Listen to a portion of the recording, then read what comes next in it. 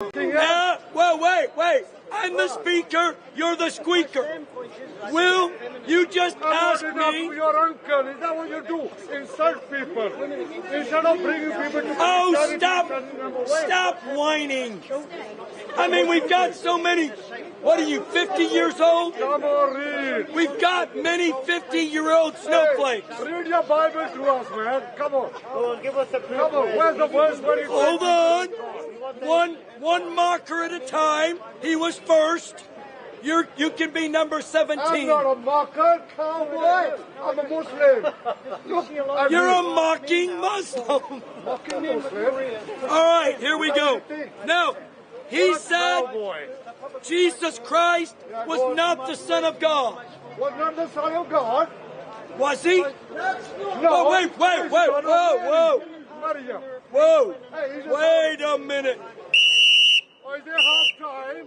Don't say that again. Let the Muslim make a fool of himself all by himself. He's making a fool of himself.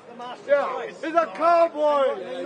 Listen to his language. How did he know I was a cowboy? Well, this guy is observant. He's a cowboy without a horse. Why? He can't afford a horse, so he's got leather. That's a new type of cowboy, 21st century. Here we go! Are you ready? Are you ready? Come on, yes. Will the Muslim finally bow down his knee to the living God in Jesus Christ? Who said God died anyway? Behold! That living God. Would you shut up and listen? Hey, don't tell your uncle to shut up. You're not my uncle. Well, look like it. You don't even look like my uncle. Hey, you racist. Listen. Hey, racist. Osman. Hey, Mr. Israel, don't call me a fool. You're a fool yourself. Yeah, he's a fool. Hey, are you a Christian or a Jew? Stop arguing with him. Why? You're supposed to argue with me. Is he your boss? Is he your boss? Stop getting distracted. Hey, come on, no shouting. No. Give us the words. Behold, a virgin shall be with child. A child. Are you ready? Yeah, God can't be a child. And shall bear a son.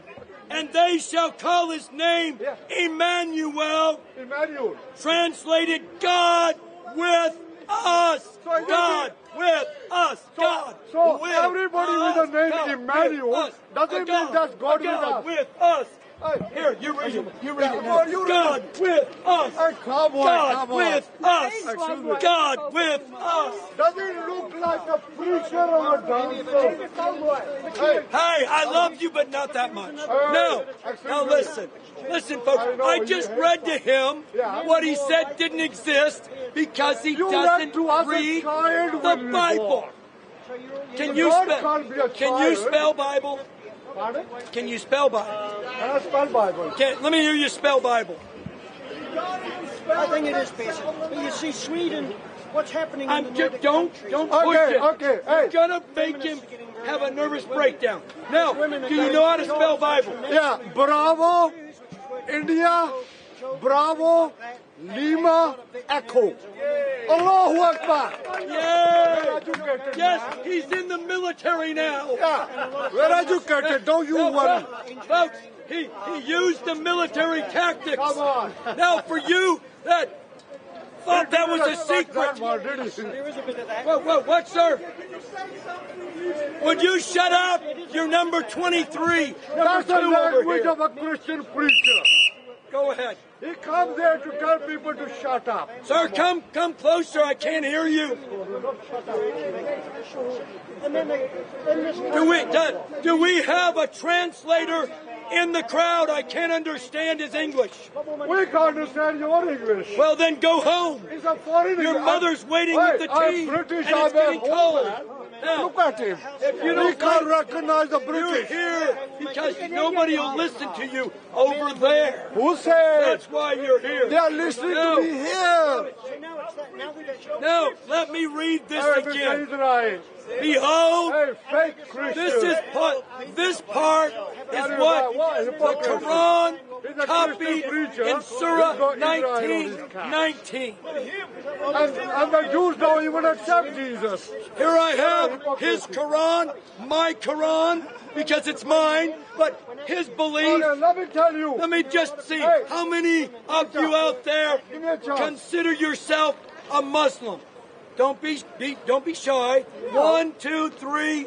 You're not a Muslim now. He wants to be a Christian. No 4, way. 5, Catholic, 4, Christian, 5. No. Protestant Christian, This Orthodox book Christian. is Which Christian? plagiarism. Which Bible? I'll tell you. No. Here it says, He's a Jewish guy. behold, the virgin will be with son, and they shall call his name Emmanuel. Yeah, but why, so The why you call Quran Jesus? says that Miriam But why they call would Jesus? have a son, Come on. and So she would be a anybody with the virgin. name Emmanuel They doesn't copied mean just God with that us. from Matthew chapter 2. Mr. You Christian, have when is plagiarism the final in judgment? your Quran. But you got the wrong Bible The in your hand. problem is It's a Bible they with skipped 66 the part, verses. and But the he Catholic shall Bible is have 73 books. the label That one of is 66 Emmanuel, books. So which God Bible? with us. You forgot that part. God with us. Who's God with us? with, he shall be Emmanuel, God with us. So why you That's keep saying Jesus, Christ, Jesus? the very one Emmanuel. that Muhammad skipped, Hey, the Savior how of his did your sins. God I manage want to to get tell you killed? something, folks. How can God Jesus get Christ, What he your loves might you. I don't, he doesn't like me. He doesn't love me. He doesn't like black people. Jesus loves Jesus this. is a white man He on a loves him. Christmas card. But I want to tell Blonde hair you, and blue this eyes. man used to be a Muslim like him. Yes, I And tell then he said, no more. I don't say Alibaba anymore. No, no more. You know why? I don't want a bomb in my house.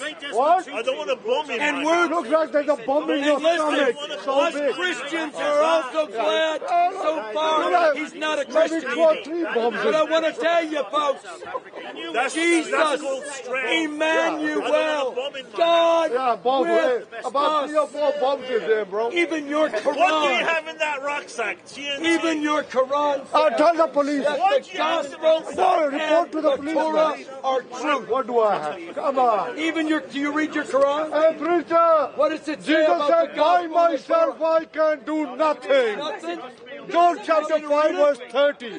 So if he says, by myself I Let's can read do more nothing, of the how is Quran. God? All right, can't I'm say reading that. from the family of Amram. Do you know who Amram was? Imran. Do you know who Amram was according to Islam? The father of Mary. Amram was Muhammad's family. Now, here is, according to what you said doesn't exist, my Muslims. You need to go back to No. English school. Learn your Is English what spelling I properly. have their Quran. On this side is Arabic, and this is the He's given up translation preaching the in Bible. English. Excuse me, can you perform a No, miracle? I'm sorry. I have a very bad leg. Yes. I'm quite crippled. Before Can I you do perform a faith miracle, here? I'm Perform going a to pray. miracle. He God wants you to will give give him you a crutch. sense. I can't even You fucking need walk. sense before you need a healing. I'll need a pray miracle. that God I have gives a very you bad reasoning leg. and sense. Where is and your you miracle? come out Where is your of miracle? your problems.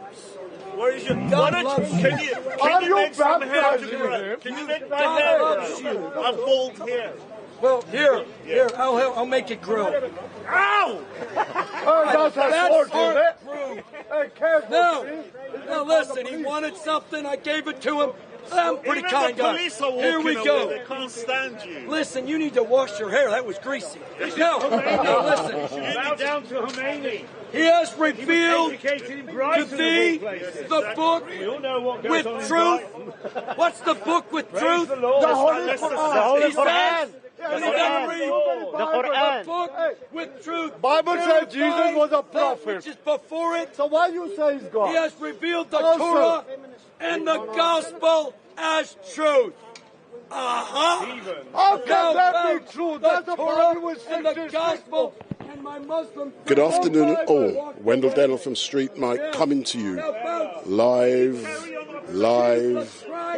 and direct from the regular Sunday Mayhem down here at Speaker's Corner. And don't forget, at 2 p.m, StreetMic will be engaging with Uncle Omar. And we shall, Bob, big up, and we shall, hey listen, I'm coming to you now. I'm cutting away. Let's go over there. So I'm there. No, Bob, at 2 o'clock I've got a debate, Omar. So let me have a quick conversation with you. So I'm now going to... No, Bob, wrong side. Do it there. The So if you go back a bit, let me put a microphone on. So Bob. No. Give me 2 seconds, Bob. As normal, let me put my microphone on you. You know how important sound is. You're looking very smart, mate. Happy Easter. Christ is risen. Where have you been for the last couple of weeks? I've been on a holiday. I am allowed them, you know. Huh? I am allowed holidays. Yeah. So can you hear me, Bob? I can hear you just fine. So what I was doing just now was introducing myself. Good afternoon all, my name is Wendell Daniel and welcome to StreetMic, and we're coming to you live and direct from the regular Sunday Mayhem down here at Speaker's Corner. But today's a very special day for me. At 2 p.m, I'm going to be debating for the first time Uncle Omar, and anyone who knows me will know that I do not give my opinions at Speaker's Corner, but today I've been unleashed and I've been unshackled, I've been whatever you want to call it. I can give my opinions, and that will be at 2 o'clock. And when I say 2 o'clock, I'm not talking black man time. This is 4 o'clock. When I say 2 o'clock, we are starting at 2 o'clock, and Uncle Omar is already here. But in front of me, I've got a special guest. He's not very well known. What's your name, sir? Bob the Builder. Bob of Speaker's Corner. Bob of Speaker's Corner. Oh, you, shut up. I can give my opinions now. Hush your mouth. So, Bob, good afternoon. So, where have you been for the last 2 weeks? I've been on holiday. You've been on holiday? I have. I've been to the beautiful land of Germany. Yeah. So, I've been told, Bob, you earn so much money as a YouTuber, you can afford to go on holiday. Is that true? Yeah, I'm loaded, mate. Big up. I'm running in it. Big up. Just loaded in money. Obviously, you can tell by the fact that I live in a cold, cramped flat, and I'm wearing these rags. I'm clearly rich. Excellent, Bob. Bob, the reason I want to talk to you is very serious. Yeah. 2 weeks ago, you remember I was here. I'm here near enough every week. I wasn't live streaming. I was a photographer, because that is my love. And you had an altercation with a man by the name of who? Shaky Shake. So that knows you know who I'm talking about. I didn't mention a name, and you've identified you had an altercation with the Sheikh. Using your own words, can you tell me what happens? Because I've interviewed the Sheikh, and he's got a different perspective. But time is tight. I'm doing black man time. No, I'm not. I'm doing real time. Omar is waiting, so at 5:02 we finish. So no worries. What happened? So basically, Shaky Shake was doing dawah to a Christian sister. I was interrupted by a Muslim called Siraj for no reason whatsoever, and so I went over to the Sheikh to debate him. And in the midst of that debate, in the midst of me challenging the Sheikh, he didn't want to interact with me, and he was trying to isolate a Christian sister who wanted me to be part of the conversation. He managed to maneuver the sister away because of her innocence, and as I moved closer to remain as part of the group, the Sheikh barged into me, at which point I pushed back, and then a whole bunch of Muslims decided to push me and exclude me from the group. And sadly, this is the kind of thing that happens a lot here at Speaker's Corner. You have these Islamists who come down to the corner with a dominating attitude, they start getting aggressive and abusive towards Christians, and they use violence towards Christians because they're losing the debate at Speaker's Corner. Muslims are being challenged on Islam in the way that they like to challenge Christians, but they're losing the debate against Christian speakers who have learned about the kind of arguments that Muslims want to use. And so they're running away from the conversation. And yeah, basically that's kind of like a short summary of it. So that's a short summary. As you recall, when it unfolded, I was there with my camera and I captured every single aspect. But all you can do is give your perspective. One of the questions I have for you, Bob, you know I love you. Yeah. I love you too, bro. As a God-fearing Christian, why did you get so angry? Why did you not turn the other cheek? Why did you give the perception that you as a Christian leader down here, you was being violent? So, in answer to the question, firstly, I'm not a Christian leader. I'm just here as an evangelist. So let's not stick me up on any pedestals I don't belong. Secondly, the reality is, just like everyone else, I'm human and I lost my temper. You know, however, Christianity doesn't teach pacifism. There's nothing in the Gospels, there's nothing in the Bible that teaches that Christians should allow themselves to be bullied or harassed. Your video itself shows that the Sheikh barged into me unprovoked. He did it first, and as a Christian, I'm allowed to defend myself. Where I went beyond that was probably where I tried to reinsert myself back into the group, having been shoved out by several other Muslims. You know, and I'm a human being. I lose my temper just like anyone else can lose their temper. So the great thing, Bob, is that you have acknowledged and recognised that you lost your temper. If the Sheikh is watching, and anyone who is watching who are disgusted with what they saw, what do you have to say to them? And then we can talk about the Easter holiday period. Well, here's the thing, is I can say sorry to the Sheikh. I can shake his hand. I can be willing to make peace. But something tells me that the shaky Sheikh ain't willing to do any of that. And that's the difference between the Christian faith and the Islamic faith. And the thing that you've got to recognise, everyone who watches that video, and what's your name of your channel, bro? And what is it? No, at that time I wasn't live streaming. Fair enough. No. What? But I took photographs. Okay. And it's StreetMic LiveStream. I don't want no one to follow me. I don't want you to click because I'm rubbish. Let me finish the answer. So the reality is, anyone who sees that in the videos, like on Soko Films, what we're seeing in Speaker's Corner in microcosm is what will happen to Christians if ever the Islamists dominate. Just as they harass and abuse people in the park, in microcosm here in the park because they're a majority, just as they harass and persecute Christians in Egypt and Pakistan and Nigeria and Indonesia and Malaysia and across the Islamic world, if ever we allow the Islamists to gain control, the kind of behaviour you see in the park is going to be seen in the streets across the United Kingdom. You are seeing that. You are seeing that. So, Bob, moving on, and I thank you very much for that. Let's talk about Easter. And it's a very important date in the Christian religion. So how have you celebrated, if that's the right term to use, Easter? What have you been doing? Yeah, so I'm celebrating Easter now. Easter is a 50-day celebration for Christians. The traditional way, one of the traditional tokens of our celebration is we get boiled eggs, we paint them, and then you give them out, and that's where your Easter egg tradition comes from. But one of the great celebrations for me in Easter is, because Lent is over, I can eat meat again. So I've been eating a lot of meat since Easter Sunday. Another way that we celebrate is that, you know, we try to live in the joy of the resurrection. And that's what I'll be talking about a lot today. I'll be talking about the joy of the resurrection.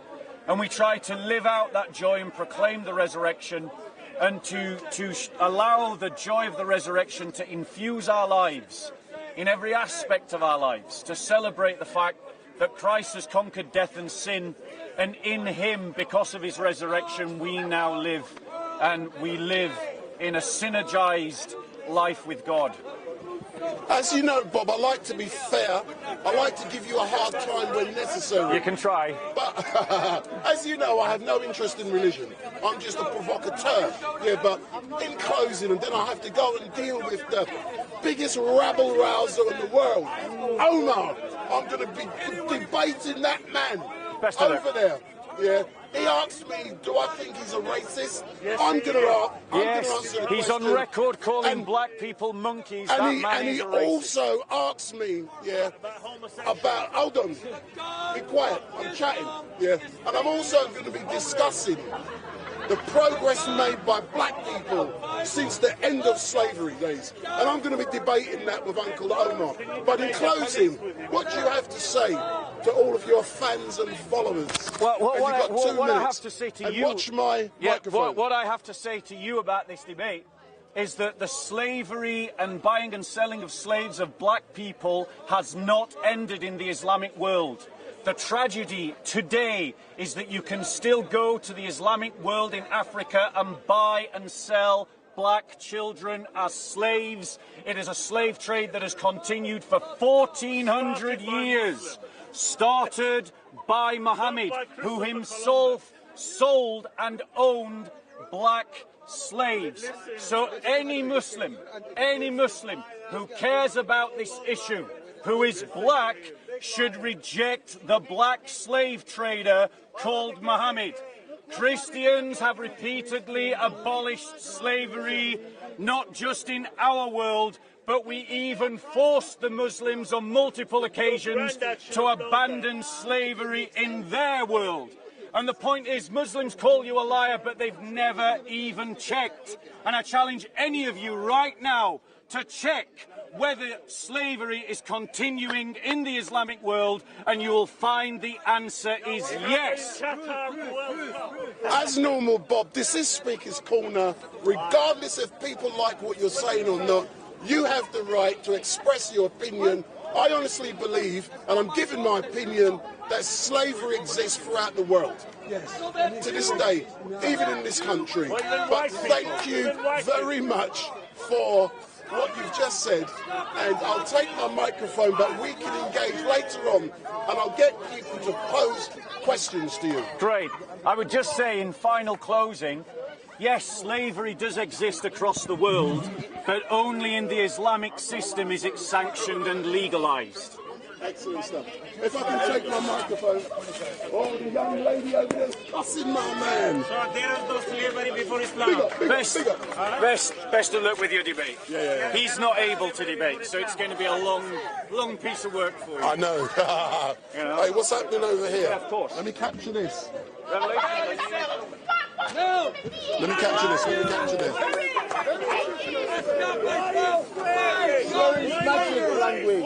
My love is crazy! My love is crazy! My love is crazy! She doesn't believe in God. She doesn't believe in your strength, God. Why is swearing? God. Why is swearing? Zombie apocalypse! Zombie apocalypse! And I know more than you! I'm 15! Thank God! I'm not gonna talk! You are free to move away. You don't bring her home. Mr. Speaker! Who said British education is failing? Hey, take your sunglasses off. The sun's Shut him not down. out. She shut him down. No, folks. Without Christ, all you have is rage. Rubbish! Rage. Rubbish! You have rubbish without Christ. He's admitting. She doesn't believe Now in your listen. faith, God. What did you believe?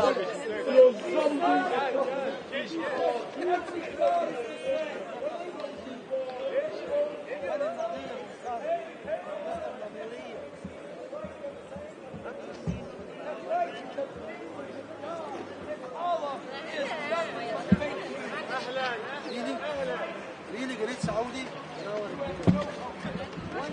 One subhanallah. One Saying, stick it on my money. No, I'll watch it. I'm speaking to Omar in a minute. That's good. He's reading from a script there, look. He's got a script written. I'm showing respect to the brother. So good afternoon all, my name is Wendell Daniel and welcome to StreetMic, and we're coming to you live and direct from Speaker's Corner, and this is the regular Sunday Mayhem. And like I said to you 3 months ago, today I have been unleashed to be able to give you my opinions, and I've been shackled and enslaved for the last 40 years by being employed by the same government department. Who it is, it's irrelevant, yeah, but the important bit is I took early retirement after 40 years, and now I can do and say exactly what I want to say. And the great thing is that we've got some great people down here, and I'm going to be engaging with Uncle Omar.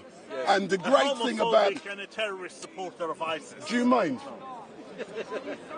I'll engage with you in a minute. That's a regular heckler down here, which I'd take no notice of.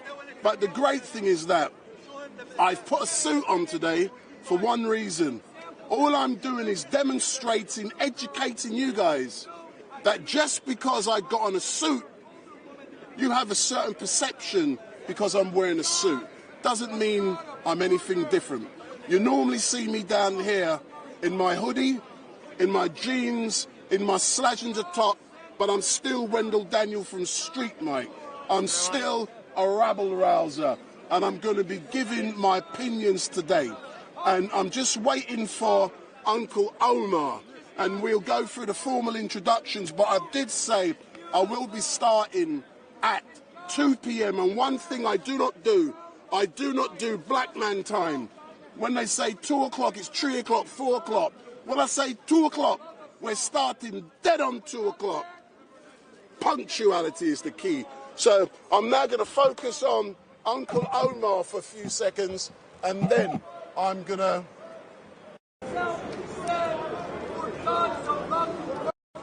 He's smiling.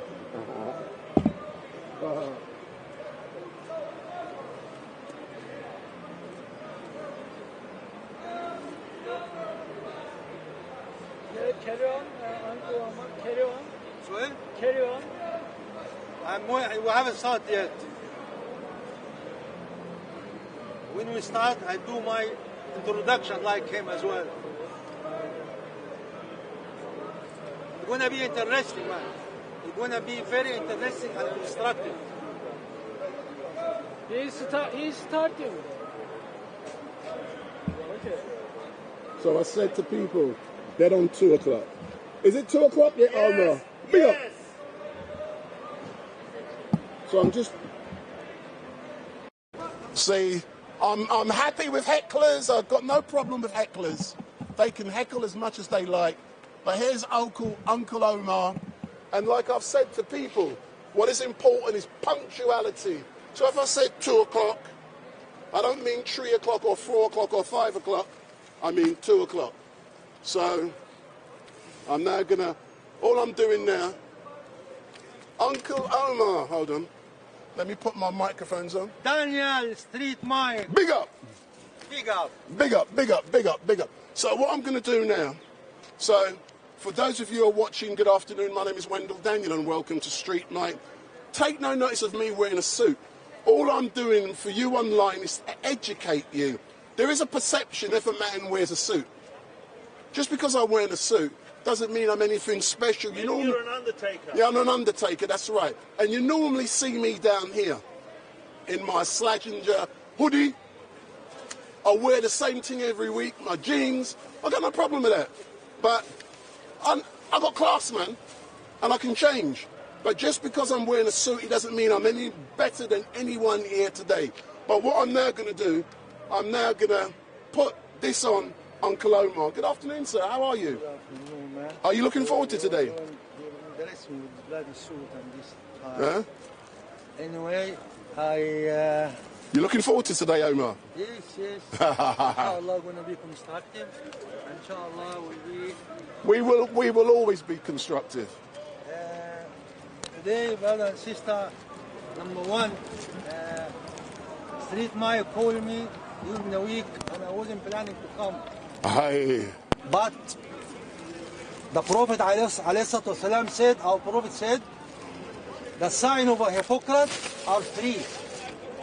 When he promises, he doesn't keep his promise. When he speaks, he lies. And when he is entrusted, he betrayed the trust. I have to come, and I have to wake up 5 this morning, and I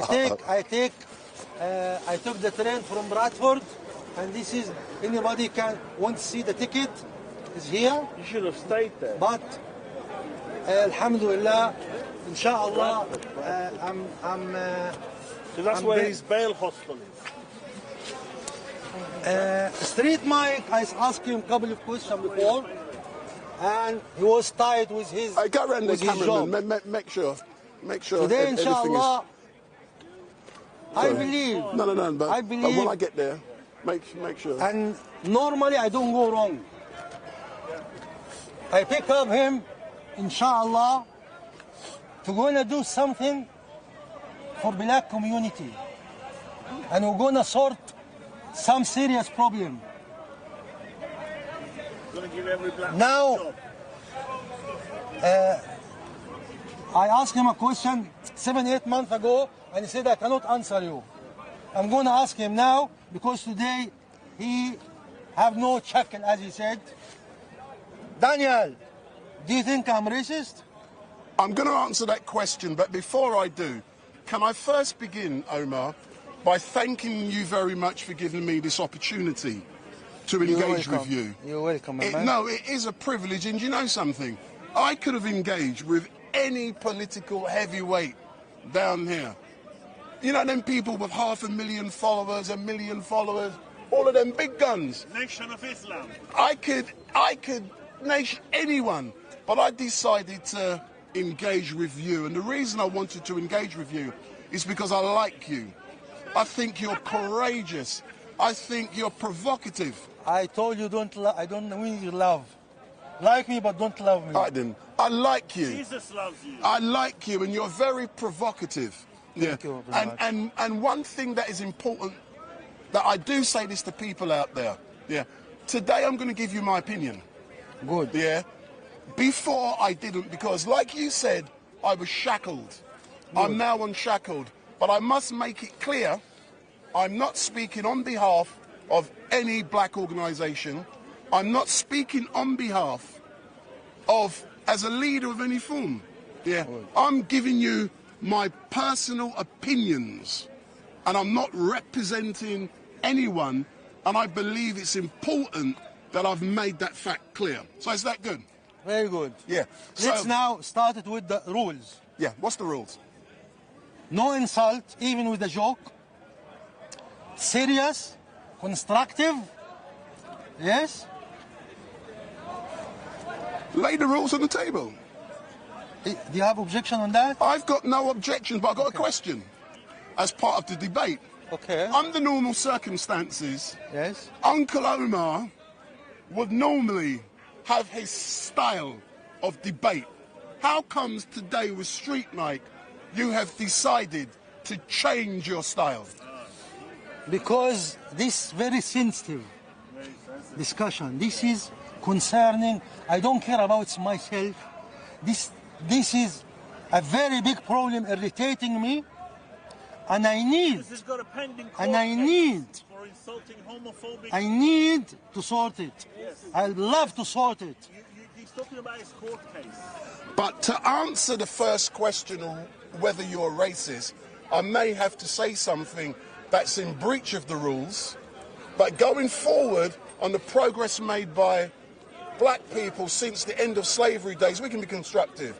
But specifically, I have to be open and honest in whether I believe you're racist. So are you happy for me to do that, sir? Don't answer. Do you like No. If you're now telling me don't answer, I asked you before, man. This piece of shit. Can you get rid of him, please? Do you like No, hold on. Ya Ibn al-Haram, let us talk. Ya Ibn al-Haram, let us talk. Yes? And you need someone to talk to you in the toilet, not here. Everybody listening, except you. Do you like Shia? Do you police? Do you like gays? Ask your mother. Your mother will tell you. Why you ask me?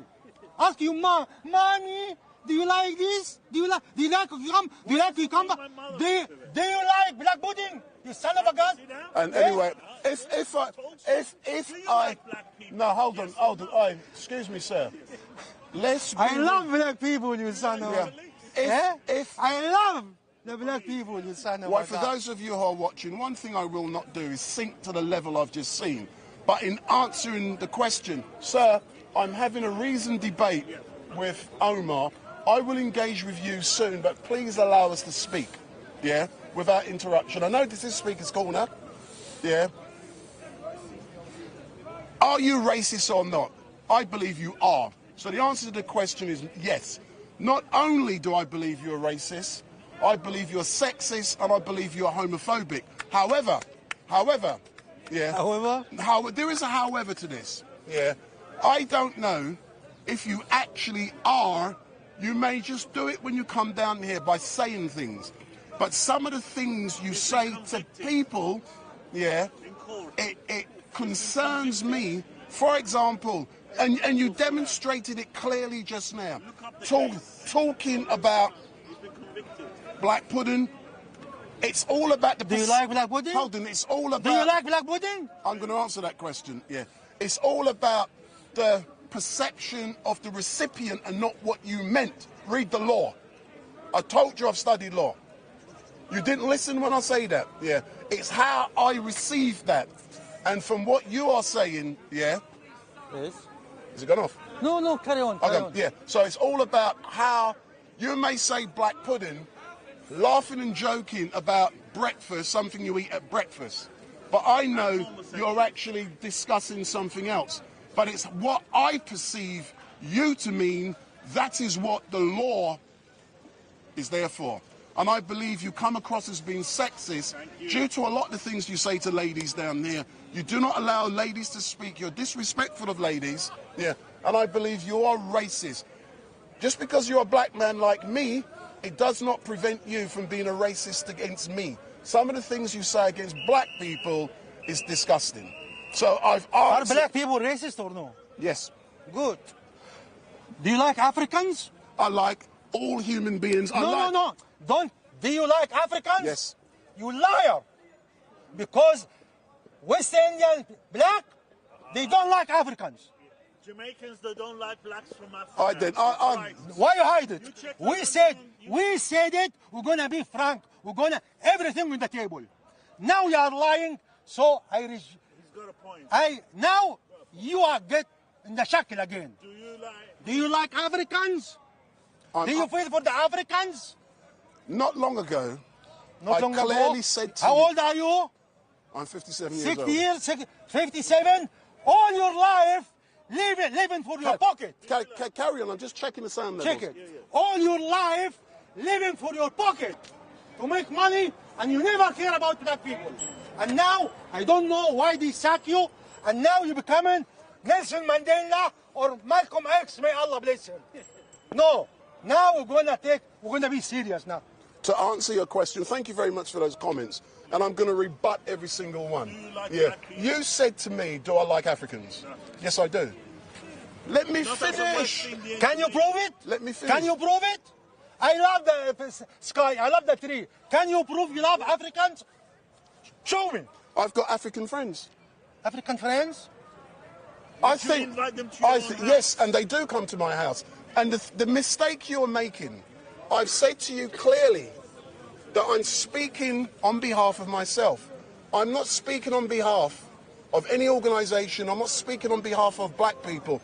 I will acknowledge that many people within my community dislike African people because of what happened years ago. Me personally, you posed a question to Wendell Daniel. Do I like Africans? Yes, I do. Yeah. Do you see the difference? What is the proof? What is the proof? I have... What is the proof? Sir, What is the proof? What is the proof? Sir? I can give you proof now. Now, I paid, I shouldn't say that. I paid £1,000 to a charity. Money is going to Africa for water. This is my love. Here. Show me any shred of proof you love Africans. So, the evidence that you're presenting to back up, to support the fact that you love Africans, yes, yeah, is the fact that you're making a contribution towards a charity. Yes or no? Love is not a word, man. No, love, it's a word I use. Love. It's the word I use. If you say a woman, I love you, and you go in the toilet, I love you, and the kid. No, you have to demonstrate your love to the woman, or to the children, or to the community. Show me evidence you love Africans. I don't. Practical. All black people are originated from Africa. Hold on, stop. Originated from Africa. No. To answer your question, yeah, I have... Originated from, just like Chinese from China. To the African people in my family, please do not listen to this man, because I've got many people who originated in Africa who are Nigerians. So don't listen to this man, and you're recording me? Are you crazy or what? You're telling them, don't listen to me, and you record me? What I'm saying to you, Omar, is that I have African people in my family, and I love them. I have African friends. I'll take it. Good. And there are things I do to help people regardless, but specifically to Africans. Good. Maybe I don't step out of my life to do something specifically, like you have said you've done, specifically for the African nation, or people from Africa. I done for African, I done for Pakistani, the flood, I done for Palestinian in Gaza. What about Iranians? But maybe, based upon what you said, I should do more. Good. Let's go. No, yeah, let's go forward. No, but I have said, yeah, I believe we're going to move on to the progress made, yeah, by black people since slavery days ended. We're going to go on to that next, yeah. But specifically, do you accept, in regards to whether you are racist or not, the issues I raised when I said I believe you are racist? Yes, I believe you're sexist and you're homophobe, and specifically with homophobe. Some of the things that you say to people down here, I believe it's disgusting. However, you have the right. You see, I to asked say those about things. racism, and now you go in different direction. No, but I've answered the question. No, we concentrate on black people. Problem. Don't tell me this or that. Let's concentrate on black people problem. This is the problem we're having, and this is the problem we have to sort out, and this we have to talk everything in the table. Nothing down there. If you want to do something, say it all. Don't hide it, because if you hide anything, you're going to be stupid. Everybody will know you're going to be stupid. So let's talk it. And thank you very much for that. And we've covered the first question. Let's move on to the second question in regards to the progress made by black people since slavery days ended. Yes or no? Is that the question? He became a president in America. Yes, Obama. Is that the question? Obama? Progress? You tell me there's progress? Where's the progress? I am going to talk it. If you already called me racist before I start. So I'm going to say it all, and I don't care. Now, say it. Now, talk tell it all, me man. about, Talk it all. I love the progress of black people since slavery end. Did slavery end? Really? So now we're talking, let's slice it. Are black people good in education? Yes.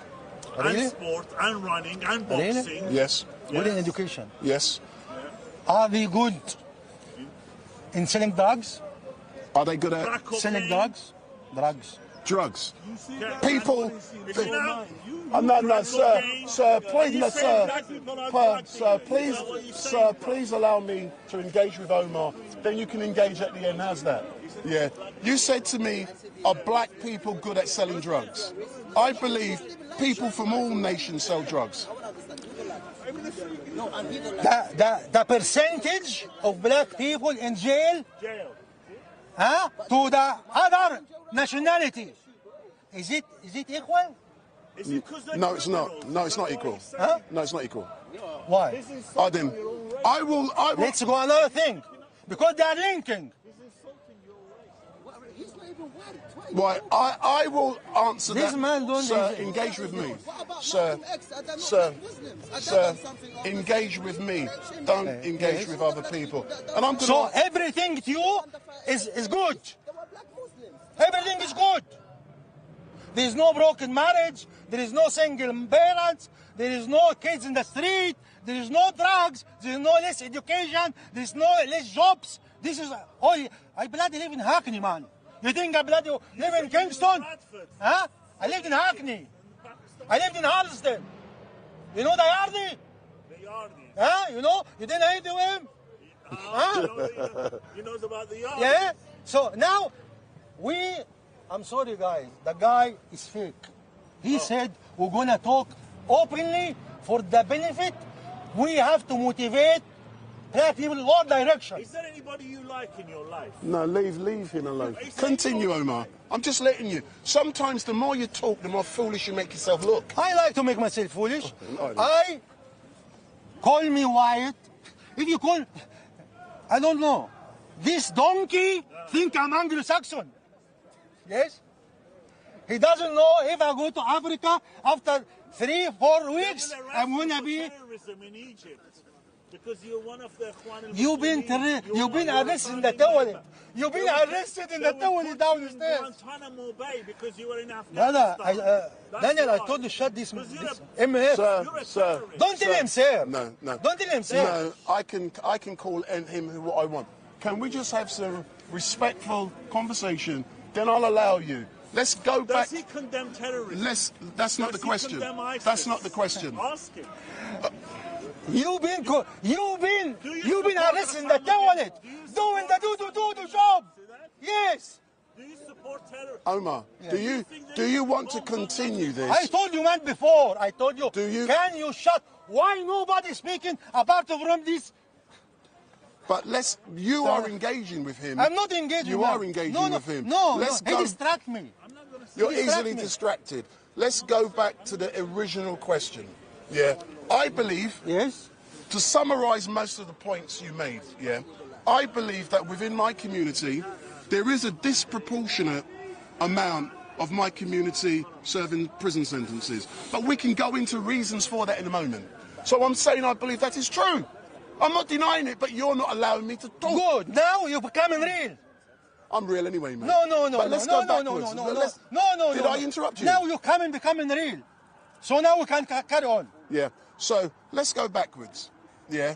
I honestly believe since slavery days have ended, progress has been made. Not enough. Not enough progress has been made. Yeah. Since Wilberforce, we know what happened in the early 1800s. Yeah. When we were taken from Africa. I accept all of that. When my own people sold us into slavery. Yeah. That was. Shut up! Shut up! I'm talking specifically with Africa. Yeah. So, no. Are you going to engage with me or am I going to go? Yeah. So, going back to when the slavery days in the 1800s, it all ended. Yeah. We're talking about the progress, but prior to that, who took the African slavery? Who took the African? Please tell me. Did your people not take African slaves? Whose people? Did the Muslims not take African slaves? How? How the Muslim who living? How? No, sir. Wait, brother. Who? How the Muslim who live? The white people. How the Muslim English, who lives? European. How the Muslim who lived in the desert? Go to the bloody African lions and catch them like donkeys and ship them to America. No. Anyway. This is not the Arab. This is not the Arab. This is the bastard African who helped the white people to take their own brother and sister hostage. I agree with some of your analysis that it was my own people, who sold us into slavery. That's the bit I'm addressing. Why say your people? Why say Muslims? Why am I provoking you so easily? Because you're silly. I'm not silly. You are not constructive. You come in here for fact. I'm giving you background information. No, you liar. You said the Muslim are the reason for slavery, and the Muslim. I never said that. We Muslim. I never said Allah that. chose us to take people from slavery out of slavery, from worshipping kings to worship the King of the Kings. What? So, do you Think want to that's have... a lie? Jesus love you? Jesus love you? Sir. No. You don't know the history. No, sir, go away. Just go away. You are not talking like a strong black man. Sir, Black I'm man. having a discussion with But him. you are weak, you. brother. Yeah, that's You are right. weak. And I want you to demonstrate This how is the weak devil. I I am. had a video with him before, and I call him the devil. This is the black pudding. Black pudding. You're a racist man, I know. You call your brother. Yeah, thank you very much. So I agree.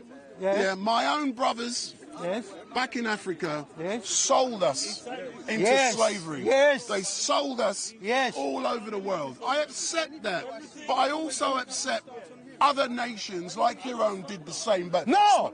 Prove it! but specifically Prove it! with We, the Muslim, when they came to Nobia, they didn't become Muslim. They didn't become Muslim. but specifically with the Africans. Yeah. Hence the reason. Go and have Sunday service, man. The priest need you to do Sunday service. But specifically, the reason why a lot of, and I need to differentiate between Africans and West Indians for this debate. The reason why, when you say black people, yeah, we're all from Africa. Let's accept that. But I'm going to differentiate. Do you know what that word means? Yeah, draw a distinction. Yeah, between Africans and West Indians. In general, it is known that West Indians dislike Africans. In general. Yes. Yeah, because they of think what? they are superior. No. And they are not bloody superior. No, it's not about superiority. It's about what happened years ago. Daniel, in the slavery days. Let's Let slow me down. finish. So, one second. What is the object? What is the reason of this discussion? We're talking about the progress. Good. But before we talk about the progress, let's put some context. We talk about building progress. I don't believe slavery. You said slavery has ended. To me, slavery has not ended. No, There is 90% of the people still mentally slave. Can I come in now? I've posed a question to you in regards to since slavery days have ended.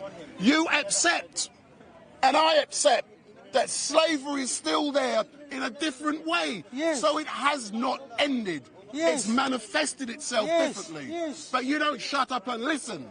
That is your problem. So Behave yourself, I'm going to smack you. Ooh. Yes? Hatun, shall I do what the Dalai Lama did and stick my tongue out? No. And you can suck my tongue? No, I'm Muslim, you piece of dirt. I'm Muslim. I don't suck. I'm joking to anyone listening. Don't joke with me, naughty jokes. I told you. Even if you joke. Now, let's talk it again. The objective of this discussion is to make progress in black people's life. Call me racist, call me shit, I don't care. I believe there is so many problems, and a lot of Is people. everything focused on there? A lot of people are coward. No, if you cannot have the balls to talk about. I'm going to talk about it. Right. I'm racist with so them. I accept that racism still exists in 2023. I accept, but there's a disproportionate amount of black people in prison. Let's focus on why that is. That's what you want to do. Just drill down to why. I believe due to a racist system that's legal, it discriminates against black people. But not only is it down to a racist system, it's down to our own failings. And when I say black people, I'm differentiating between African and also when it comes to, you may not like what I'm going to say, West Black Indian. people are black people. No, yeah. Any black, any African is a black, any West Indian is black. Other people, you don't say, oh, he's 50% black, or this nice black. No, all of you are black. So don't say they are no different. We are not different in the fact that we were born in Africa, but we originated in Africa, but we are slightly different because of progress over the years. For example, within the African community, what is really great, the family, religion, that in general has broken down in many aspects of our community. Now we're talking positive. No, but I'm giving you when you say black people, you are saying every single black man. That is what you. Every single black man is black. No. Everything, anyone dark like this is black. Let's agree on that, yeah. But what you're saying is that every single black man is underachieving. Every single black man is going to prison. Every single black man is legged. I didn't say every. That is what you're implying. No, and I said the majority. No. My solicitor, I disagree with you. My solicitor is a black woman. I told her, do me a favor. Take this 200 pounds, come to the corner, because we have shit. We have black shit people in the corner, and they don't accept anything. Omar. Come and tell them, I am black, I am solicitor, I am successful woman. You don't have to be down. Omar, why? Omar, stop it. Omar. Do you care about black, ya ibn al-haram? The Shia This said is what- black people are devil. This Shia, son of a gun from Iran, the Shia is a devil. And you talk about trying to... Can I ask you something, Omar? Yes. Why do you have to sink to such a disgraceful level and insult people time and time again? Take it off, we can fight. So why are you so disrespectful? I am saying, within my community, I accept, a percentage, excuse me, I accept there is a percentage who are underachieving. I accept. Which 1% is good? The achiever or the non-achiever? Come on, don't be coward. I will answer that question truthfully. Straight. I'm going to answer What is the higher percentage? Achiever or non-achiever? What is important, there are people in my community, just like your community, and every single community on this earth that are not achieving, and you try to say every single can't be black serious, man. man. What You can't be serious. What is important, Omar? I know many educated black people. I know many successful black people, and you never engage with those types of people. They are bloody greedy. Tell them you filthy greedy. Because if you are not filthy greedy, come and speak and say, I'm black, I am businessman successful. I'm black, I'm a doctor.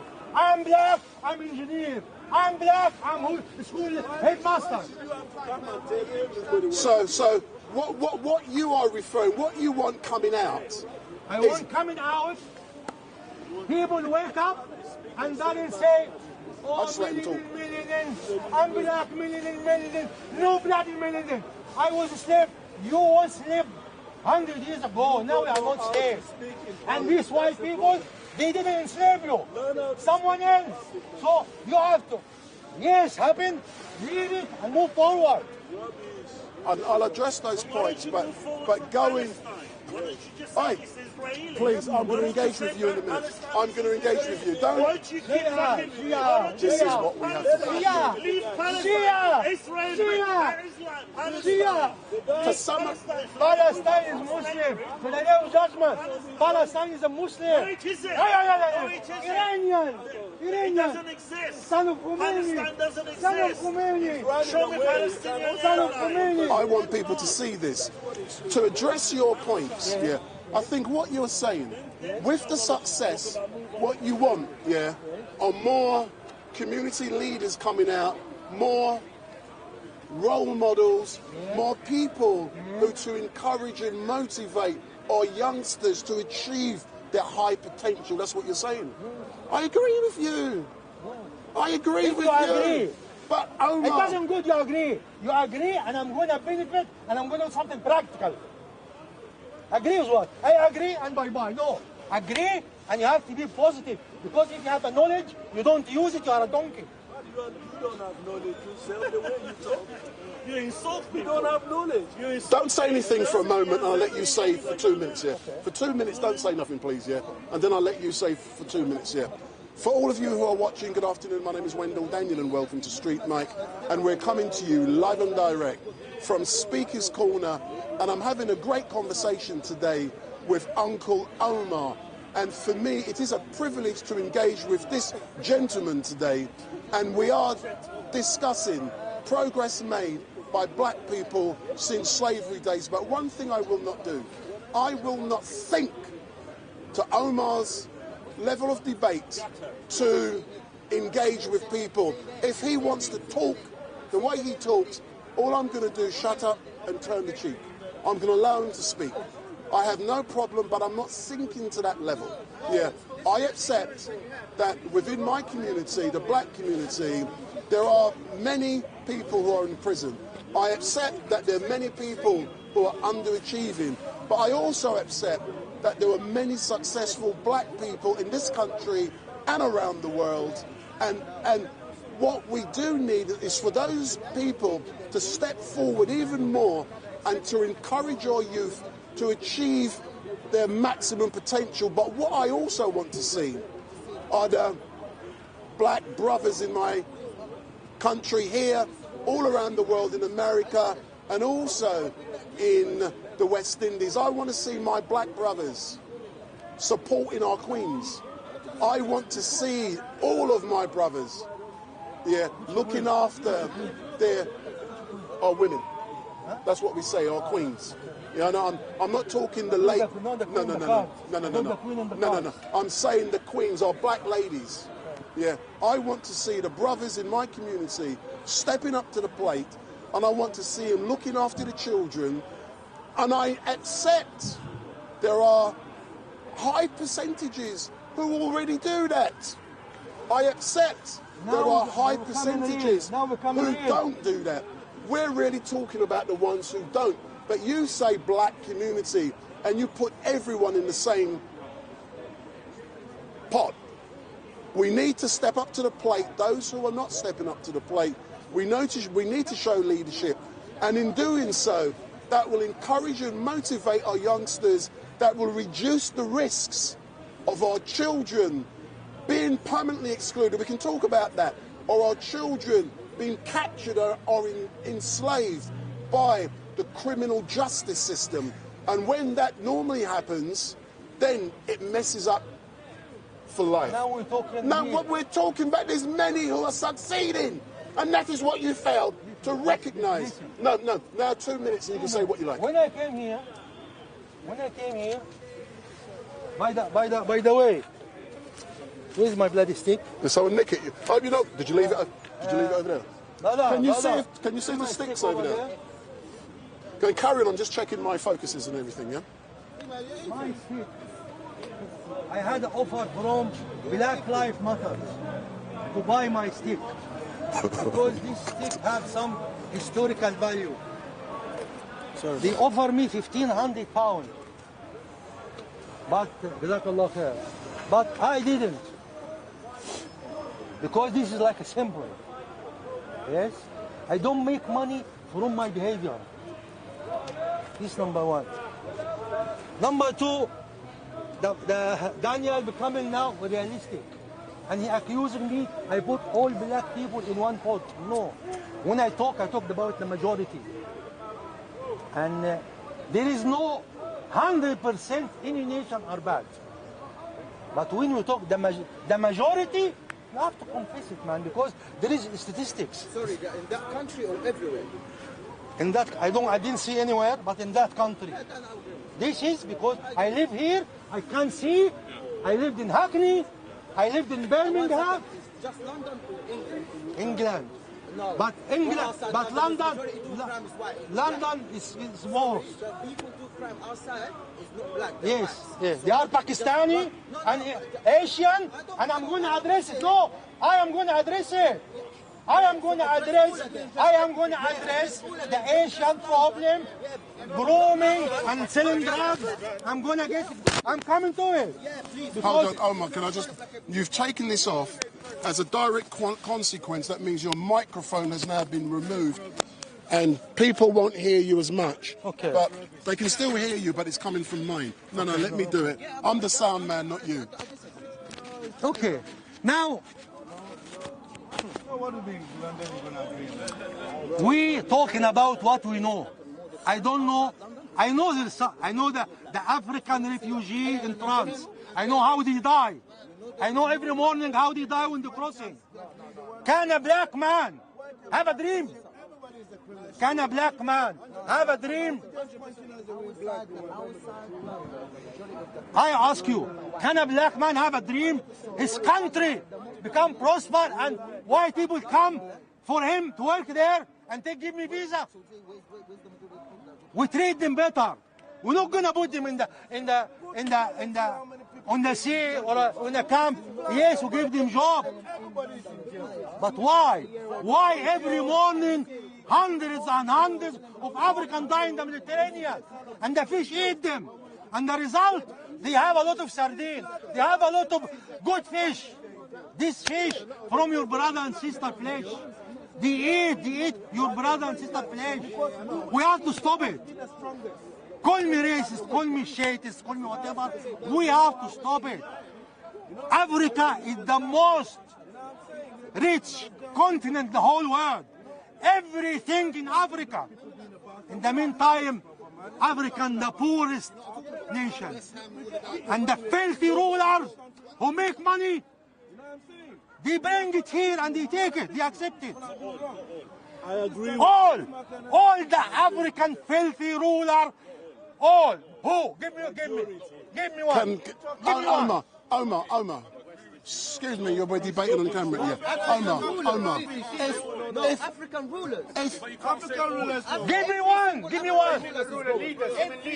See.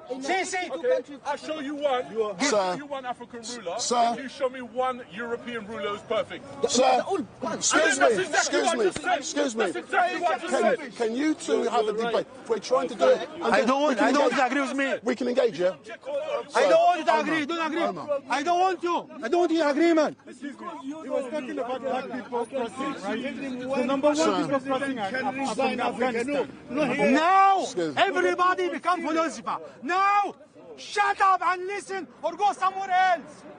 We're talking constructive. We want to sort the problem. You cannot solve any problem in Africa. Why do you talk like You this? don't have the Anyway, ability. to address, sir, to address one of the issues you've just correctly addressed, I accept, that many, I won't use the word all, many leaders from Africa sold the country's wealth, and places like here, Not sold it, brother. They steal it, they bring it here. Let me finish. Okay. Let me finish. Yeah. What I'm trying to say, it has happened. I've had the opportunity to look around Buckingham Palace and all these great palaces. No, listen to the point I'm making. When I went there, I was disgusted at what I saw. Because when I went into these palaces, you see all these treasures that originated from Africa, from all around the world, that was stolen from our people. It is disgusting. And I agree with the fact that eventually they have to be repaid. They have to be given back to the places where they originated. But Daniel, can you shut this please? I can't stop. Yeah, they have no respect. I believe. Maybe I'm wrong. I believe one of the biggest problem of Africa are the African who lives here. Why? Sorry, say that again, sir. Say it again. One of the biggest reason of African problem, the African who lives here. Why? Maybe he's not working. Maybe he's doing whatever. But when you go holiday, when you go back holiday, he wear the most fashion things. And said, oh, he live in England. Look. And the guy after everybody will kill himself to come. He doesn't know, maybe he's not working. Do you know something? Your perception of the world and your perception is warped based upon your own experiences. I'll give you a prime example of what you're saying. I have dressed this way today for a reason. No, let me explain. You are not in Africa. No, let me explain the reason. It's regardless of where I am. People have a perception of an individual based upon how they're dressed, what shoes they're wearing, what jewellery they've got, how expensive their stick is. Yes or no? They have a perception. Don't you have feeling, man? Don't you have feeling when you go to Africa, people cannot find food, and you drive Gold Chain and Armani and Sistani and Haryani? Have some mercy. Have some mercy on them.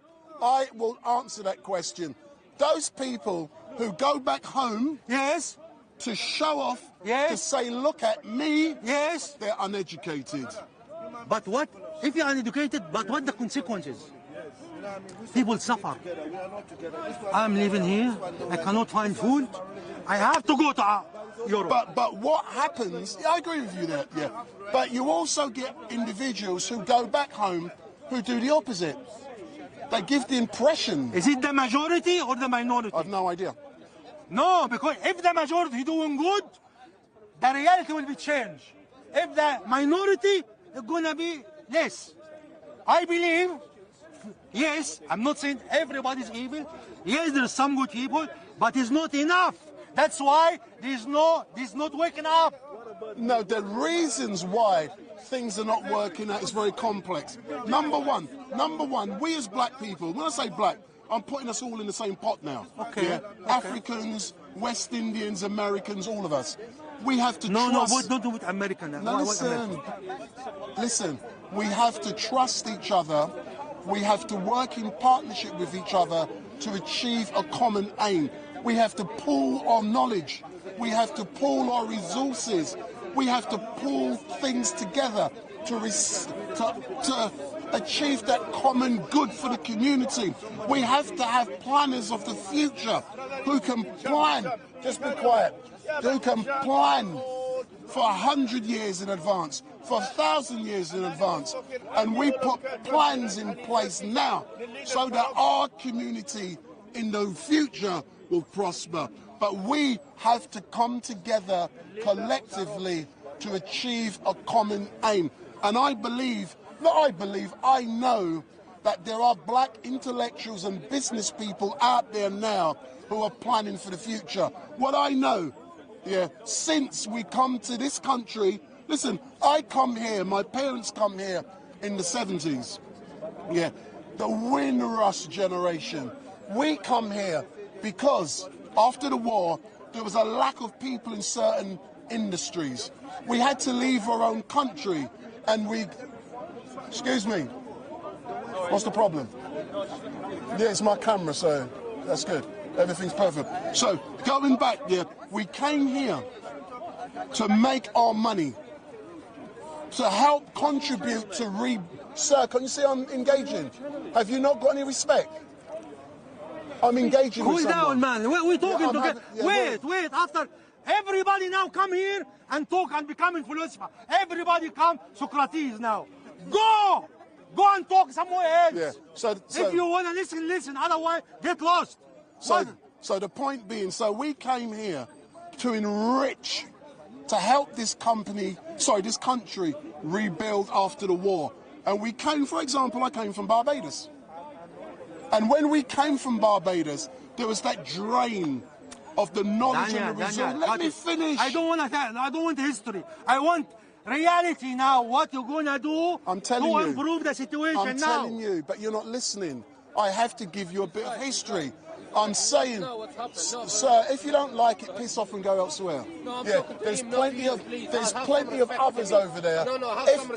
You may not like what I say, sir. What difference does it make I wear a suit?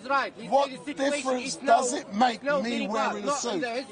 What difference does it make me wearing a suit? Please, my point in wearing a suit. Please, for Allah's sake,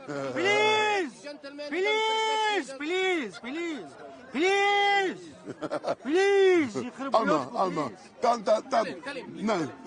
Omar, the point being, yeah, we come here, I have to give you the bit of the background information, yeah, but now, the people who come here, they're the third, fourth generation, yeah. The first generation, the Windrush, many of them have died out.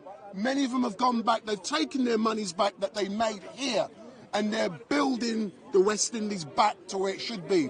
Those that are left here, yeah, we're now getting in positions of power. What are you building in West India? What do you mean? You've taken money, resources back. But what do you build? And you can build. What do you build? Watch and look and research. What do you build? You can build homes. hotels. You build holiday. Holiday. You can, if your country rely on holiday, this is not life. Listen. You cannot rely on holiday. You cannot. What is my business? What is the country rely on? Holiday. So if there is no holiday, you die. No. The country, the mentality have to change, man. It's not. You have to use the resources. You have to start rely on yourself. You have to do your medicine. You have to do your weapon. You have to do your food. Otherwise, you're gonna be starved. Anybody can starve you to death. Now, what you gonna do practical to improve the quality of your people in your vicinity? I know Africa suffering. I know black people suffering everywhere, but let me first here, because I see them, how I improve people in Hackney, in Clapham, in Elvin Castle, in Tottenham. How? In Harlesden, how? How I improve this life? One thing that is great, I allow you to speak without interruption. I may not agree with what you're saying, but I permit you to say what you need to say. As soon as I say something that you disagree, you jump in and you interrupt, because you have no class. That's right. That's the problem with you, Omar. But to go back to the point I was making... Say I have no class because it is the point. I don't. You have no class, and this is not insult, and this is not insult. That's good. And you lack training. You lack understanding and you lack education. The point I'm trying to make, yeah, let's talk specifically now about England. Can we just talk about England? What's happening to the black community here? Okay. Yeah, with the black community in this country, yeah, and I did a lot of work initially, yeah, in the 80s and 90s and 2000s, specifically to do with the underachievement of African Caribbean boys, black boys, yeah, who are being excluded from schools. Yeah, and as a direct result of that, you're getting caught up within the criminal justice system, and that has an effect long term on your performance and achievements. It has an effect on generations to come. Yeah, no, I accept that. Yeah, so I was deeply involved with that. Yeah, what I want to see is our children who are underachieving, not all, many black children are achieving high. The majority? Many high or black, low? No, the majority high or low? The majority high achiever or low achiever? It depends on your definition of high and low. But what I am saying, let me finish the rest. Why you run? Why you run? I'm not running. Omar, have I interrupted you? Have I interrupted you? You got no class, okay. man. What I'm trying to say, yeah, specifically, there needs to be higher achievements. I don't want to see my children getting caught up. One of the reasons, let's look at reasons, then solutions. One of the reasons so many of children within my community are getting caught up is because my brothers, the kings, are not there. They're not there to help the family. Not the king, the cards. Not the cards. They're not there to help our queens. This is a big problem. No, I'm telling you it's a problem. I'm telling you as well. No. I'm telling you. Okay. The king is not there. Yeah, so that's an aspect of the problem. So within my community, yeah, I accept, yeah, that our kings must step up to the plate and support our queens and help to raise our children and to help give our children that leadership and role models that's lacking. It's not lacking in all of the community. There are many black, and when I say black, West Indian children who are achieving. There are many black children who are in families that are married and happily married. I know that, you know that, but you only seem to concentrate on the ones who, in general, came from a broken family. But we need to work more, with the churches to help. Only the churches? I'm doing it slowly. We need to the mosque, work. not the mosque? And the mosques. What's saying? No, I don't get religion. We need to work more with the religious establishments to show moral guidance and leadership.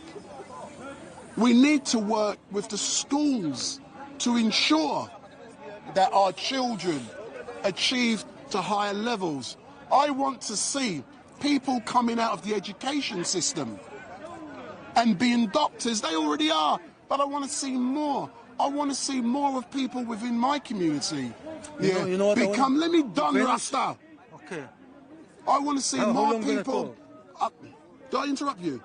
I want to see. See, when I'm giving solutions, you know, come interrupt me. Very good point you're making. Yeah, I want to see more positive outcomes, but we have to start planning. And part of that plan, like I said, you don't want to listen to it. It's the community coming together. And I will tell you what I know is happening. The black community in this country are coming together. The black people in this country have come together. The black people in this country are pooling their resources. The black people in this country are showing leadership. And we are not going to stand for the crap that happened to us many years ago. But it takes time to build trust. It takes time to build those relationships. And I see the academics. I see the business people coming together. Later on this week, I got meetings, with millionaire people in the black community who are doing things to help black businesses come forward. I know professors who are black. I know doctors, lawyers. There's no problem. They are it's honey. leaders. It's milk and honey all the way. There's no problem at all. The point being... There's no problem. No, there is a problem. No. But the point I'm trying to make is that it takes time. And I am proud, that people in my community have come together. And you are going to see change in this country. I am glad at the fact that we've got people in political leadership, in financial leadership, in all kind of intellectual leadership. So there's no need for this talk, man. No, there isn't. Everything's okay. Finish. No, but everything's okay. No, go. but you believe there was a go. massive problem, but you do not you like liar. what you are hearing. You liar. You do not like you the liar. truth. You and cannot. The truth You like hurts. the swan. You put your head in the sand, and nobody can see you. No, everybody can see you. Everybody can see you. You liar. There's no problem at all. No problem. There's no problem. All what we said is fake. All the black people are business people. They are interpreters. They are this. They are doctor. No problem. Nobody in jail. Nobody. Nobody kill each other in bloody Halsey. No. The devil come and shoot them. I haven't said Nobody in Tottenham. Nobody. They are good. This, honestly, I lost so many calories for this discussion. I'm not. Shut up, you devil. Shut up. Shut up. IQ. IQ. Say IQ. Say IQ again. Say IQ. Say IQ again. Say IQ. A lot of good points, but we're not accepting. IQ. He's talking about the black community. What is been in a lot of meetings. We're gonna. Go on, bro. Just check the composition on the camera for me, please. So the point I'm making, you may not agree, Yeah, and what I'm saying, I haven't said there is no problems. I haven't said that. What I have said, yeah, is that you said you wanted something positive to come out of this. And I'm giving you something positive. I'm telling you I am fully aware of things happening behind the scenes, and black people in this country, you are going to be seeing a lot of fundamental change. You're going to see a lot of improvements, but what I want to see, yeah, is our black kings helping our queens. I don't want to see men doing them thing, breeding children, yeah, and then they're going away. Because a lot of those children, not all of those children, get caught up within the criminal justice system. They underachieve. And as a result of that, there's problems. Daniel, I'm not saying... That's an observation. Daniel. How do you deal with this problem? Daniel. You have Daniel. not been listening. He's not listening, is he? Daniel. If I'll do it in a minute, yeah? If there is a problem, you have to confess there is a problem. And after you confess the problem, you have to acknowledge the problem, and now you plan to it. Now tell me, they are good. Wait and see. Oh, wait and see. We're talking about the corner, 8 years here, when the black people came and say, guiding new generation. Guiding, they sing, guiding new generation. And they taking drugs. All of them smoking drugs. Whoa. I'm coming in there.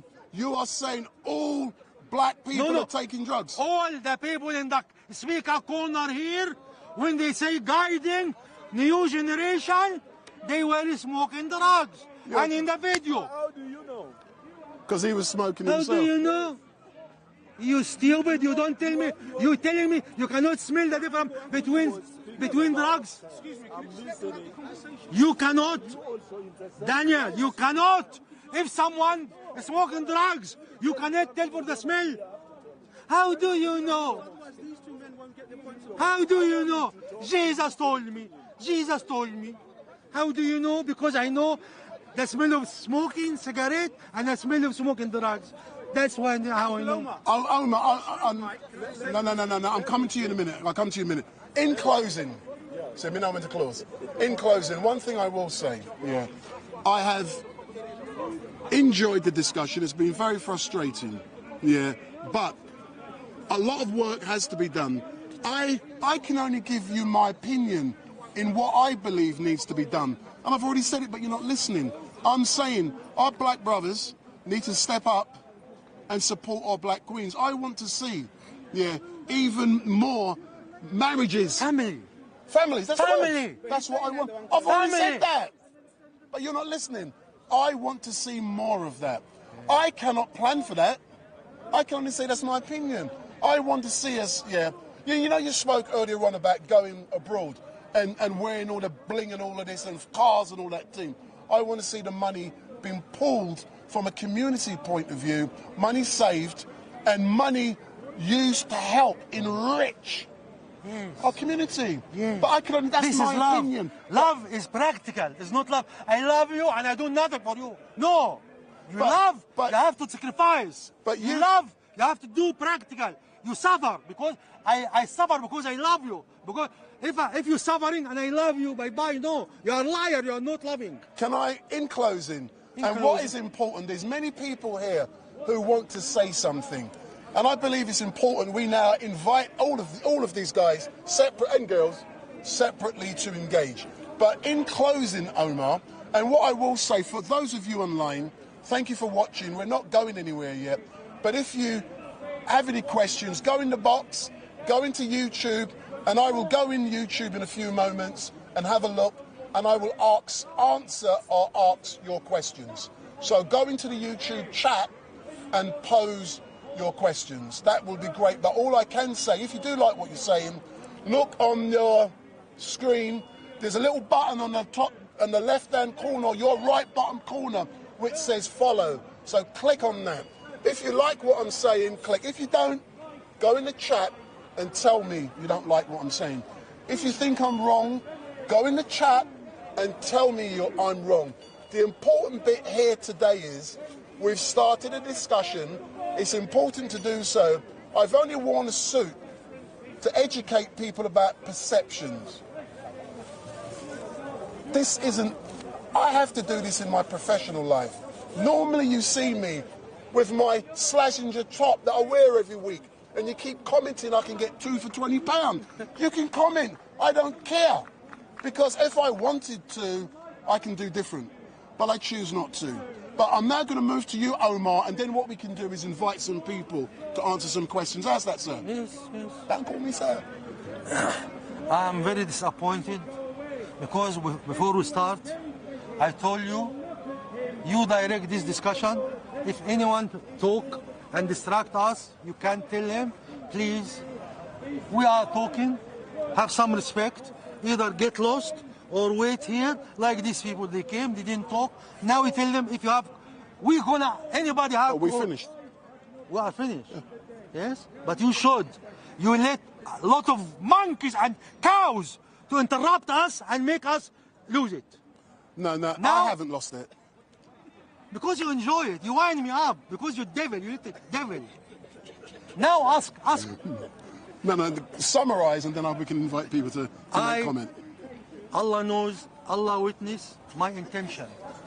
But we have a saying in Islam, the good intention doesn't rectify the bad deed. I have intention and I feel for Africa. I feel. When I follow African news more than Egypt news.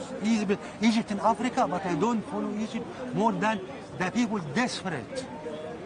And wallahi, I got few videos coming from Africa, ask me for water wells. People, 300 people drinking from one tap.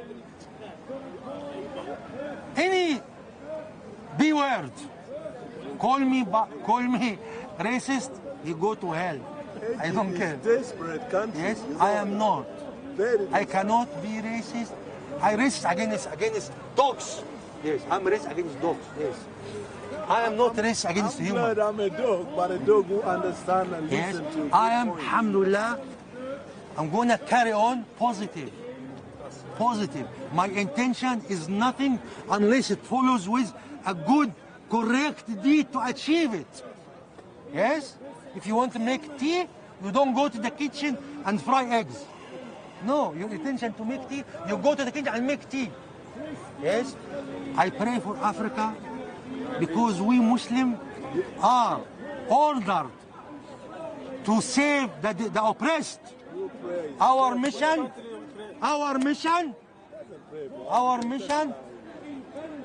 to remove oppression and take people to submission to Allah. And when you recognize the Lord the Almighty, He will provide for you.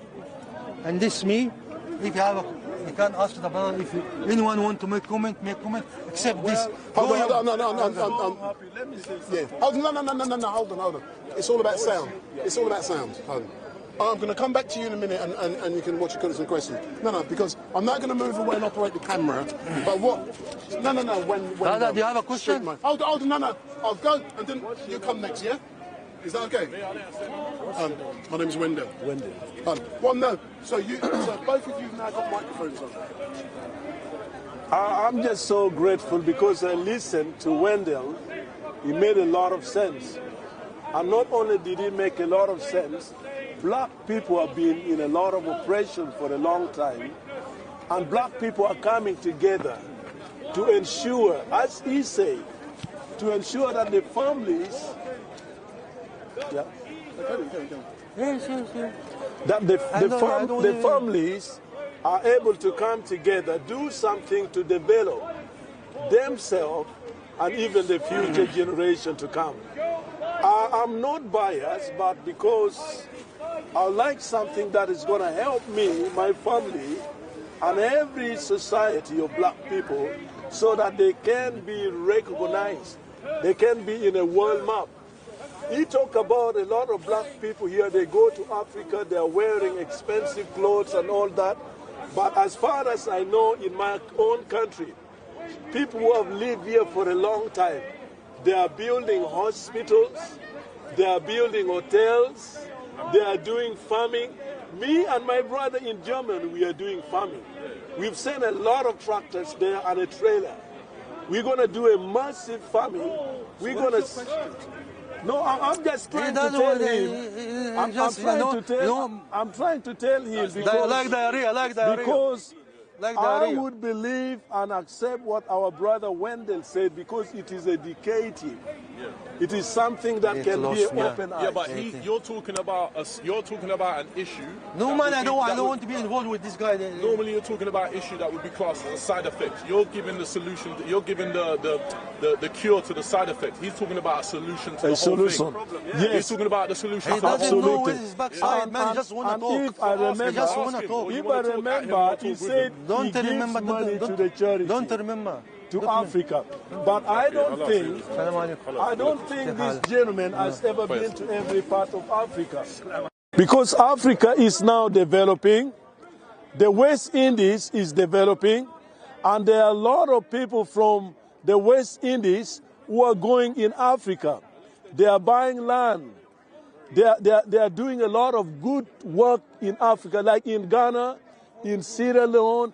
A lot of our brothers from the West Indies, they are going there. But he has never been there. He's never been in Africa. Yes. Hang on. He has never been in Africa. He's got no understanding of Africa. Only when you have been in Africa, then you can know the problem in Africa. Only when you are living among the black people here, then you can know the problem of black people. So is the solution from the inside or the outside? The solution has to be from the inside. It is you and me that can change the situation that we face, especially in Great Britain. And as I end, as I complete,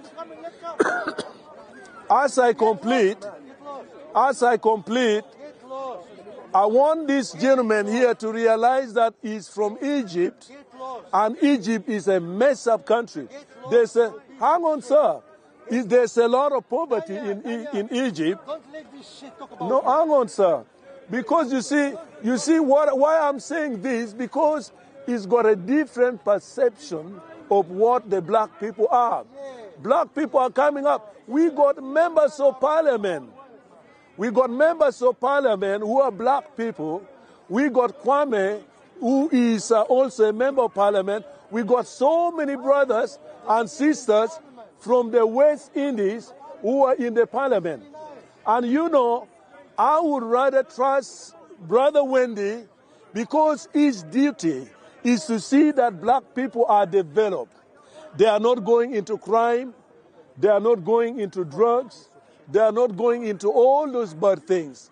So they are trying to get the black people together so that young people will go and continue with their education, get degrees, get good job, and get good employment. And also we believe that we black people, one day we're going to have our own commercial bank here. We have seen the Arabs, they have their bank, we will have our bank.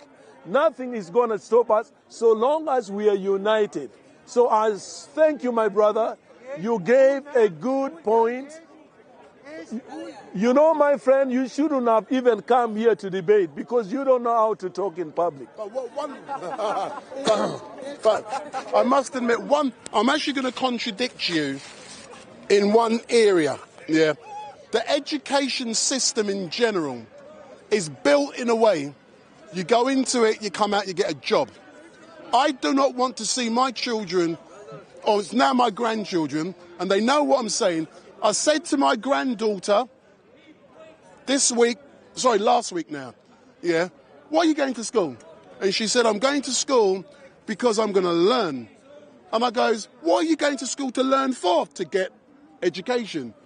What's going to happen at the end of it? Most people will say, when I leave, I'm going to go and get a good job.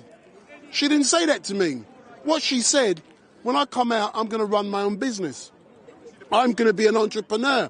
That's why I'm disagreeing with you on that aspect. I want to see people going into this education system, yeah, not to come out of it to get a job and work for someone else. I want them to be their own entrepreneurs. I want them running their own businesses. I want them be leaders. And I don't want them to be beholden to the system which screws them up. And you see there's a policeman coming here, 2 policemen coming here. I bet you they all say hello to Wendell because they know me. Not because I'm an informer, it's because I have respect for police. Because I believe that what we need to do, we need to be part of the criminal justice system. If my brothers and sisters are getting arrested, beaten up, and all kind of foolishness, yeah, I want police officers who can advise them and help them and shape them. I want police, my black brothers and sisters, running the Met. I want to see not just a black Prime Minister, I want to see the next Commissioner of the Met, a black man or woman. That's what I want to see. Yes, sir. Can I now pose the question? You can pose, but people need to be able to hear it. No, of course. You can answer it, and I'm sure they'll hear this. Listen, you've been speaking Hold on. for all this time. Hold on. Let me put a microphone on you. Hold on. See, look, the police is coming over to me. Just shows you I know people, man. I ain't no informer.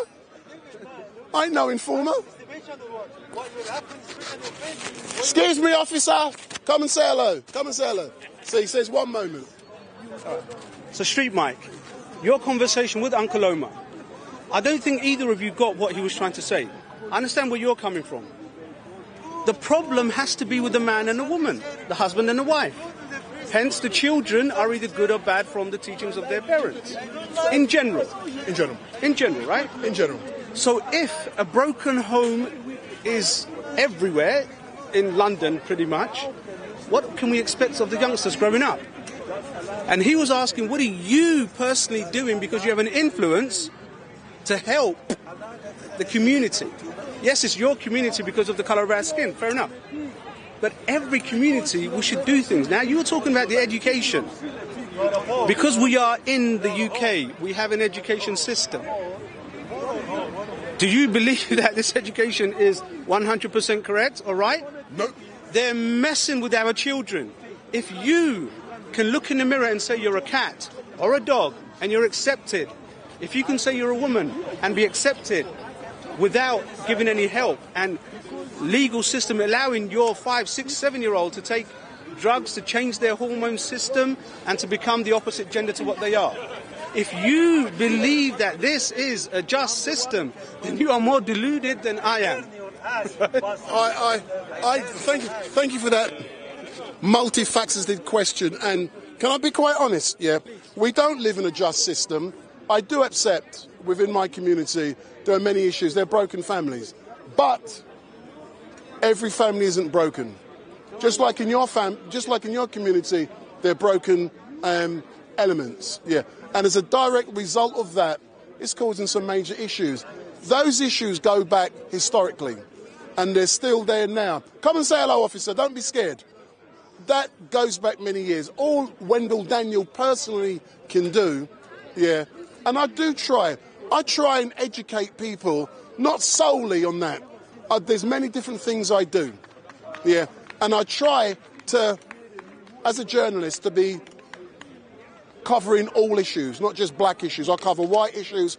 If you know what I do, I cover everything, yeah. So, for example, later on this week, I've got a meeting with a head teacher in Tottenham because I'm doing stuff with a school in Tottenham, and it's very important for me to do so.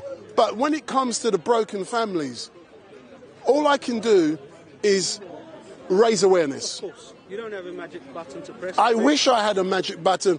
I wish that my brothers and sisters, kings and queens... in your position is to advocate that a head of a family is one man and one woman. Not multiple partners every weekend. That's a separate debate.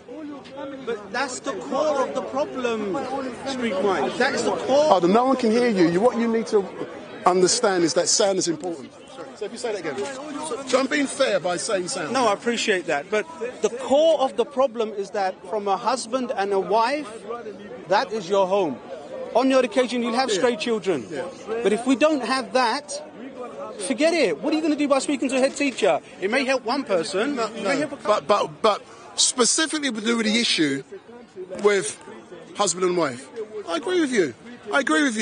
But I'm doing my bit to help disadvantaged children. Specifically what I'm doing, specifically what I'm doing with families, I do things with churches. That's all I can do. I can do my little part. I'm not an elected community leader, and I'm making that quite clear. All I'm doing is giving my opinion. I want to see more marriages. I've already said that. I want to see more love. I don't want to see all of the stuff I hear out some people's mouth. I want to see, from a young age, the children being nurtured to do certain things with their family. I'm doing it with my grandchildren to make sure they don't get caught up by the criminal justice system, to make sure they don't achieve. I'm doing all the extra bits. Fortunately, I came from a broken family and I've learnt from that. And as a direct result of that, I don't want it to happen to mine. So I'm there. I only wish others did the same thing, but they don't. But all I am doing, starting that process and raising awareness. There's many people who are more experienced than me who raise awareness. All I can do is to help them to raise awareness. I'm not an elected community leader, but I have an ability to communicate, and I try to do that in a positive way. But one thing, people will not agree with what I'm saying. I'm not just here for the black community, and I'm not scared to say that on camera. I'm here to try and do things for everyone, but there are aspects which I'm happy to do, and I do it all the time. But there's also things I do behind the scenes which people, for example, within the black community, there are business leaders, there's black organisations, they can help fund things, they can help change things. I'm working closely in partnership with them. But there's certain elements who don't want to be the upfront role models. You know how it works, I know how it works, and I'm seeing it. There are many people there, and one thing I will say in regards to social media, and I am disgusted at the fact that so many people nowadays believe the only way they can make money is through social media. I think they're deluded and they're mad, and they believe that by getting shares, likes and follows by social media engagement, you're going to become rich. That is a fallacy. The way to make money with this kind of stuff is to build a business. It's to have a brand that people like and people will pay you for. Do not rely on social media. But there's so many children coming through believing that foolishness, and that's going to have a long-term effect. But have I answered? You may not agree with my answer, but have I answered? You have. We need to do more with families. I agree. There needs to be more marriages and love. The base problem with all of this... Sound. The base problem with all of this reverts back to what is genuinely the truth. And that is religion. Some people will think not, others will do. Christianity, Judaism, whatever. But whatever gives you the law and sticks to it, doesn't waver, doesn't change with the decade that you're in, that's the truth. May God help us. Thank you, Mike, all the best. Big up. And now, Mr. Omar, people want to ask you some questions. How's that?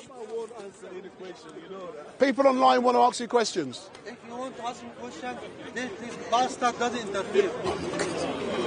No. All it is people who are online. So if you want to ask Omar some questions, Omar's now... Come, Omar. No. I answered question in one condition. This bastard doesn't interfere. I can't stop people from interfering, Omar. Come. No. You are not a big man? He doesn't respect you? See, these are the things I have to put up with. So, if you do like what you've seen, or if you dislike, give me the thumbs up, make your comments down below, share and follow. I'm now going to try and engage. Come, Omar, come. I engage in one condition. I can't stop. This bastard doesn't interfere. No, you asked him to promise you. I can't promise he's not going to interfere. You are not a big man. Excuse me, can you not interfere? I won't interfere, Right, but he I said would he's like not. to ask him a question. Yeah, come Omar. So, now put your microphone back on. So I'm now going to put, I don't know. What? How much longer? 5 minutes.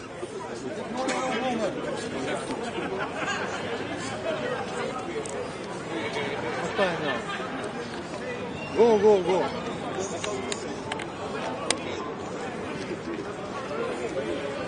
So Omar, I've now swapped over and so anyone who wants to ask Brother Omar a question, please go into the chat. And earlier on I saw a very interesting question, so I don't know who asked it, but someone asked the question, why did you not sell your stick when you was offered a lot of money? Because some people had...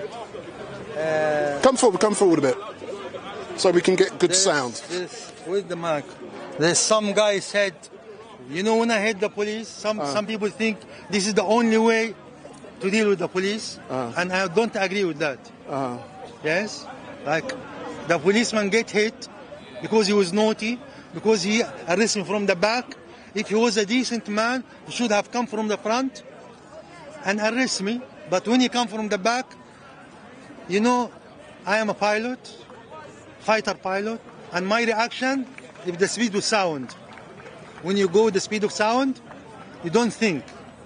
You react and then you think later. And I'm not after money, man. I don't sell. Even I wouldn't take it to give it to charity as well. Can I ask you a personal question? How personal? Have you enjoyed having the first debate today? But I'll answer it. As you know, I'm normally behind the camera, and this is the first time I've actually had an opportunity to debate a legend like this man behind me called Omar. So I'm dodgy like you, just like those coppers over there. They're dodgy, but I love them. But I know they perform an important job, and they protect and serve. When you do something dodgy, say that dodgy. They are not dodgy. No, they know I'm joking because they all know me. So why haven't they come and arrest me? Even when you joke, try to be truthful. Don't lie while you're joking. In Islam, you cannot lie even if you are joking. Yes? I joke, but without lying. No, but Omar, it's called rapport. I have rapport with the police. It's important, hence the reason I don't get arrested like you. But have you enjoyed? And I do feel privileged to do this with you today. It's my first debate. Have you enjoyed it? Be honest. No. Why not? Because you are dodgy. Big up. Because you promised me to behave a certain way and you didn't. I did. No. I know is a part of the filthy media thing to wind people up and try to do this and that. But this is not, we are not here for movie, man. We are here for reality. You give this piece of shit space to speak as if he's bloody educated and he look like a bag of potato. I don't know, man. Why don't you make a speech with him? And he can condemn all the plan. If you talk to this man intellectually, you condemned all your people. Next time, man, be real. Be honest. We're talking about lives. Lives. People losing their lives. People drowning. People go to jail for 20, 30, 40 years. Wife doesn't see the husband anymore. What are you going to do? You're not going to wait for him. Children have no parents.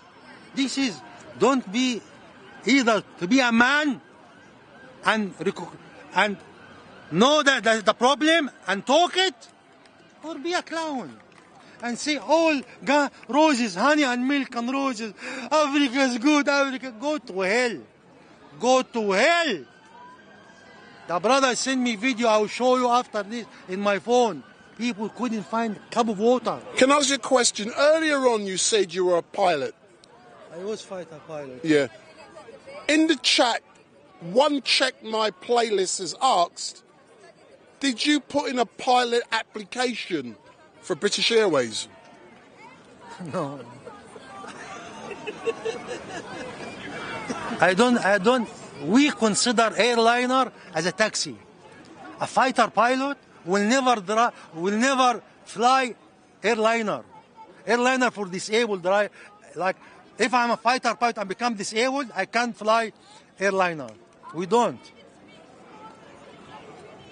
Gawapin has asked Omar, what's his problem with Shamsi? Shamsi is, let me borrow this from my brother, my beloved brother, Al-Haji Shahbaz, Malcolm X. May Allah bless him. When he said there is house nigger and field nigger, there is house Muslim and field Muslim. The same. Shamsi is a bastard house Muslim. He lives in the Saudi royal family house and they do jiggy job. That's why he's a mouthpiece for the Saudi family, not for Islam.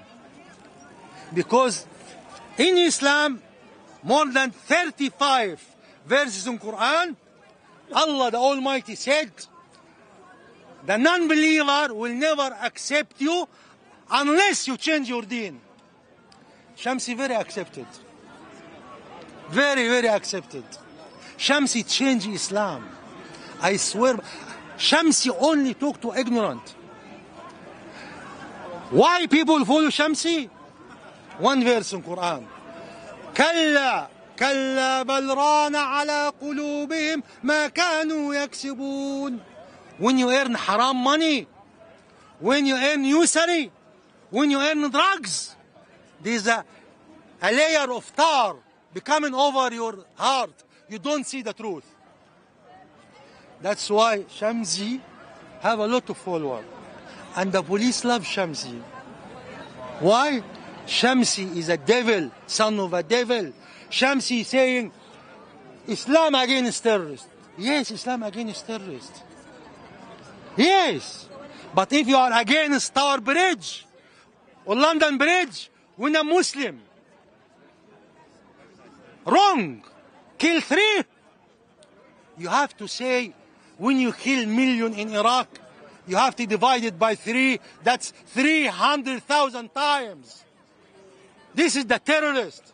When you kill the Aboriginal in Australia, this is the terrorist. When you kill the Maori, this is the terrorist. When you kill the African and bloody take 400 million, this is the terrorist. When you kill the Muslim in Sarajevo, this is the terrorist. When you kill the Muslim in Bosnia, this is the terrorist. When you kill million in Syria, this is the terrorist. When you kill 50,000 in Yemen, this is the terrorist. Otherwise, when you have 2 eyes, you have to see all the truth or to shut up. But you don't say one terrorist. The man who killed 56 Muslims in Australia, in New Zealand, he's mental. He killed 56. He's mental. He's not a terrorist. A question. Do you have anything good to say about anyone? I have million things to say about Muhammad alayhi salatu wasalam. I want a photograph of me and this legend for my thumbnail tomorrow. And if I can just move this out of the way. So, no, come round, I want to know. No. Learn to take photographs. No. No, put it landscape. Landscape, it's called. Take your hand, you know. I love you. I don't love you. Take I your love hand. you. I don't want your love. This is the well-known look at zone. I don't want love. I don't want love. And love your own people. Don't hate the African. Take some. You are not better than the African. If you bloody West Indian, you are not better than the African. Huh? Help them, practically. Do you know something? I love everyone. I love you. Don't love me, man. I love you. Don't love me. I don't want to love. I love you as a human being. We've had this debate before, and we will continue to having this debate. How long was you an airline pilot, and why did you leave your own country? I was 3 years in the secondary aviation school, 2 years in the Air Academy, 4 years service, not Sunday service like this guy. 4 years flying. I want video, I want photograph. Flying the MiG-21. But when Sadat, may Allah curse him, I decided to go to the Air Academy when my town, Port Said in Egypt, was flattened in the war of 1967. And when Sadat, may Allah curse him, with William Rogers and Henry Kissinger, make the treaty, I have to leave because I could stay.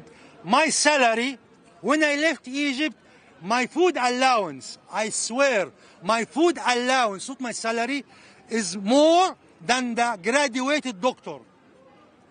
Only my food allowance. Because if you are a fighter pilot, you have to eat special food. When did you leave? I left 1979. So when have you gone back? I don't go back. Why not? Because by the blessing of the Almighty, I went to help my brother in Afghanistan. And when you are a military person in Egypt, you have to be following the military law till you die. So according to Egypt, I am traitor because I help a foreign country and I supply them with knowledge and training and blah, blah, blah, blah, blah. Even now, the Egyptian army, the bastard in Sudan, killing the Muslim in Ramadan.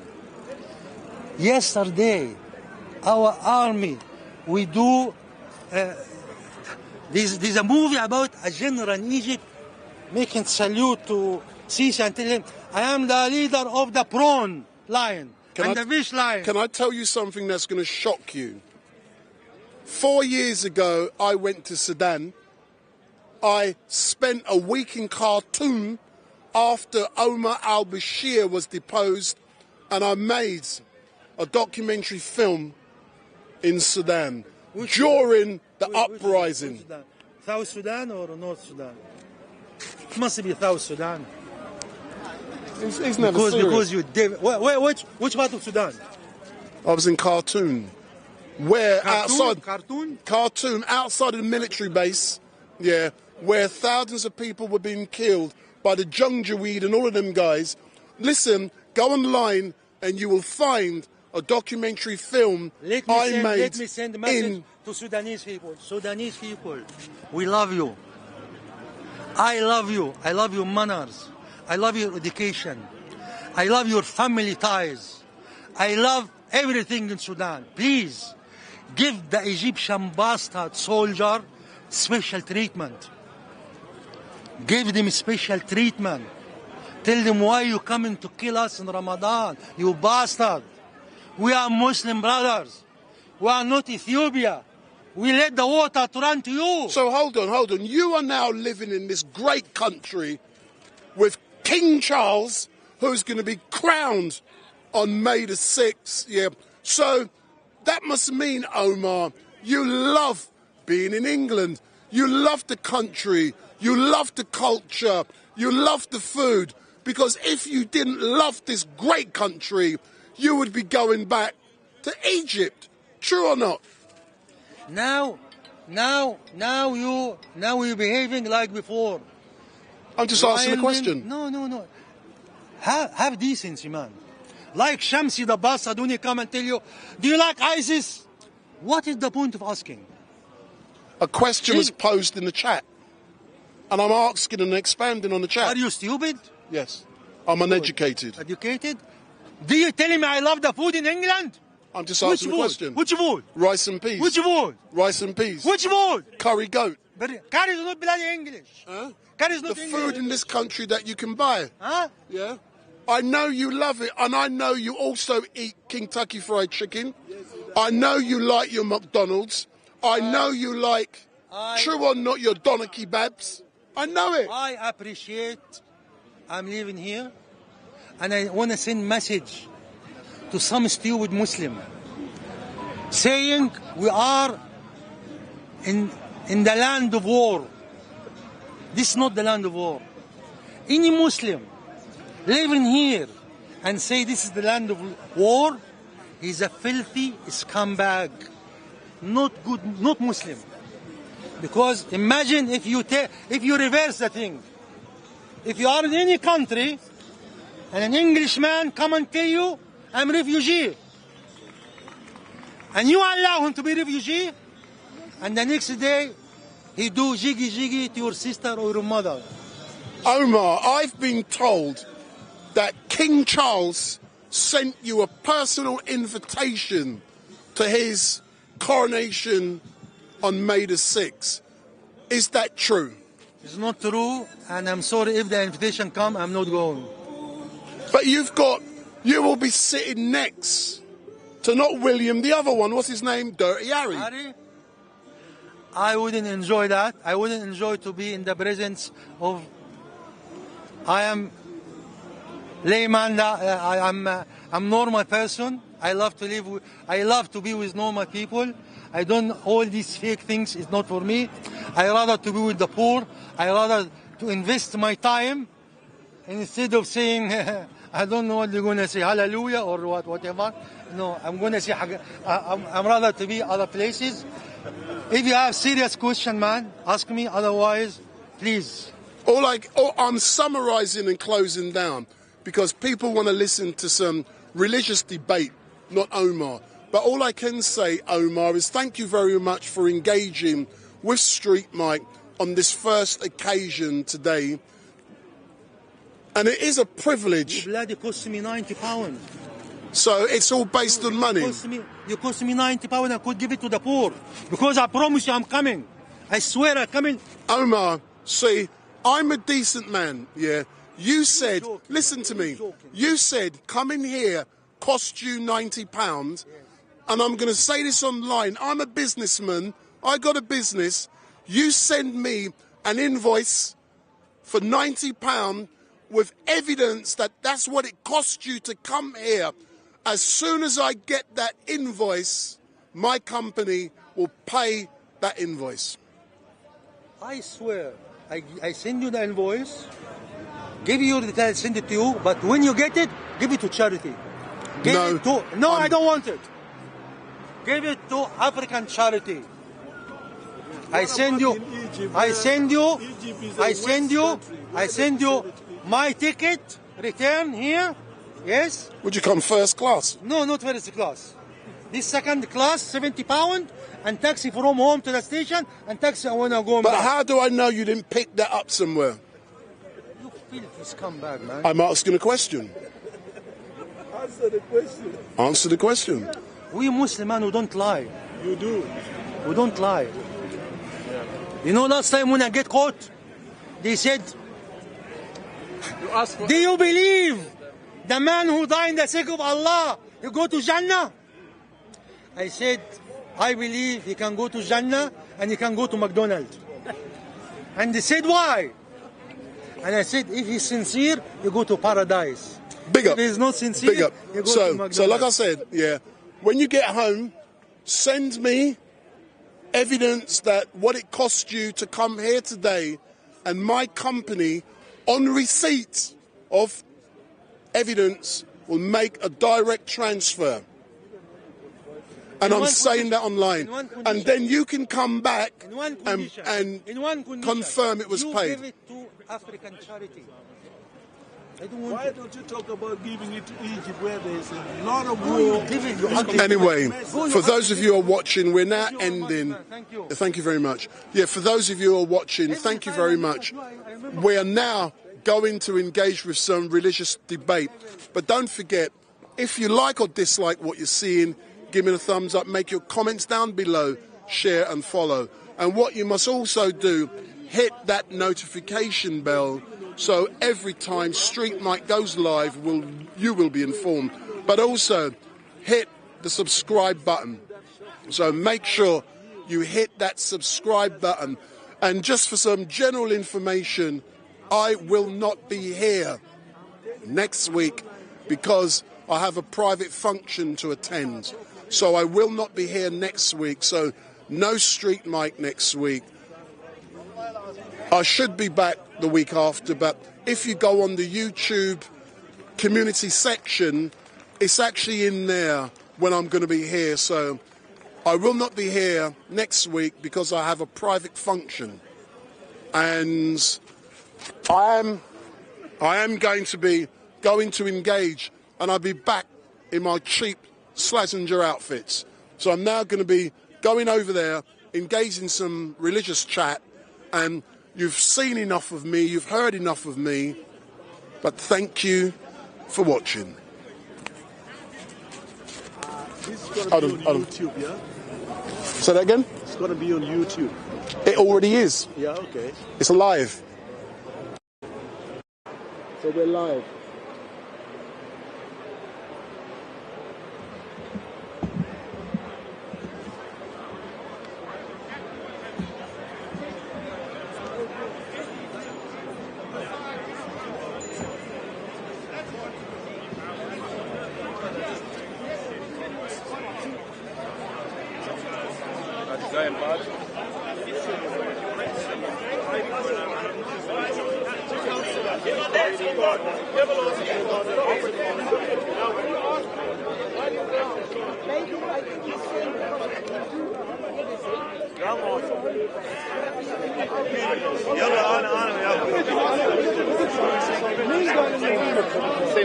What's going on, Godfather?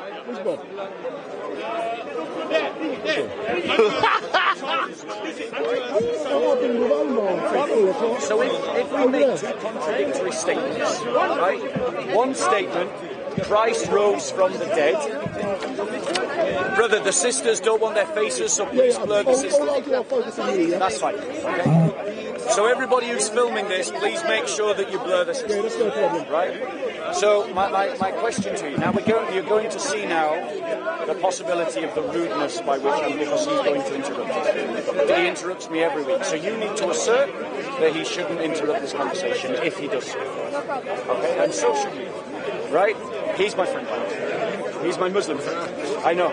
Right? So my point to you is that if I state that Christ was crucified and rose from the dead, and then you state Christ was not crucified and did not rise from the dead, would you agree with me that those two statements can't both be right? Right. No, you don't agree with me. So you believe that these two statements can both be right? Are you bathing? No, they can't. You say yes, you say no. No, I'm talking to these two ladies. He's trying to interrupt the conversation. Too much, too far. All right, you have a great day. God bless you. Bless you. You look after yourself, Khan, yeah? We'll talk again. Yeah. So, because I have no problem with shaking hands with them. No, they offered me their hand. I didn't force them. So let me ask you this question. I'm all right. I'll debate all three of you. Right, let me debate all three of you. So here's the point. Yeah. Shall we go over to that corner? Yeah, let's go over to that corner and debate over there. Let's go. Come on, guys. Come on, guys. Come on. Come on, guys. All I want...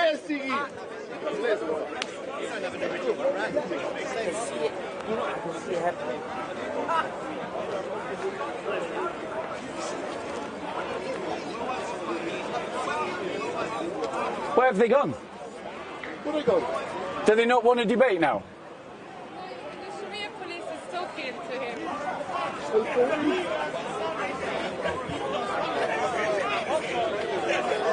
Are you coming? You see, you'll run from a debate if I challenge you. You'll run from a debate if I challenge you. Come and debate. Come and debate. Stop acting like a coward. Stop acting like an intellectual coward. You're frightened of debate. You're an intellectual coward. Prove that I'm lying. Prove that I'm lying. Prove it. So, there we go. He's triggered. He's triggered, but he'll have no argument. He'll walk away. Now notice how triggered the Islamist is. Triggered by the weakness of their intellect. That's what it is. Triggered by the weakness of their mind. So, right. So if the Quran, prove that I'm a racist, you coward, you slanderer. See, look, this is how the Islamists behave. They just malign and they lie. Yeah? Do you think I'm a racist? What a liar. What a liar. Yeah, that's all you can say. That's all they can say. Do you have a new question? So here's my question. What's right? the question? There are 12 historical facts that the Quran does not have an explanation for. I'm going to list them very quickly. Okay. Doesn't have what? Doesn't have an explanation for. Four. And I'm going to list them very quickly, and then I want you to use what your Quran says to explain these historical facts. Okay, that's fair, that's fair. Okay, I'm going to list the 12. We can, but I cannot Wait, answer wait, this let me straight away. finish, let me finish. Let me finish. You have already prepared Dude, let me finish. So, ladies and gentlemen, these are the 12 facts, I'm going to list them. Jesus died by crucifixion. Jesus was buried in a tomb. Disciples despaired and felt hopeless because of the crucifixion. The tomb was empty a few days later. The disciples believed they experienced a literal appearance of a risen Jesus Christ.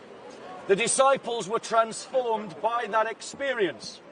Jesus' resurrection was the central message of the early church. The disciples proclaimed the resurrection in Jerusalem, where Jesus had been crucified. As a result of their preaching, the church grew. Sunday became the primary day of Christian worship. James, who was skeptical of his half-brother Jesus, converted to Christianity. Paul, who was a persecutor of the early church, converted to Christianity. Now, using your Quran and what your Quran states, explain to me these historical events. Doesn't have to. Right, justify that statement. The Quran makes theological points.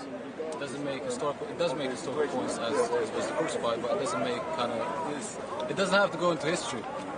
It makes theological points, and that's I don't know. Okay.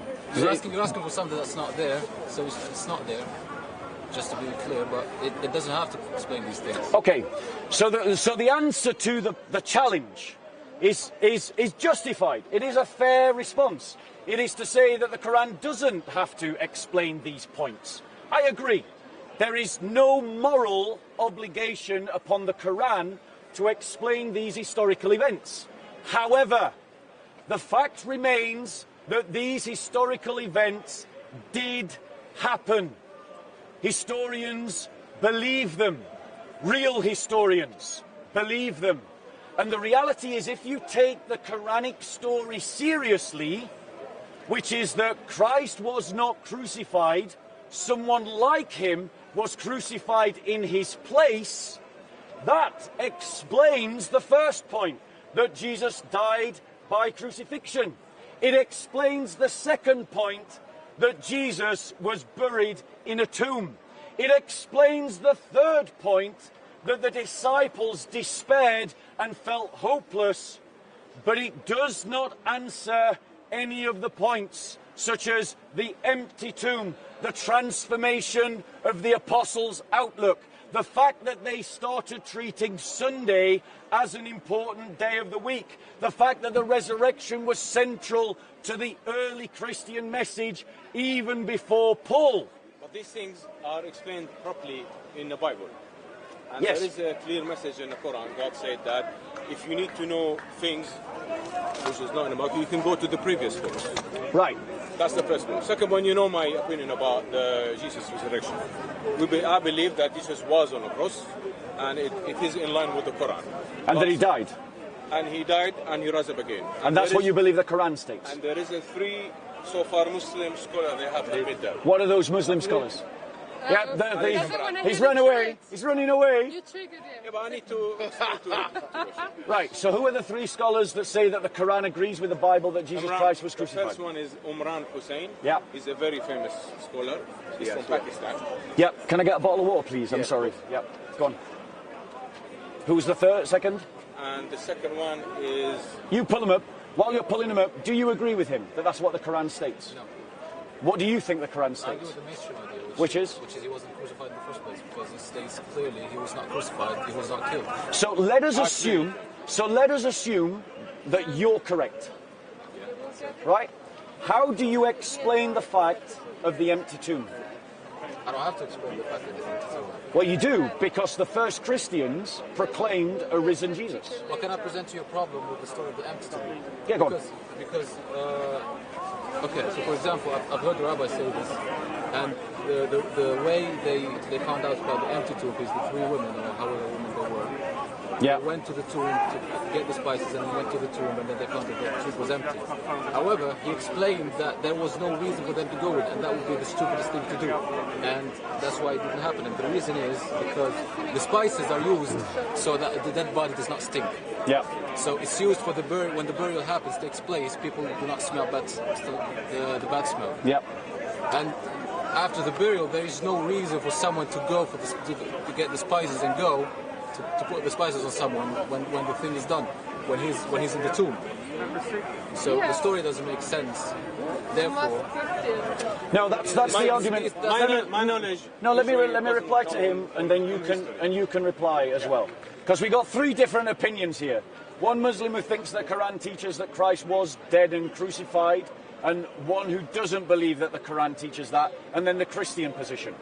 But you're making the argument from people like Rabbi Tovia Singer. Yeah. This is the kind of argument that counter-missionaries make. But the reality is, the Jews like Rabbi Tovia Singer are making their arguments from 5th century Talmudic teachings. 5th century Talmudic teachings do not account for 1st century Judaic practices. There are lots of things that are normative to Judaism after the 5th century that are not normative to the 1st century.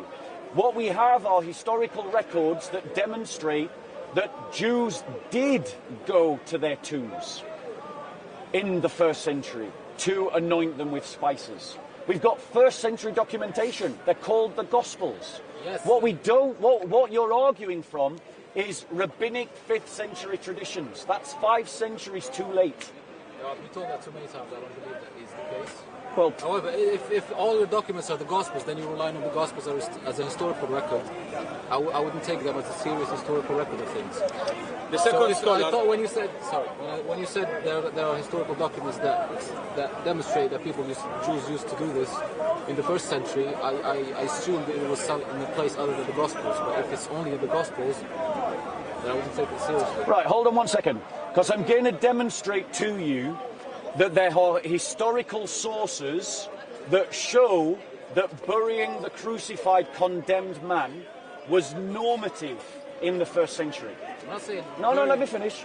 Because what I'm demonstrating to you is if I'm demonstrating that it's normative to bury the crucified man, then that is extra biblical sources that support the evidence of the Gospels. Yeah. Yes. No, the burial and putting the spices in someone is two different things. No. You have not shown me any reason to doubt. All you've done is make the same conjecture that Rabbi Tovia Singer has made. No. Show me why I should believe you.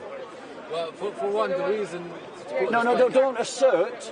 Give me historical evidence to show. I don't have... I'm not Jew. I'm not familiar with these things. Right. Yeah, exactly. You're not a Jew, and you're not familiar. You're repeating what you heard from a Rabbi Tovia Singer video, and that's what you're repeating. Yeah, pretty much. Yeah, exactly. But the point is, Rabbi Tovia Singer throws everything in the kitchen sink at the idea of the Christian faith. But the reality is, I'm about to show you 1st century evidence that corresponds with the testimony that we have in the Gospels.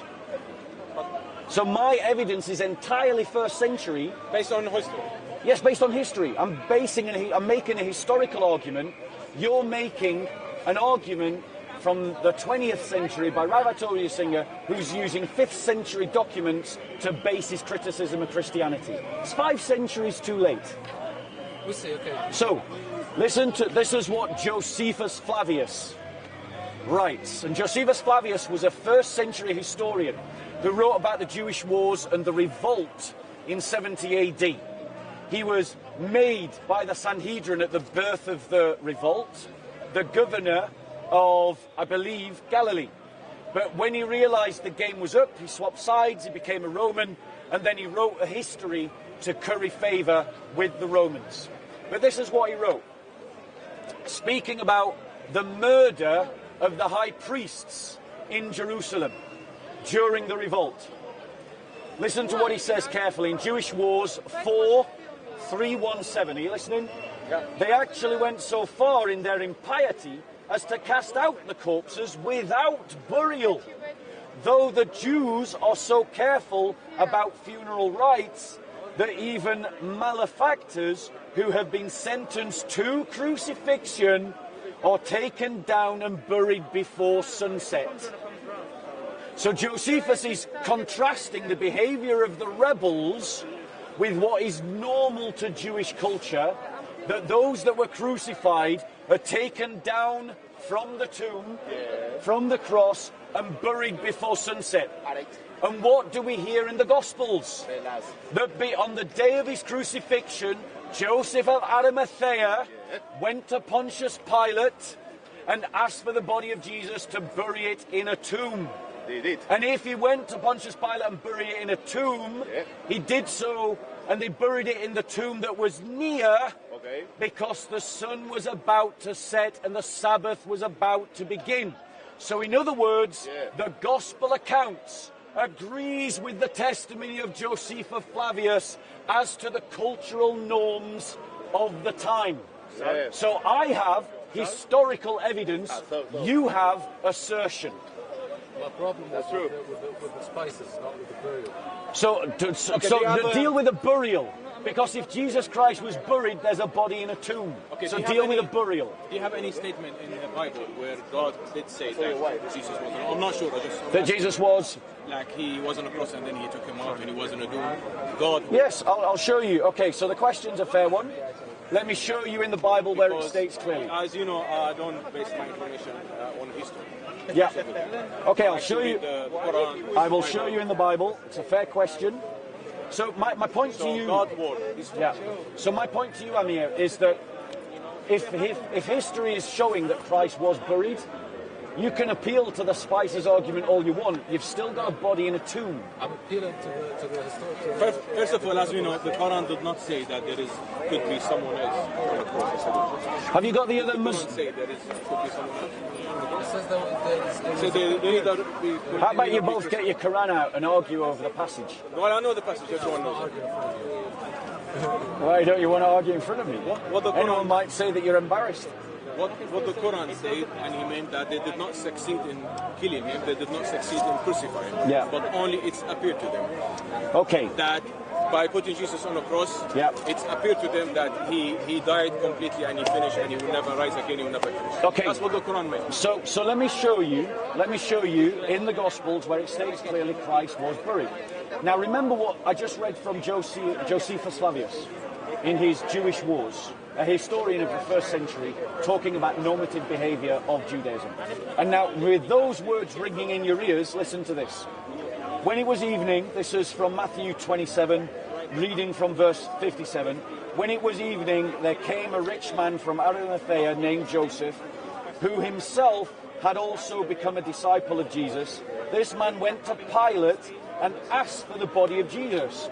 Then Pilate ordered it to be given to him, and Joseph took the body and wrapped it in a clean linen cloth and laid it in his own new tomb, which he had hewn out in the rock, and he had rolled a large stone against the entrance of the tomb, and went away. And Mary Magdalene was there, and the other Mary sitting opposite the grave. So we've got clear 1st century witness that Christ was buried.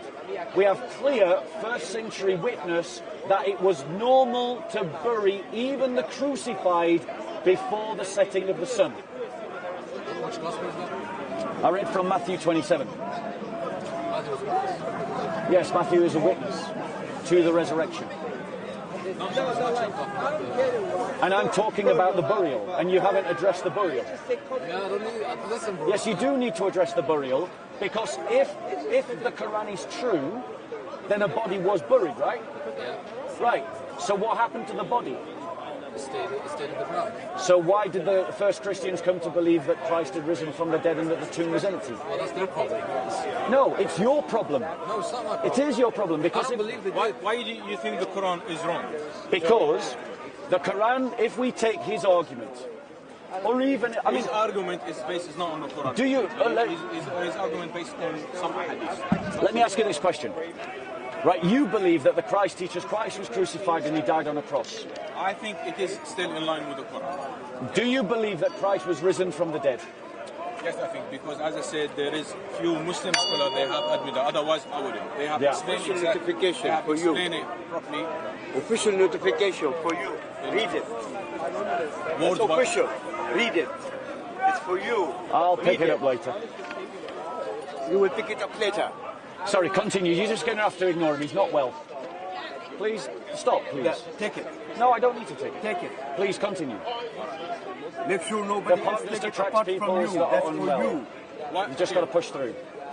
That's for you. Why do you think that maybe someone else was on the cross? Do you believe that Jesus was not on the cross at all, or someone else was on the cross? Or what the story? Well, I don't believe any of the. There's like the three theories that everybody knows, but I don't endorse any of them. I just think. What do you think? I don't have an opinion. I don't have to have an opinion. It's just it's theories that were put in place but the to Quran did say justify that there is something happening about the cross. He said they did not succeed in killing him. They did not succeed in crucifying. It's only a few to them. Yes. Here the Quran doesn't mention anyone else. He's talking about Jesus. This is the first thing. Yeah? I don't think you have to endorse any theory as long as you just believe those two things. Yeah, but we have a Quran at least. We can relate. Yes, but what I'm saying to you. So let me reply because what I notice is that the Quran accuses Christians of they do not have any certainty about what happened, that they crucified the Messiah Jesus, but they only have their conjecture. But yet every Christian agrees that Christ was crucified and he rose from the dead. And here I'm presented with two Muslims that can't agree with what happened and only have their conjecture. Yeah, but the Jews, they don't agree that Jesus was. There's a lot of Christian groups that do not believe he was crucified. So let me. We're talking about that specific time. Then yes, it was making a correct assertion. So let me press on, because I think that you guys have basically you're in trouble. The Quran is in trouble, right? You're just saying you're in trouble because you're just saying I don't have to deal with the facts. I'm not saying these are facts, bro. I'm not saying. I don't think they are facts. How do you haven't even attempted to explain the empty tomb? Do you believe that there was an empty tomb? In the Quran, God did not explain it, what's happening at the empty tomb. But there was an empty tomb. He doesn't have to explain it because the Quran we believe, is a pure God word. Yeah. So I do believe also that in the Bible, pure God word in the Bible did not explain exactly what's happening to Jesus. All these things based on the history. The Quran is not based on the history. Right, I agree. The Quran is not based on history. Second thing, totally agree. Quran is not historical. No, it is historical. This history is if he says it, of course there is lots of story. So let me ask you this question, both of you, right? How do you explain that the very first Christians went on to believe that they had had literal physical experiences of Jesus Christ risen from the dead?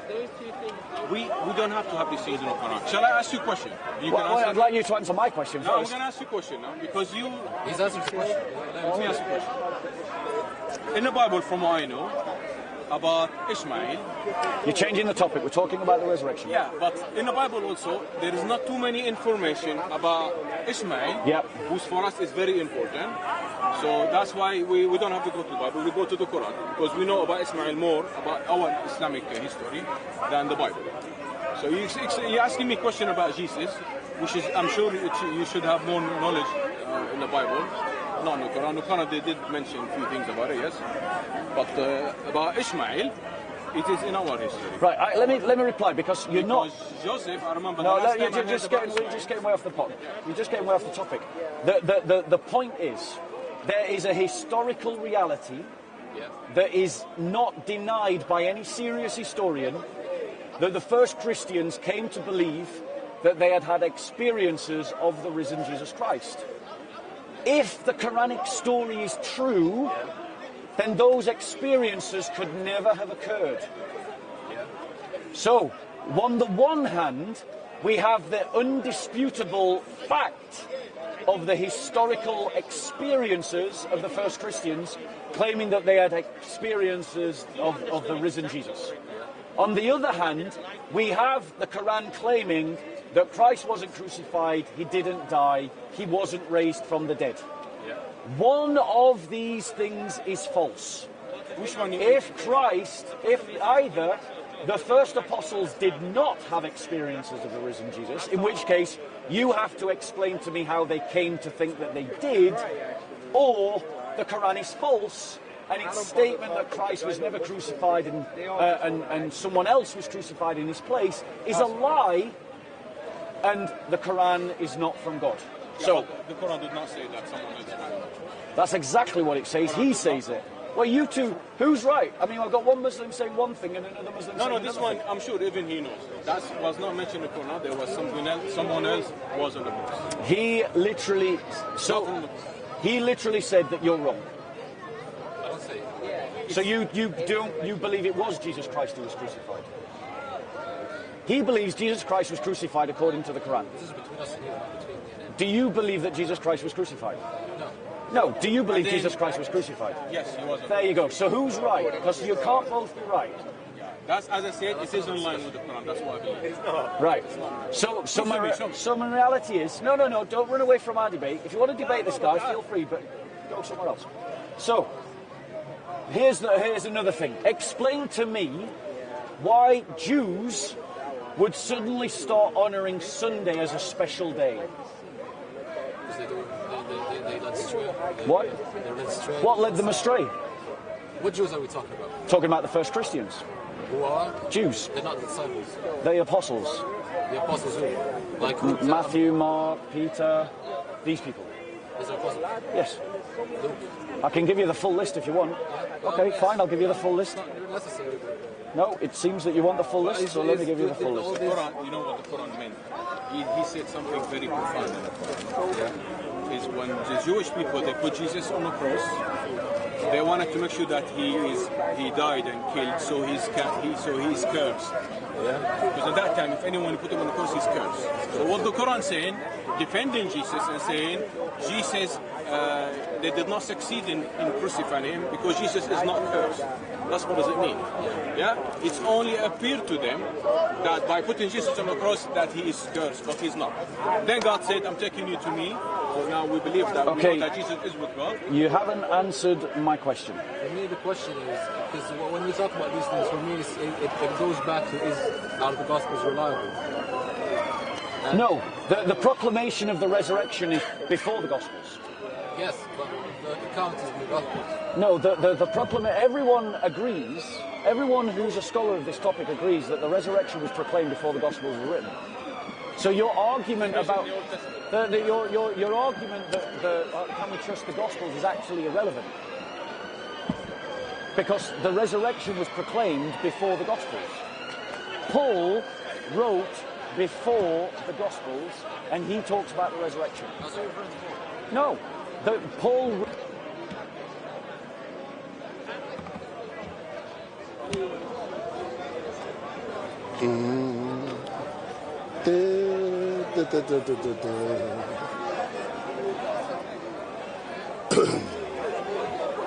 So you can now see my ugly mug. So, good afternoon all, my name is Wendell Daniel and welcome to Street Mic, and we're coming to you live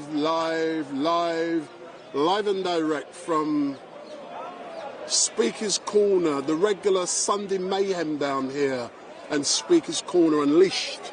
I have really enjoyed it down here today. It has been the first occasion that I have been able to give you my opinion. And I did say that on the 16th of April I would be doing so, and I did decide to choose Omar because of his controversial approach. And for me personally,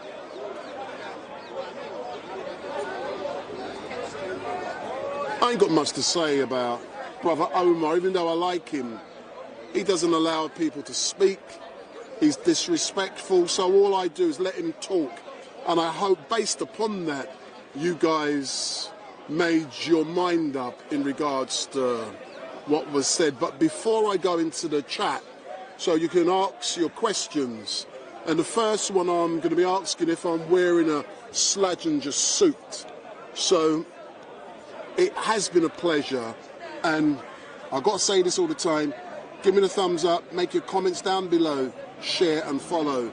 You've also got to switch on the bell, the notification bell, but also hit that subscribe button if you're visiting StreetMic for the first time. So I'm now going to start answering a few questions. Let me see. So XAce99X, Mr. Hatun has a rental suit. I'm glad that's what you think, sir or madam. I don't know who you are.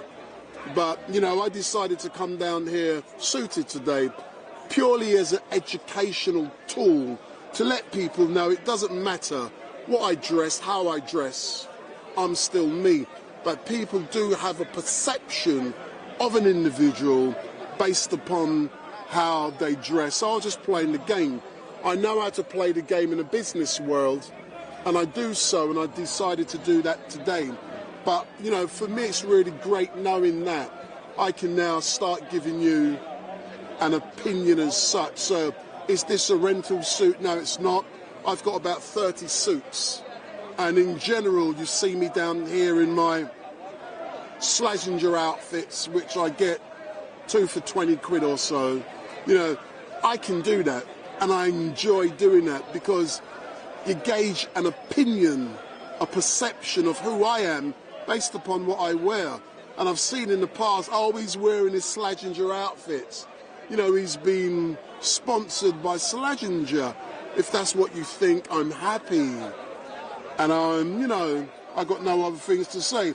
So let me see what other. So it says, StreetMic, you're wearing your rental socks. Your next thing you'll be saying, I'm wearing my rental underpants, man. And Hatun would not permit me to come out in rental socks, shoes, or underwear. Big up. So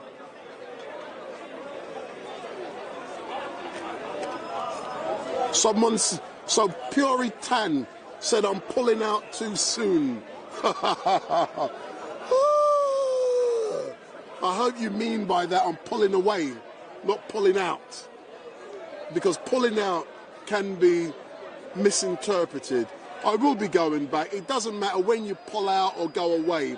The time is never right. So give me some decent questions. So StreetMic, don't light a cigarette near the suit you're wearing. Poof, it'll go up in flames. That is funny. Bobby's boring and keeps talking about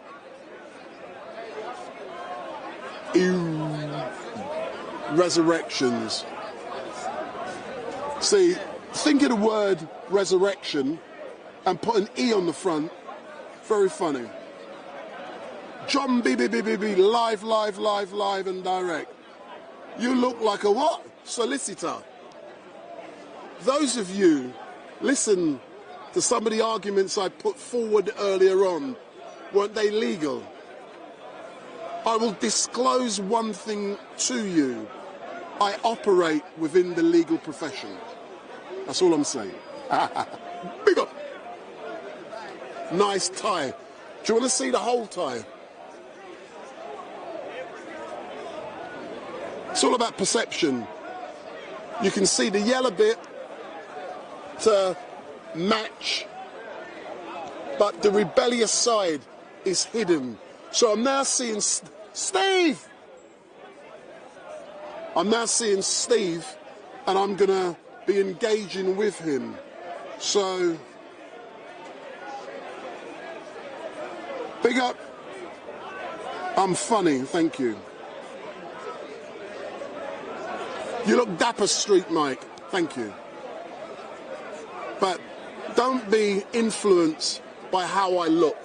What comes out of my mouth is the important bit, and what I say and do, that is what's important.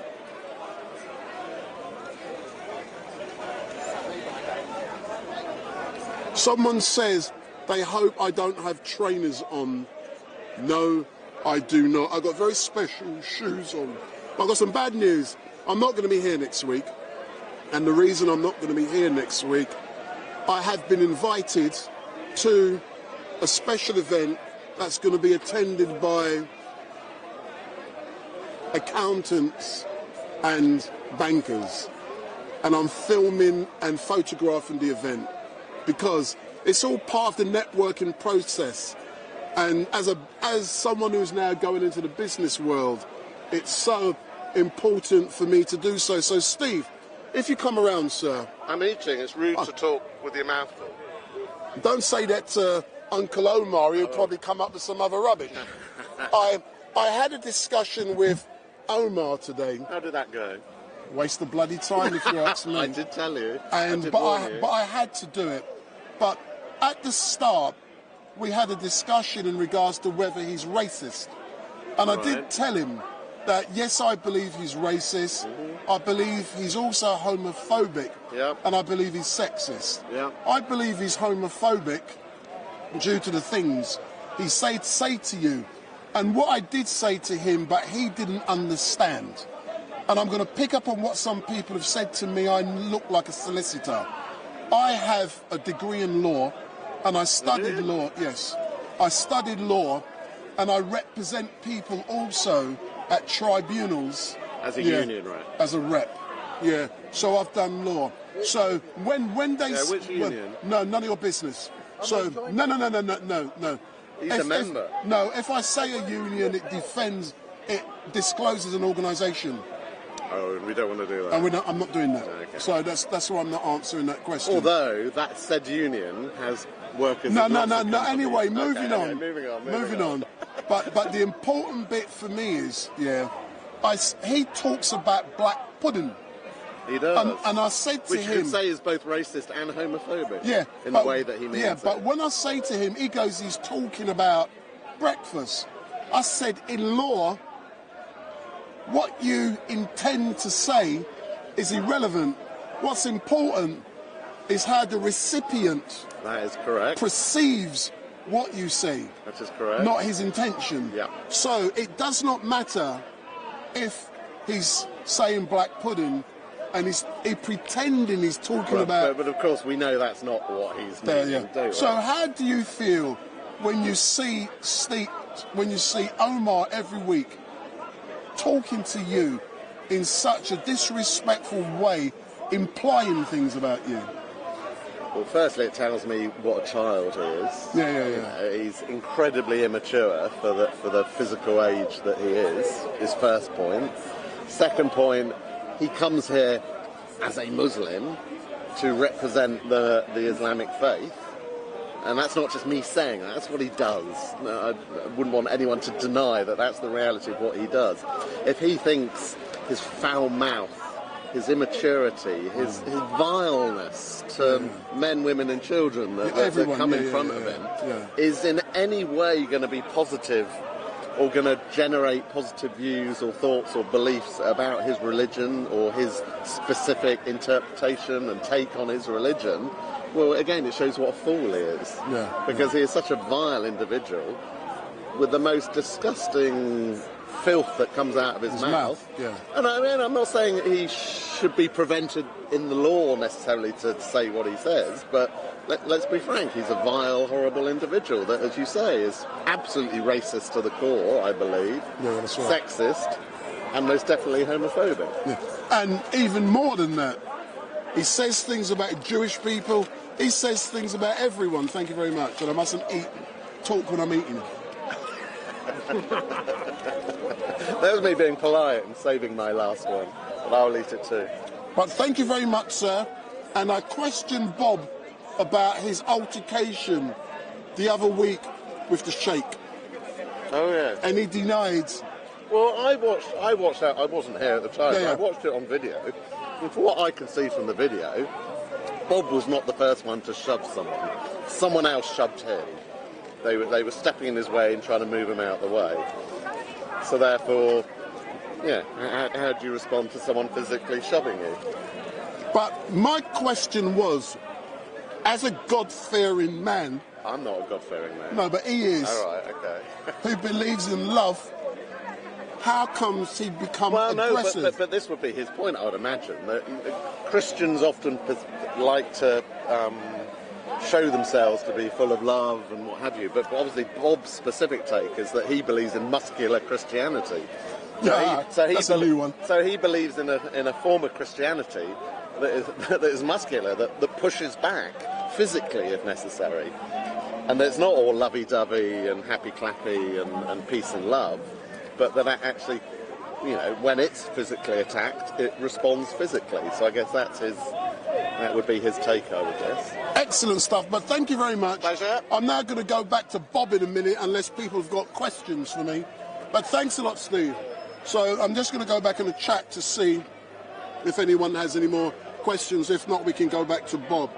But in regards to Hatun, I am quite upset knowing that Hatun, where are you? I've tried to communicate with Hatun and there's been no answer. So I don't like that fact, and she hasn't been here. I know she's online. You can go on DCCI Ministries and you can see, but normally she communicates with me. But in general, she's not communicating with people. She hasn't been down here for quite a while. I know the reasons why that is, and it's not for me to be sharing that online. I only hope I do see Hatun coming back to Speaker's Corner.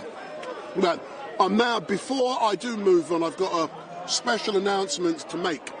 Some of you will know that when it comes to Sasha Johnson, I worked with her and I did a lot of stuff with her. And it is the anniversary, May the 23rd of this year, of 2 years when she was shot in the head by unknown assailants. And last week I had the opportunity to engage in with her PA, Andy Morris. And I've got another announcement to make without going into too much detail. Something will be announced very soon in regards to something that could be happening for Sasha Johnson. That's all I'm saying. I know what's going on. And within the next week or so, you guys are going to know. And it's likely I will be putting a date in your diary, something specifically for Sasha Johnson, but I'm not telling you what it is, because details are still being worked out. So I'm making that announcement or disclosure without going into details, telling you what it is, but something will be happening for Sasha Johnson. Her name will be known throughout this country forever. That's all I'm going to say. She will not be forgotten. She was and is a black queen, and her legacy will continue. Watch this space. You should find out more information very soon, but I will not be at Speaker's Corner next week. So you're likely to find out more information in 2 weeks' time. So the Sharif has asked, what profession have I retired from? I'm not telling you. And the reason I'm not telling you, that's one thing I will not disclose, but it's private. I'll tell you most things. Yeah, But you know, I have close connections with many people. That's why I came like this today. You can start reading between the lines and how I communicate and how I chat and the people I know. Yeah, but my profession is irrelevant. One of the reasons I didn't give an opinion was because I was covered by rules and laws which prevented me. And today is the day I'm free of that, but I have a respect for the profession I came from. So I'm not disclosing. You can go online and try and look. You won't find it because, like I've said before, what a lot of people do when they sign up for social media, they validate themselves by putting, this is what I do. I've never done that. So you can look, but you won't find. But what is important is that I'm here and I'm giving something. I deal with a lot of police. It's not a secret. And I get on with the police. There's 3 main officers down here today. I know them. You know, I know a lot of police. Let's put it that way. But I'm not a police officer. Someone has said,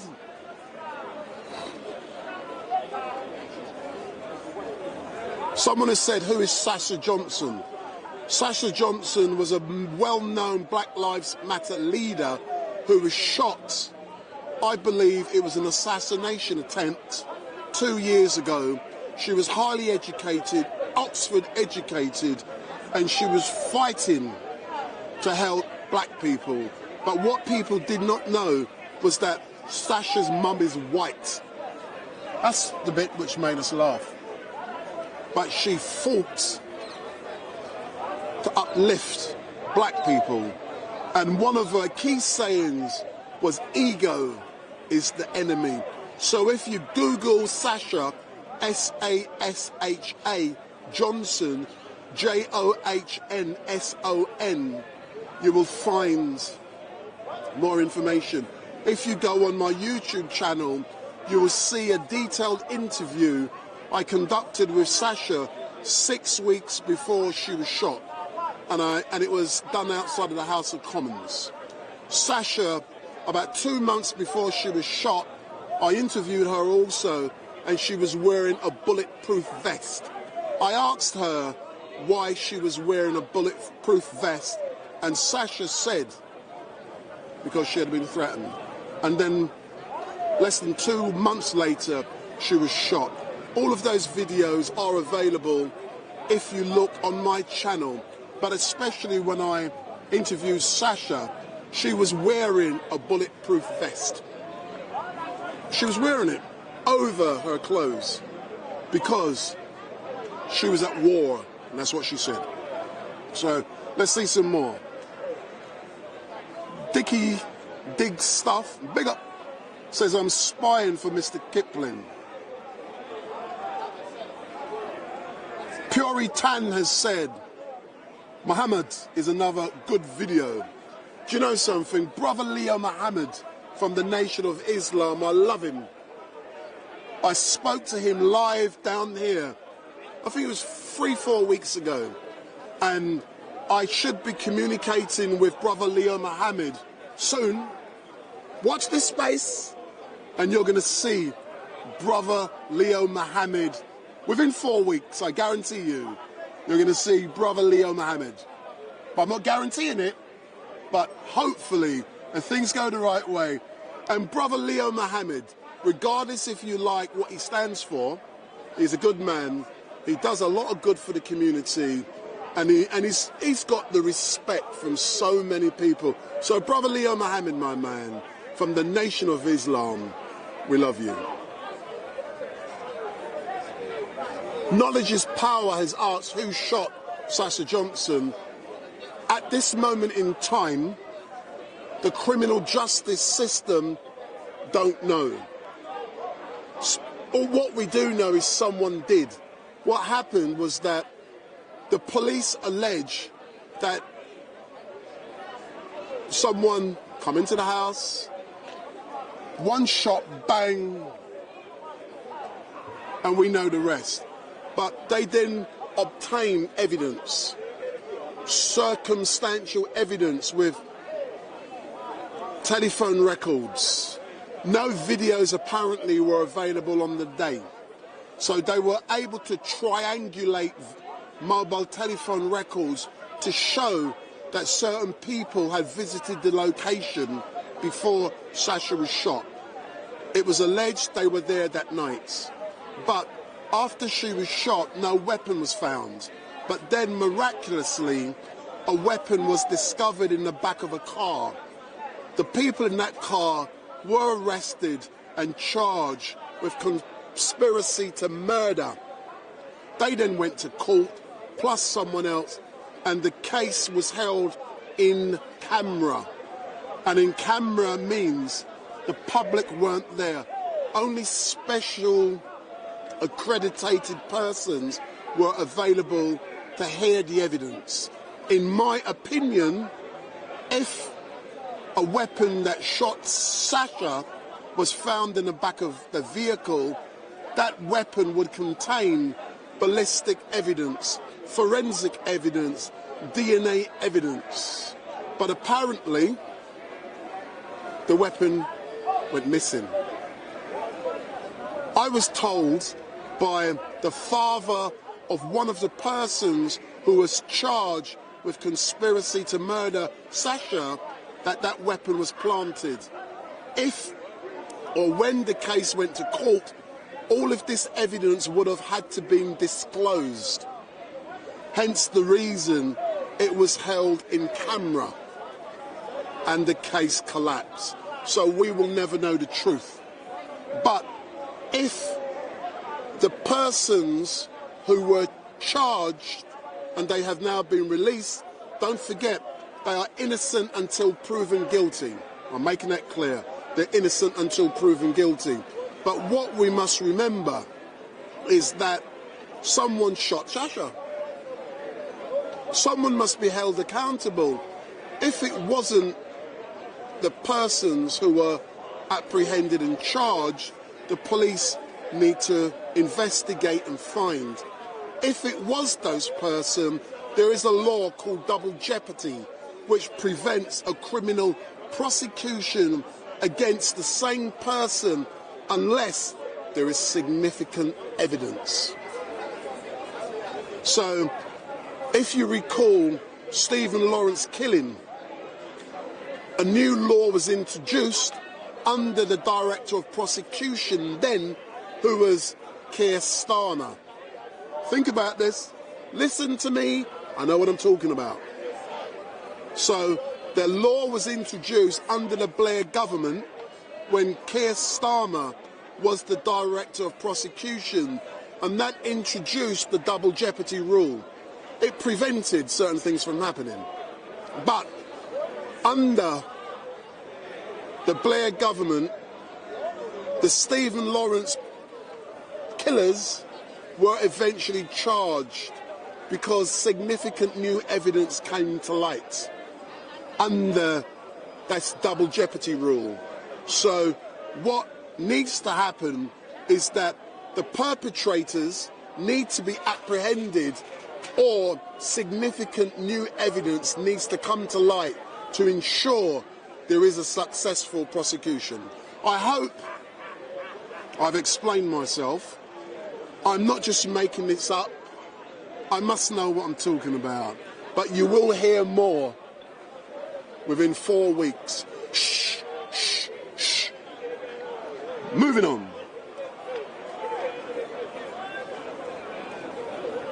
And someone has asked last week, and someone has made about the recovery of Sasha.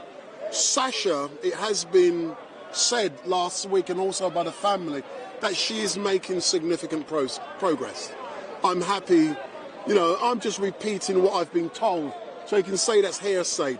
But her family has said that, so has Andy Morris. So Sasha is making significant progress. The extent of her injuries can be seen by a photograph that was released by the family. That is in the public domain. Will Sasha ever be the same? I'm not going to give an opinion. I'm not a doctor. Let the experts add information to that. But all I can say is that I know something will be happening for Sasha Johnson, and you will find more out within a couple of weeks. So, shh, don't tell anyone. Ooh, big up. So,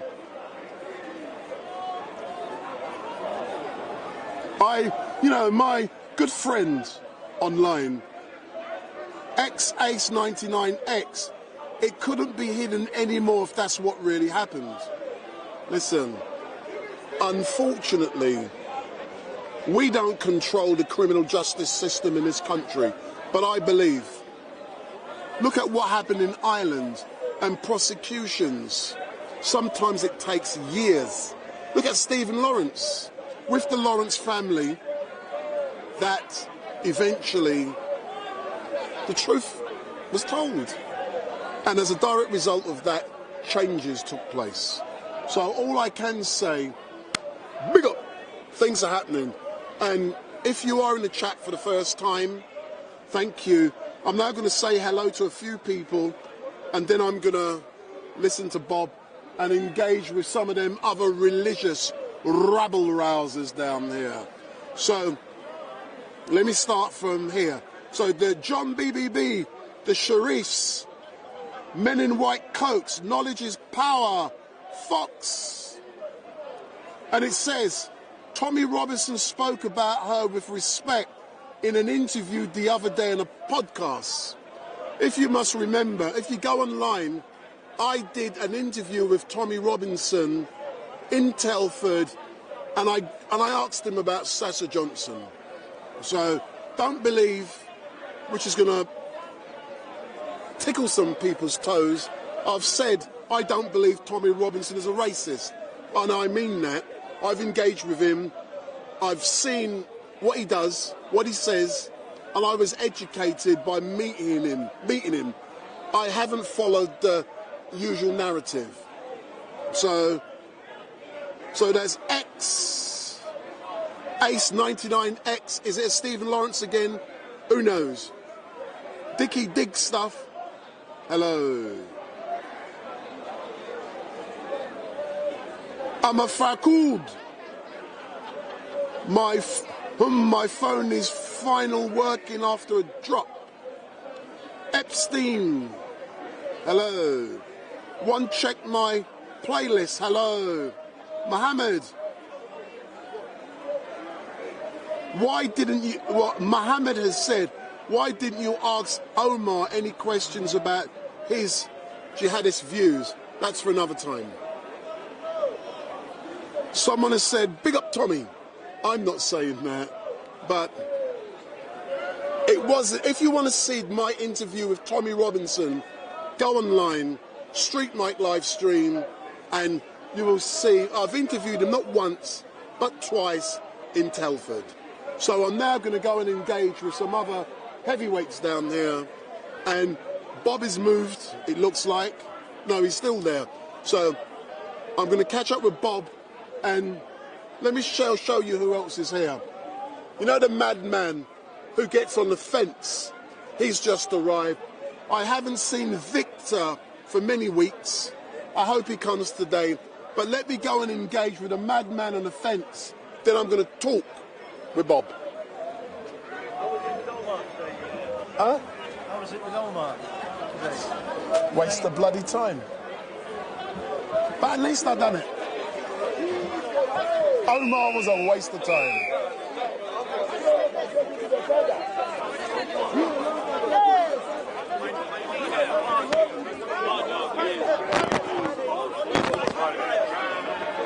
Hey, big up, big up, big up, big up. Calm down, calm down, calm down, calm down. Anyway. Bigger, you the bigger. Get down. Today you wearing suits. Get down. What's wrong with wearing suit today? Yes, man, that's what I'm talking about. Get down, get down, get I come down. Get down. No, the problem, I come down to Get problem. down. No, I can't come down. You come Get closer. down, man. Come closer, I do like that.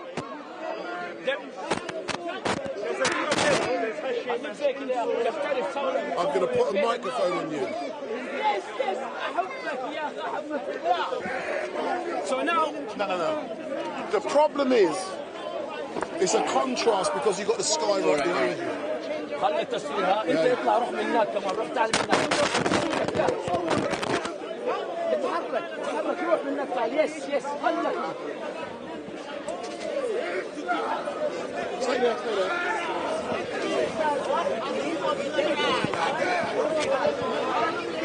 Hold on, Victor's here. Let me get Victor. اسمع عندي وش اسمها القناة حقتي هناك بالله.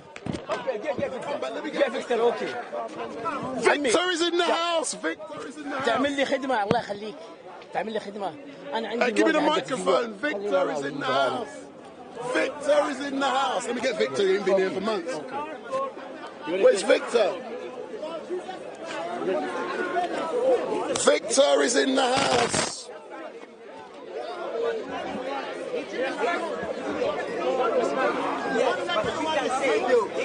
Excuse me. Victor, big up. Reparation from Arabs, Islamists. Who started Africans? How many Africans were castrated by Islamists? Answer the question. Do you consider black people anything at all?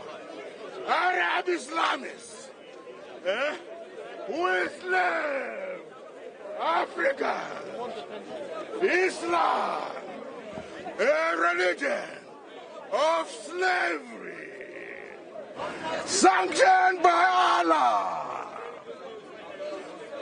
According to Allah, you have slaves here, you have slaves in Allah's heaven.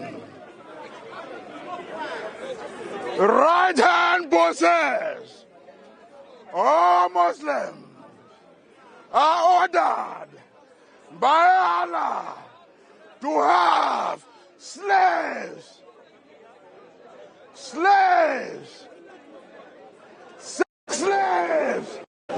Good afternoon to all of you watching. We have Victor back in the house, and he's been missing for a few weeks. And I know you all love Victor because he's the man, he's the Don, he is the most amazing performer down here at Speaker's Corner. And in a few moments, I'm going to get Victor to be singing for StreetMic. So Victor's going to sing. 33, verse 50. Allah said, Muhammad, I'm giving you all these women. I give you sex slaves.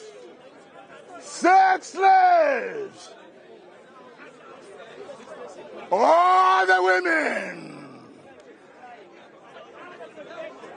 If your eyes fall on any woman, this is what Islam teaches. If the eyes of Muhammad fall on any woman, the husband has to divorce the woman immediately so that Muhammad can have sexual intercourse with that woman. What an evil. Go and read Quran 33, verse 50, before I talk to you. Open it up now and read it. How many slaves are you going to have in Allah's heaven? Answer that. How many slaves are you going to have in Allah's heaven? Answer that and come to me. Do you have, does Allah promise you 6 slaves in Allah's heaven or not? That is the heaven of Allah, the devil, the evil. Open chapter 33, verse 50. I read about this evil. Tell me, what does he say? Which number? What surah? Quran 33, verse 50. 33. What is surah 33? Yeah, I'll read it. Verse 50.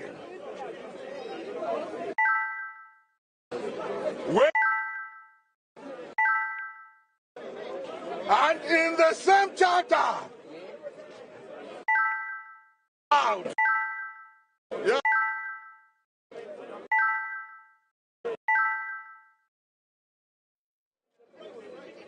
In whatever language you want to read it.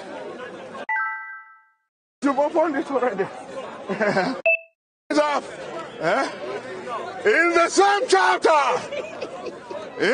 chapter 33, Allah the devil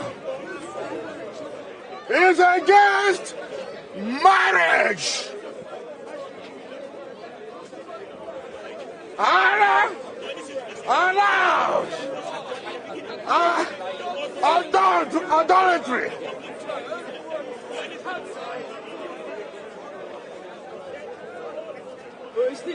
Muhammad, what Muhammad does is that he sends people away. Muhammad is left at home. So, anytime Muhammad realizes that the husband is not in, is not around, that is where Muhammad starts going around, looking for women whose husbands are out, whose husbands are away. I give you one example in the Quran. Someone called Zaid was the adopted son of Muhammad. Anytime Zaid is not around, Muhammad is there, sleeping with this woman, a married woman.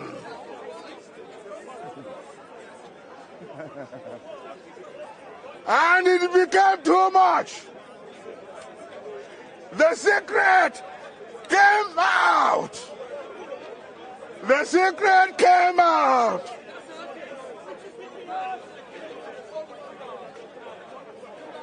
Muhammad confessed to Zainab, the wife of Zaid, that he, Muhammad, now cannot live without Zainab. Allah says so. So, Allah decreed that the marriage of Zainab to Zaid is broken so that Muhammad can marry the wife of his adopted son without witness. The marriage of Muhammad to his daughter-in-law was carried out by the order of Allah without witness. If you want to do some marriage in Islam, they ask for witness. In the marriage of Muhammad to his daughter-in-law. Muhammad married his daughter-in-law, kicked away his son, and married the daughter-in-law without witness. No witness. So, Victor, StreetMic is a witness. Step forward, sir. Yes, yes. Let me drink a little water. Yeah, you need some water. Yes, yes. Because I know you have been. So, how you been keeping, sir? Yeah, I've been fine. And there wasn't anything in particular. I wasn't sick, but I was engaged. You was engaged? Yeah, in you had a woman? No, engaged in activities, in a lot of activities. What was it? Religious activities, intellectual activities, sexual activities? No. Intellectual activities. Intellectual activities. In most cases involved in intellectual activities. Yes. But you haven't been here. Yes. For how long, Victor? Because since Lent.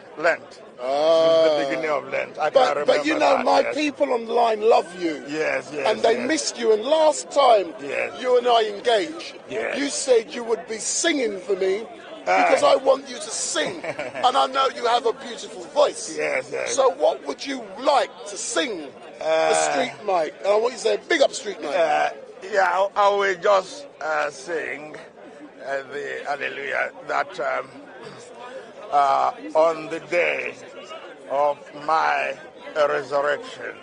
So you're going to sing it for me now, yeah? On the day of my resurrection. Because I need to say it in English.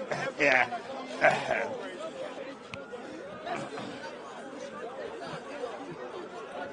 So Victor's now going to sing for StreetMic. Big up.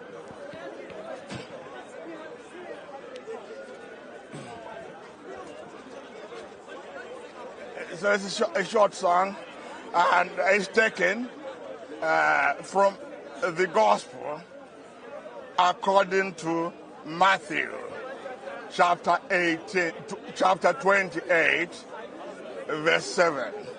Matthew, chapter 28, verse 7. On the day of my resurrection, saith the Lord, I'll go before you into Galilee.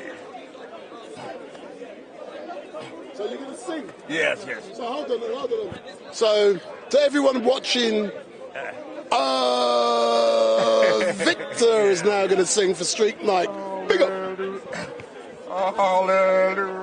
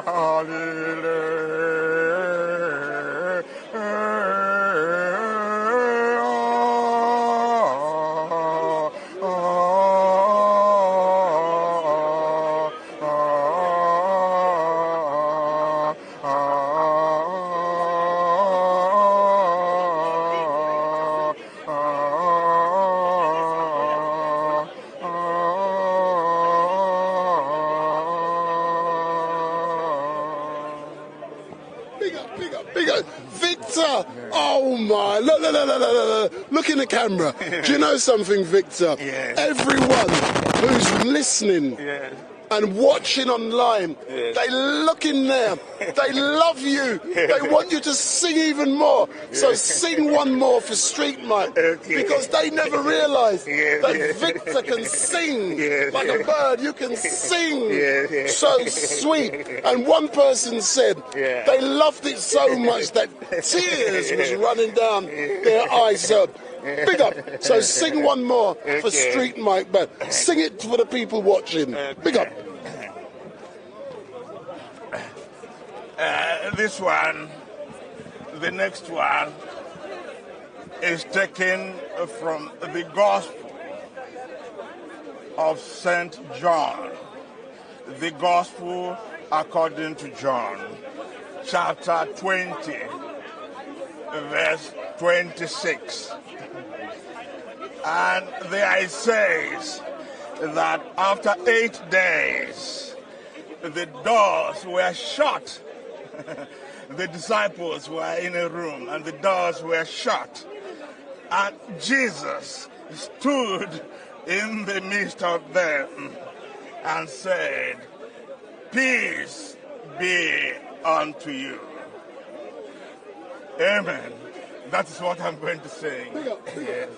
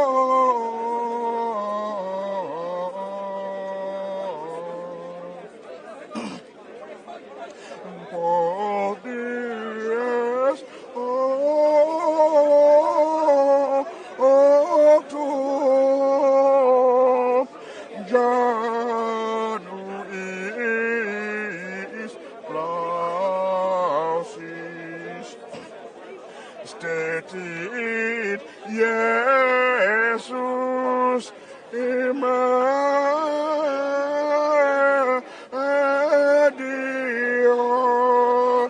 discipulorum suorum,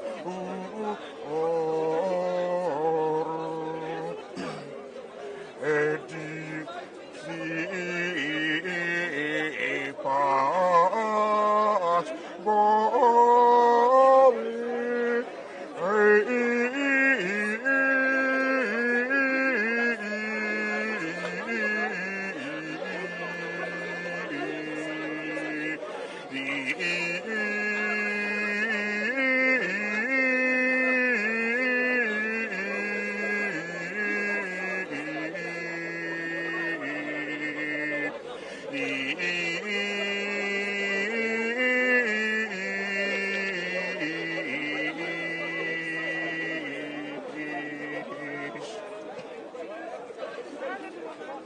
I made a slight mistake in that song when I was speaking. But you know something? That was so great. And even someone said, if you look in the camera, they said, Victor, and let me turn the screen around so I can see. They said that you sing so sweet, you can wake the dead. Yeah, actually, I lost my voice when I was speaking loud. So I would have preferred to sing it at the time I came. That time my voice will be clear, and I can actually change my tune and speak and sing properly. So hopefully next week we can do that, yes. But unfortunately, Victor, I won't be here next week because I have a private function. But I will be here the week after. But all I can say is thank you very much for engaging with me. Big up. And let me take the microphone, and everyone loves you. You miss Victor singing, man. I was on the other side of the park, I heard it. Big up. Thank you, sir. You're going to a wedding or something? See, people who say, am I going to a wedding, that shows me an uneducated comment. It shows me an educated... No, listen, let me finish. It shows an uneducated comment. Right. And if you know or heard the reason, there's a reason for it. Because when you dress in a suit, people form an opinion based upon how you're dressed. Right. Hence the reason I'm wearing a suit today. So those online, I'm educating them. This is all about educating people. But you're not usually dressed as such. You don't know how I'm usually dressed. Okay. You can only judge when I'm here. When you're here. Yep. Absolutely. Only when he's here. He's not usually dressed as this, which is why I asked about the wedding. That's all I'm asking. But that's good. If you're wanting to portray a particular image or what have you. Only today. Only today. For today, then may Allah help you. Excellent stuff. Absolutely. Take care. No problem.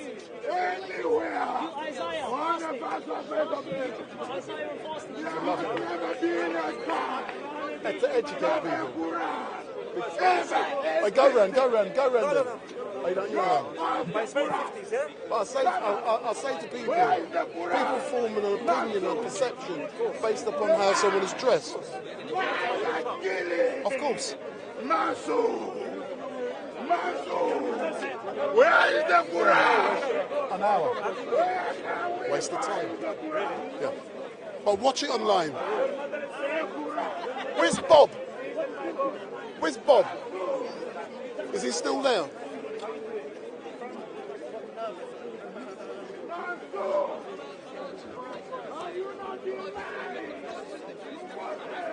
So for those of you who are watching, what I'm going to do in a few moments, I've got to change the battery of my live streaming unit.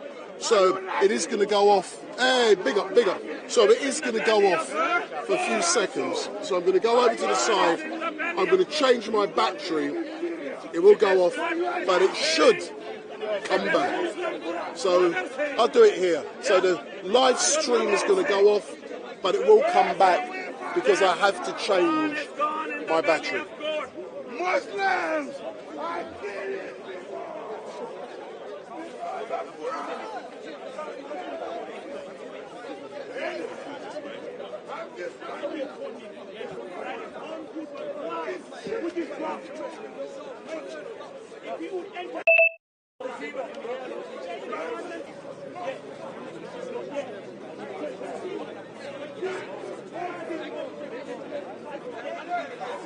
So we're back. That's the battery drain.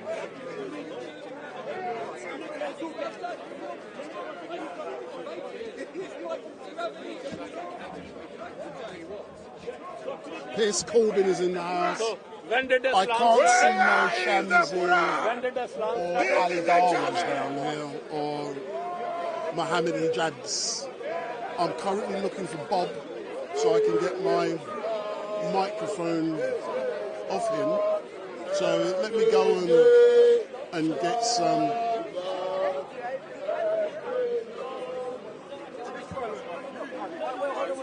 It's not up to him. Can I get in there? He's interrupting me.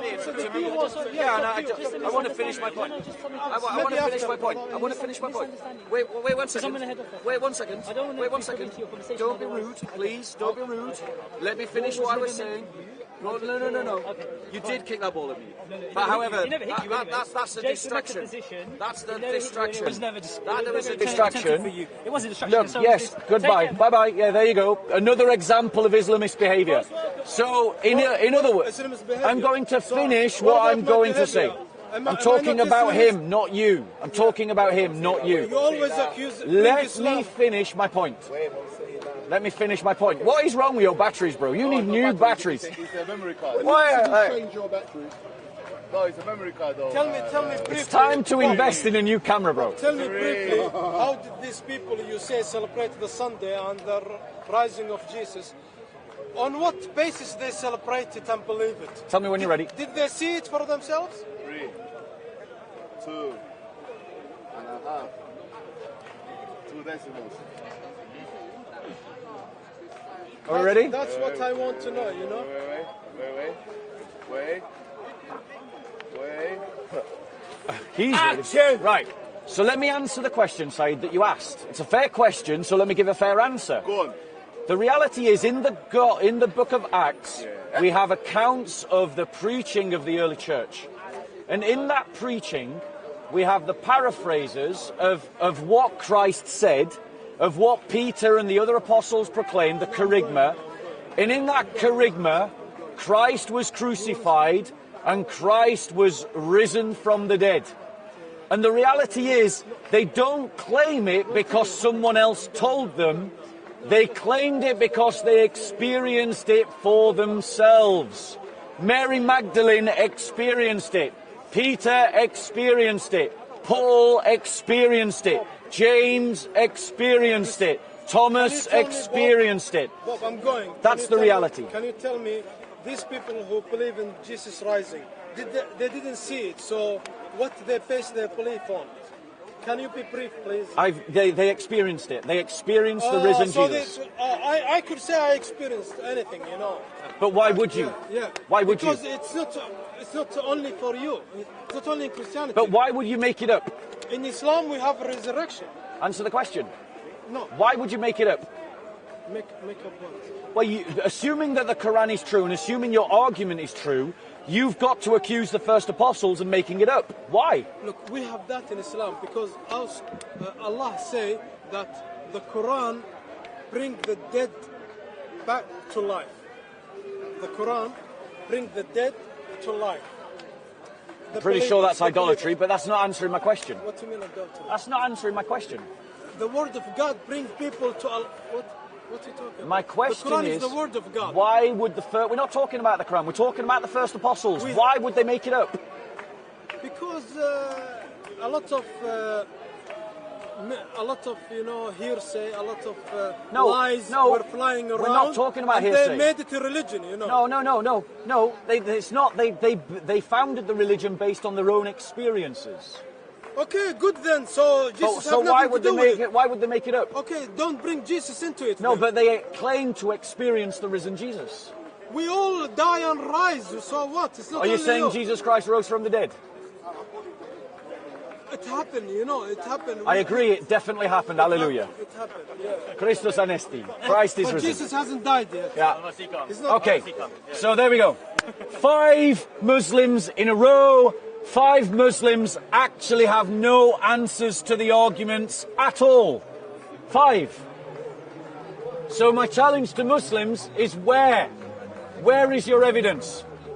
Brother, do you want to do your interview? You said you wanted to ask questions from... Yeah, so if there's any questions that you want your audience want to ask based on the argument that they've heard... I've only just got here, don't forget. I'll repeat the argument. 12 historical facts. So for those of you online, if you want to engage with Bob by asking him questions, please put those questions in the chat. So if you want to ask Bob questions, put them questions in the chat. Resurrection as their central message. They started to venerate Sunday as a day of worship. James, who was a skeptic of Jesus, was claimed to be Messiah, became a follower. Paul, who persecuted the church, became a follower. Christians preached the resurrection. That's how the church was born. If the Quranic story is true, and there was no crucifixion of Jesus and no burial of Jesus, there is no reason to account for those historical events. None. But yet there they are in the 1st century. And actually what it means, what it proves, is that the Quran is false and is a lie. Because those facts have to be answered, and the resurrection is the only answer. Atheists have no answer. Agnostics have no answer. Muslims have no answer. The Jews have no answer. Only the Christians have the answer to demonstrate the truth of the facts. Any questions, bro? Go on, what's your first question?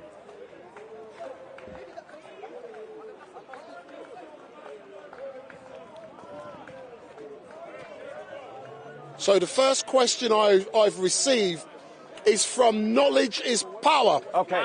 What that person says, did Jesus die on the cross? Right, so the question is, did Jesus die on the cross? Yeah, that's the question. We have multiple independent sources that all testify to the death of Jesus Christ. Correct. And they're not all Christian. Exactly. There are pagan sources that talk about the death of Jesus Christ. Yeah. There are Jewish sources that talk about the death of Jesus Christ. Give us a couple of names. Josephus, Flavius, Suetonius, amongst others that talk about the death of Jesus Christ. Right. As well as Matthew, Mark, Luke, John and Paul.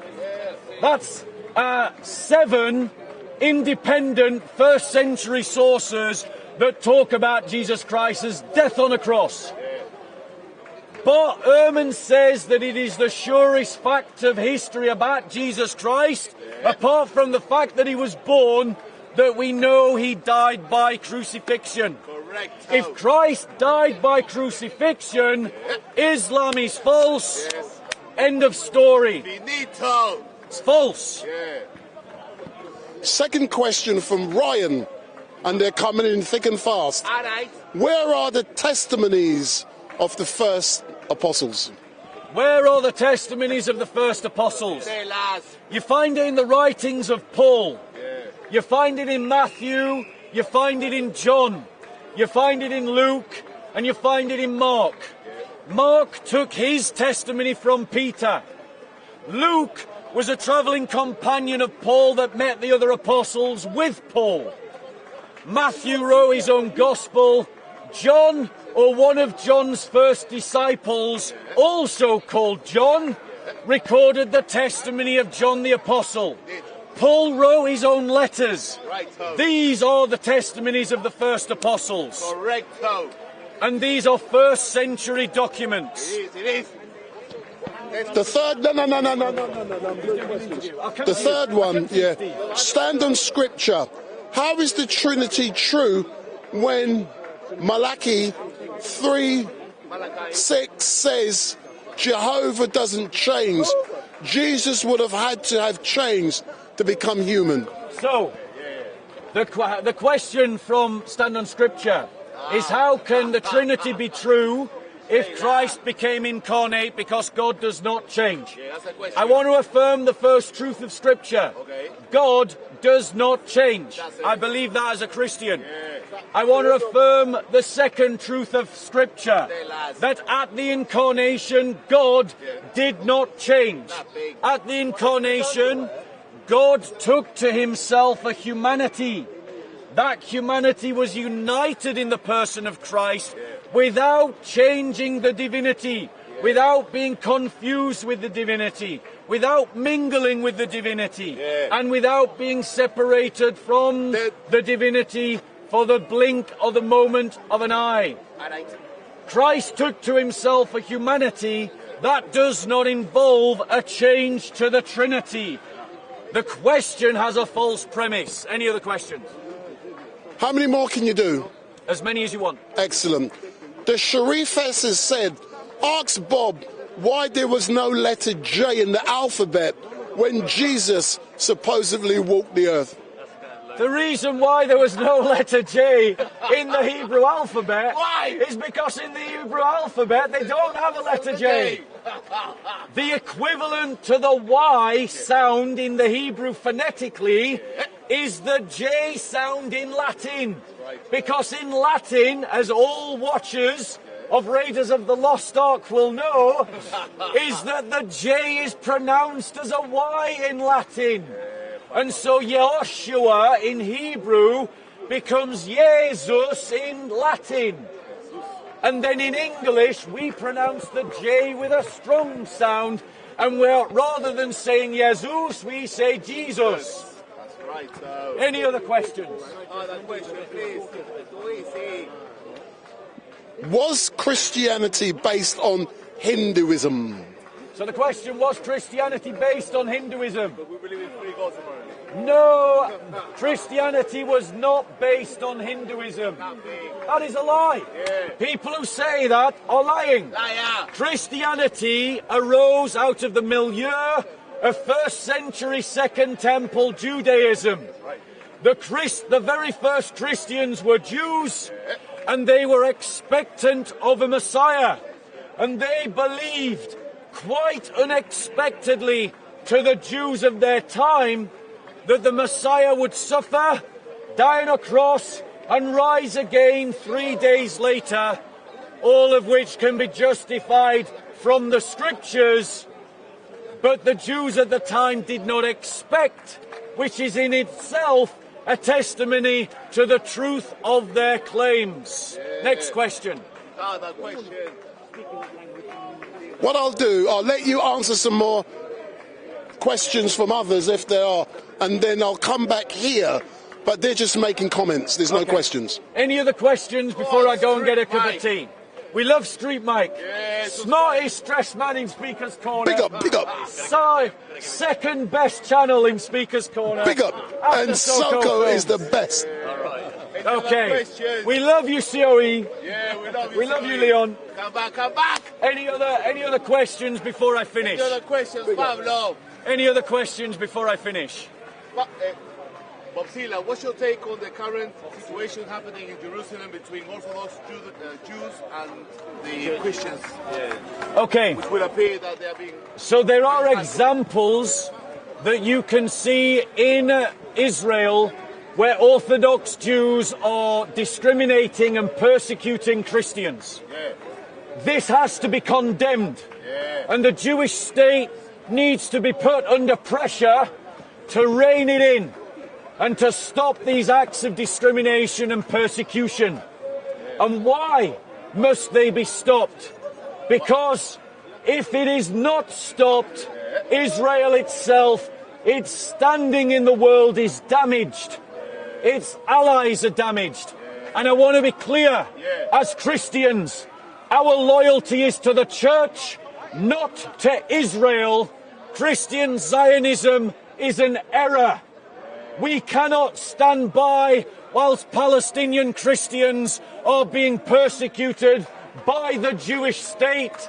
We must oppose the Jewish state in its persecution of our Palestinian brothers and sisters.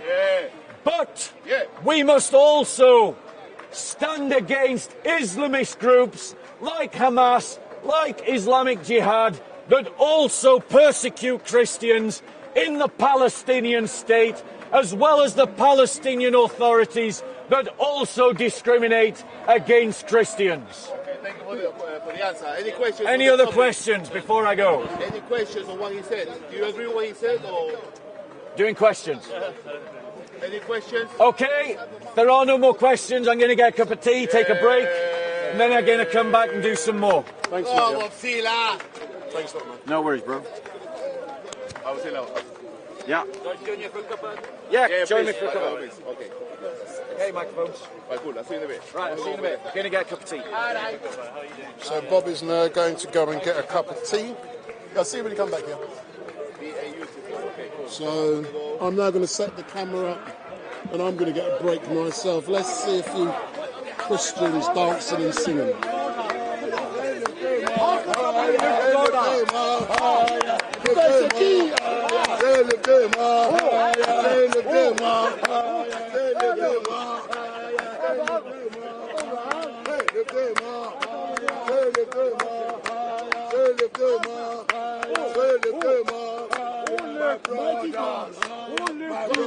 Me and you.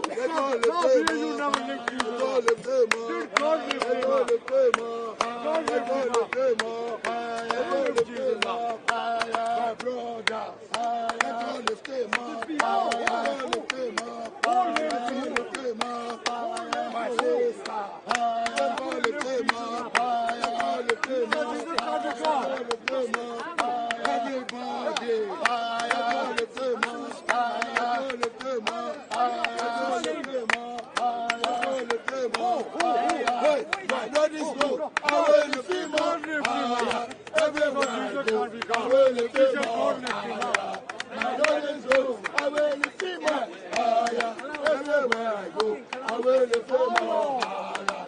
Lift him up higher. Will lift him up higher. Will lift him up higher. Will lift him up higher. It's the King of Kings. It's the Lord of Lords. The Alpha and Omega. The Alpha and Omega. Let's go lift him up. Everybody lift him up higher. Lift him up higher. Lift him up higher. Lift him up higher. Lift him up higher.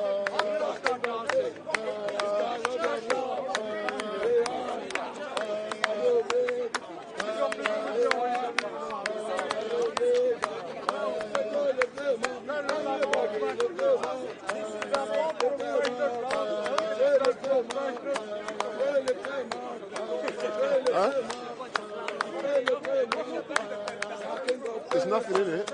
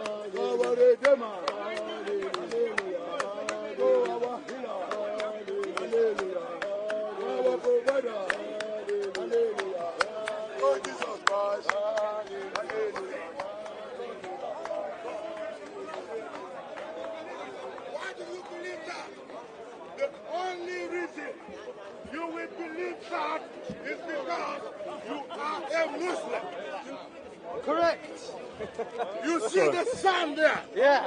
Where does the sun set? West. Is that what the Quran says? No. Go and read.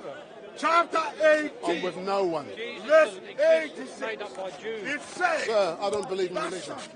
Set in a pool of murky water on earth.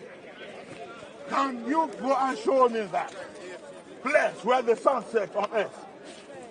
That's the knowledge of Allah. Open the Quran. Take that and open it and read it. What does it say? That the sun sets in a pool of murky water. Open chapter 18. Open.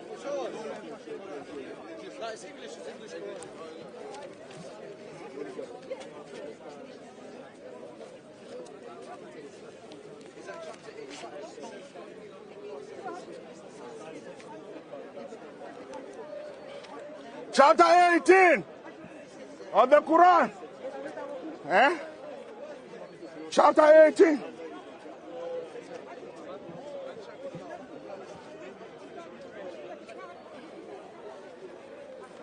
Until when he reached the setting place of the sun, he found it setting in a pool of murky water.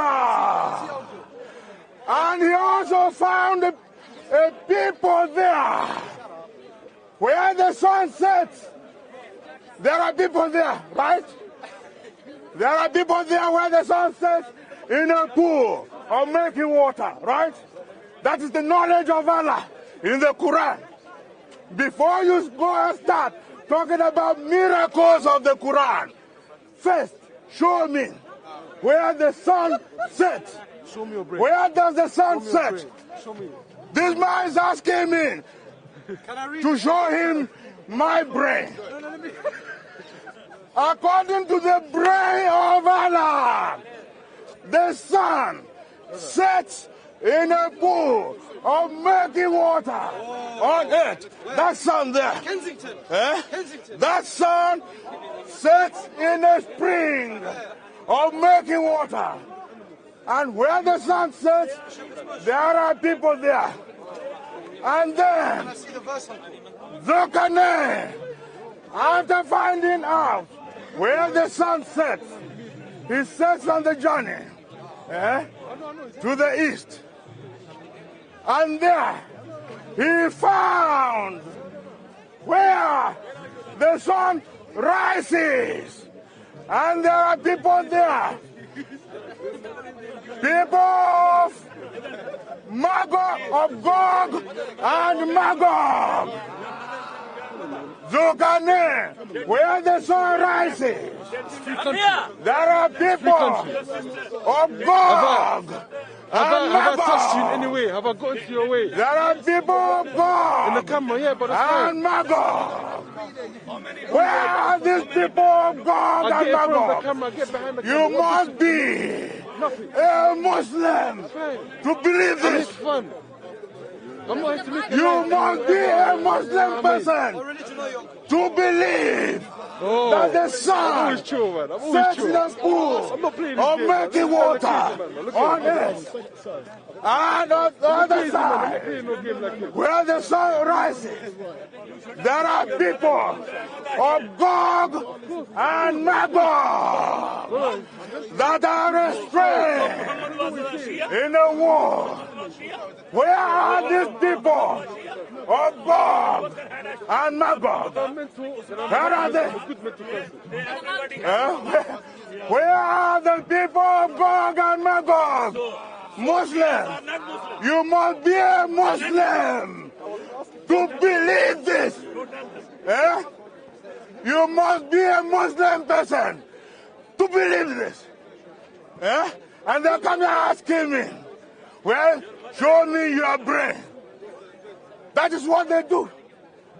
That is what Muslims do. They try to talk down people, do personal attacks on people. I am not here to talk about my mother or my father as they want to do. They want to talk about private parts of my mother or my father. That is not what I'm here to do. I am here to talk about the pedophile deity, Allah, who teaches pedophilia, and Muhammad, the child molester. Now, they go about telling you miracles of the Quran. Quran's miracles. When you press them. Okay, now I challenge you. Show me one miracle in the Quran. Just one. One miracle in the Quran. Show it to me. There is no miracle. They lie to people. Now, even before you start talking about miracles, Quran is the biggest lie. tell us where the sun sets. Show us where the sun sets. Where does the sun set? miracle in the Quran. Where are the people of Gog and Magog? There is Where? no miracle Who in is the your Quran. God, uncle? Who is the God? Cow? My God is Jesus. Are you Christian? My God is Jesus. Are you Christian or Hindu? Yes. Are you Hindu or Christian? My God is Jesus. And Jesus is up in heaven. And Jesus is coming back. God is up in heaven and God is coming down. Not Muhammad. Muhammad is dead in the grave and stinking in the grave. Stinking! Muhammad is stinking in the grave. So you smell Stinking! But Jesus That is rose what on the third day. Muslims say. urination. Where Jesus Muhammad rose on the third died. day. And Jesus is up in heaven. And Jesus is coming back. Not Abbas Muhammad, came. not Allah. God is in heaven. Nobody is You're coming. saying God is in heaven. and he's The down. uncle of Muhammad came, saw the body of Muhammad, decaying and stinking. Abbas said, bury the stink, bury him. He's stinking. Dead in the grave. I am not the one saying that. I am not the one saying that Muhammad's body was stinking. The stinking body of Muhammad, according to Abbas. Living on the bribe on the bribe. So You and him do connection. What connection? What question do you have about God? Ask me. No, you ask me. Ask me. You've been asking the questions, not me. Miracle, Islam. Yeah, I'm You hate talking Islam about so much. Do you want? Why you hate do you- Islam, uncle? Why? Victor. Yeah, because it's evil. Why? Is that your water? Yeah, I don't know where Don't drink that. it disappeared. That's why I took out this one. Someone's Yeah. trying to poison you, Yeah, sir. yeah. So, if you want, Panic. any person who wants to ask me any question about the Bible, Muslims. about the Bible, I am here. Any question you care at all about the Bible, I am here. Uncle, Ask me. who do you believe Jesus is? Who do you believe Jesus is? Jesus is God the Son. God and the Son. God the Son. God the Son. God the Son of You are who? born. Son of the You are Father. born. The Father. Yeah, you are Muta. You are son of Muta. Right now, you switch my brain off now. Now I'm confused. What? Thank you very much. This is poison, uncle. Yeah, Don't drink it. yeah. Someone tried poison you. Thank you. Thank you very much. God is the Son of the Father of Yes. the Father of who? Are you not son of Of the who? Father? Of who? Who's the Father's father? Who's the Father's father? Who is the Father's Father? Who is the Father's Father? Yeah. Before I answer that question, Yes. you need, I'm telling you, before I answer that question, you need to go and research about the nature of God. And So for those of you who are watching, you may have saw someone, and we got it on film, put a bottle of water next to Victor's legs and walked off. So someone put a bottle of water next to Victor and walked off, and I saw it, and I've just poured the water away because some people, and we've got that person on film that says how stupid they are. regression into the past. Okay, is that what you're saying? Your question about regression. I'm following what you're saying, Uncle. You said God is the Son of the Father. I didn't say that. How did you say it? You asked me about Jesus. I said Jesus is the Son of the Father. Living Father. Living God. That's what I said. And then you say, and your question, okay, you're not listening. Sorry, Uncle. Sorry. You're not listening. No, he's taking a So spot. I leave it. Because I thought Make more noise, Uncle. I Make more thought noise. you were serious. If you want to be serious about the nature of God, I will tell you what God is. I will tell you about Jesus. Not Muhammad. Don't go for Muhammad. Don't go for Allah. Allah is pagan. Allah is pagan. Allah is pagan. Yeah? Allah is pagan. So don't go for Allah. So come to Jesus. And Jesus is the loving and living God. All the problem. Jesus is the only loving and living God. Mention the name Jesus.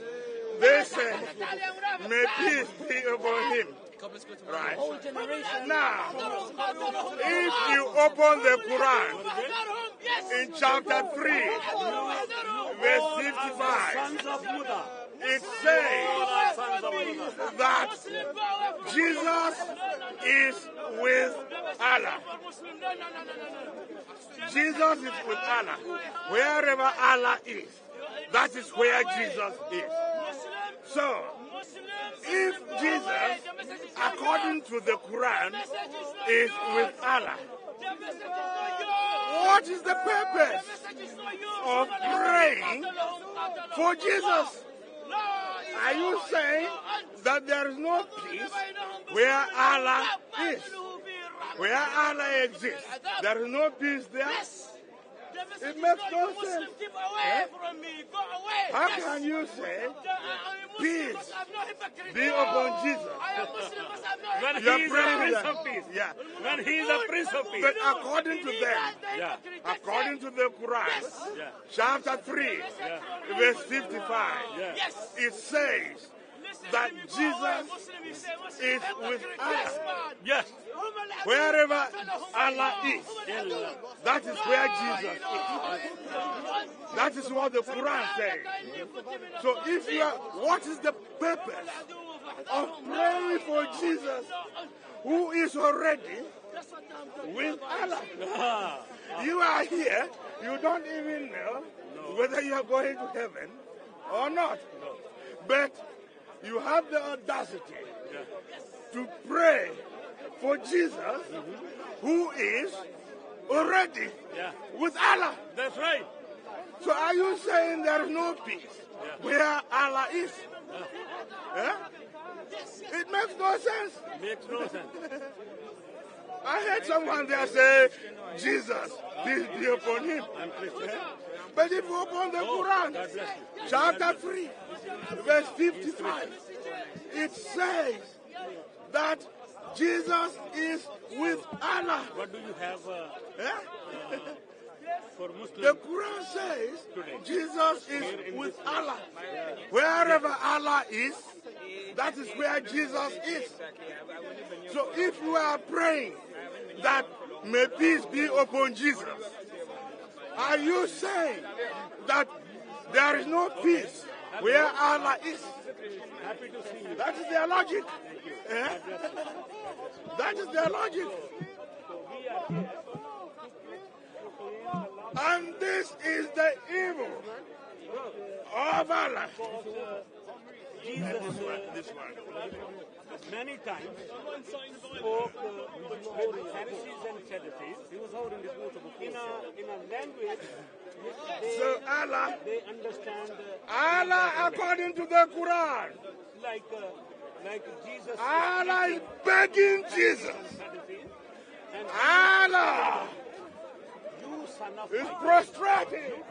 That was the guy who put the water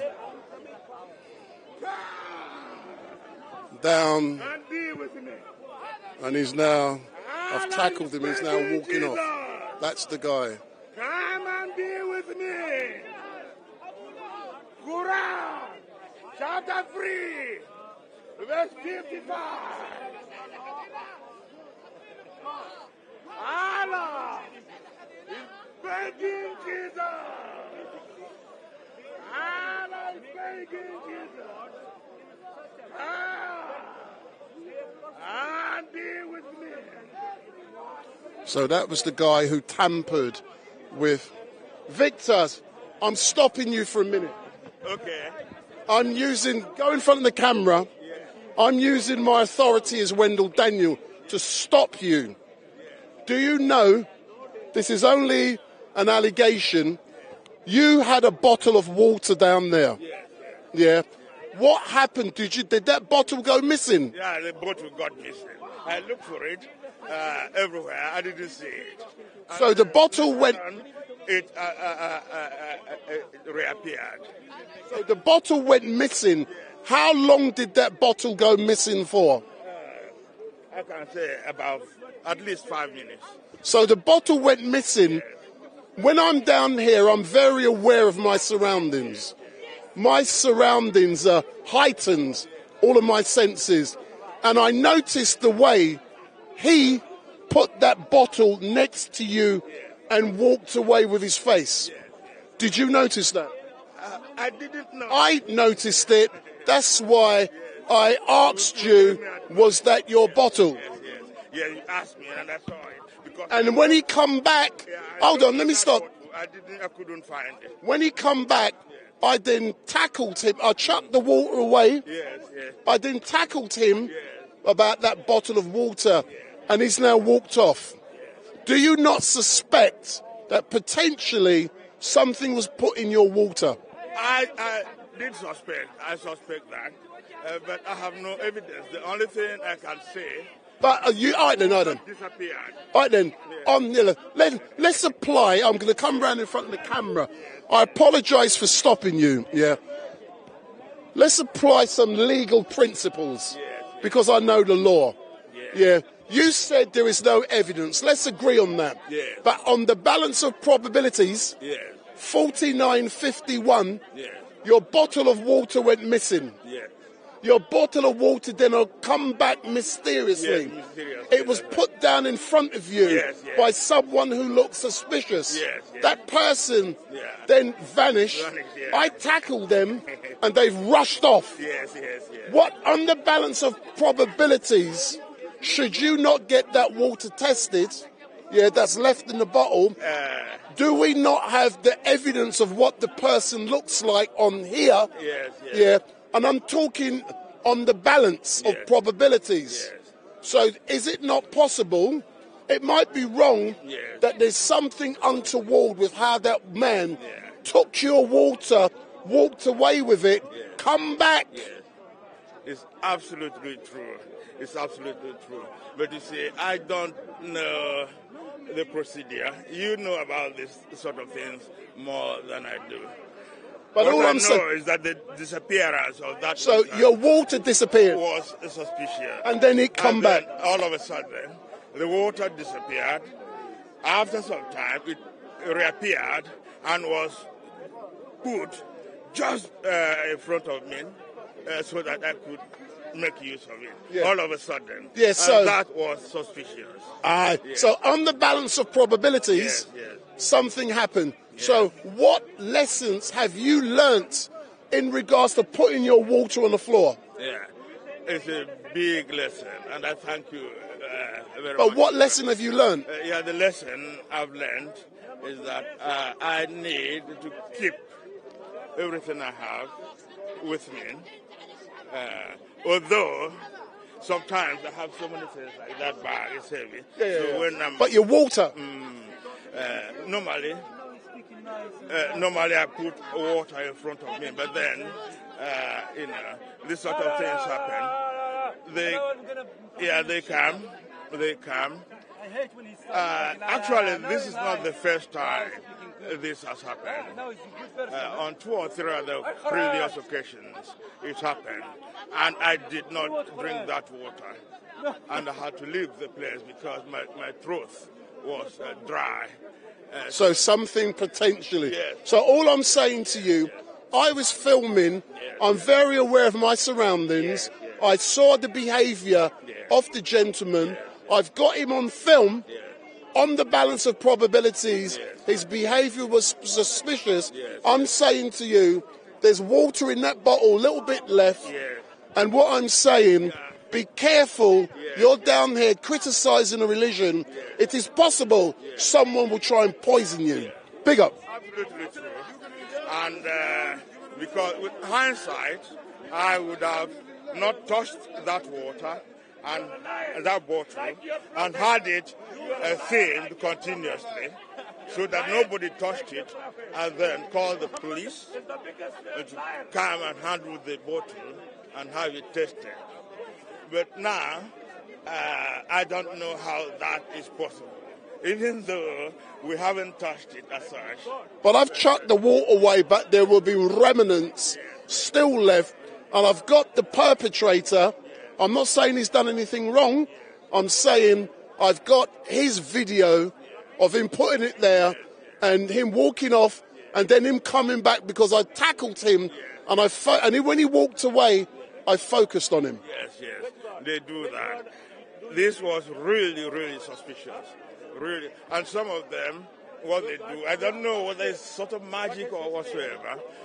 Sometimes they do incantations, come intentionally, blow into my ear, blow their mouth like that, into my ear, and come this side and blow it as well. I don't know what is in their mouth, what they're carrying there. I don't know how healthy they are, but they do this sort of thing. Because the reason they treat me this way is because I am not a Muslim. But all I'm saying to you, Victor, be careful. Yes, thank you. Anyway, no problem. Give me your microphone. I'm going to focus on this crazy man behind you. You see? Is it not that man who demanded to see Quran chapter 3, 33 verse 50, and he did not read it? What? Yes.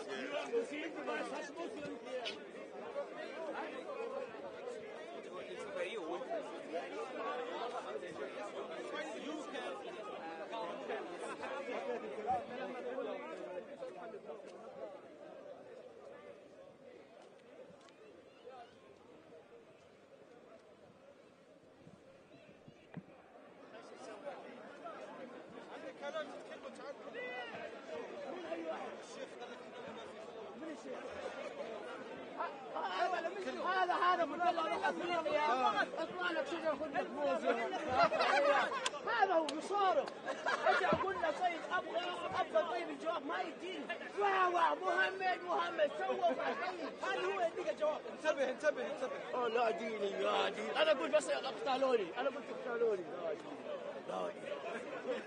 خلاص وقف هنا ابدا من جديد وقف هنا وقف هنا ابدا من جديد ثاني واحده نبي واحده حلوه Yes, my friend. Oh my days. Oh. Yeah, man, you're the big. Man, I want to talk to you later. I have a talk with you. Just carry on. Oh no. When we finish, I want to talk to you. It's private, huh? Yeah.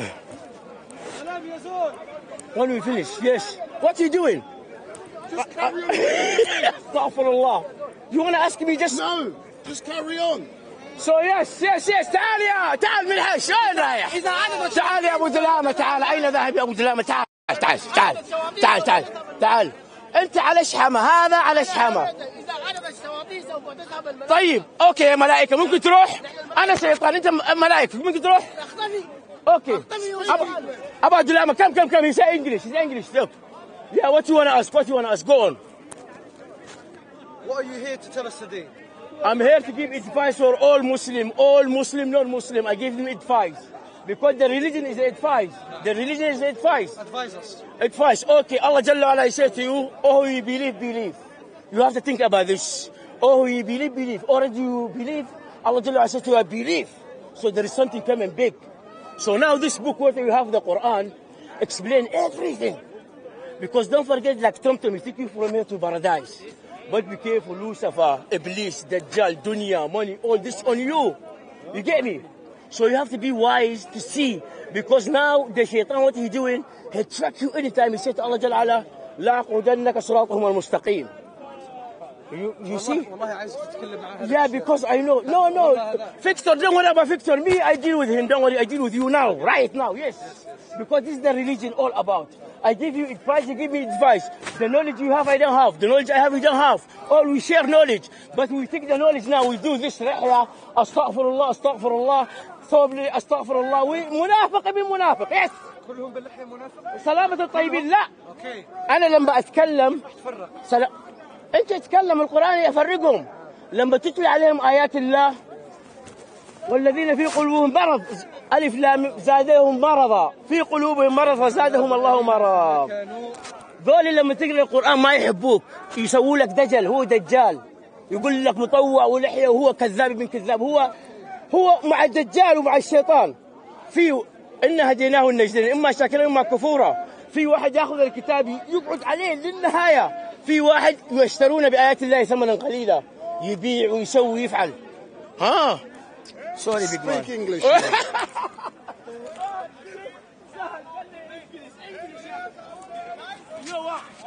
tell you something. Give me English. I'll tell you something. You want to tell me something? Hold on. The message. Hold on.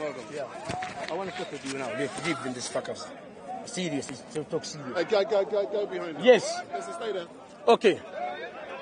Now talk English. So now, what happened? I'm trying to explain what happened last night. When I told you I received Jesus, peace upon him.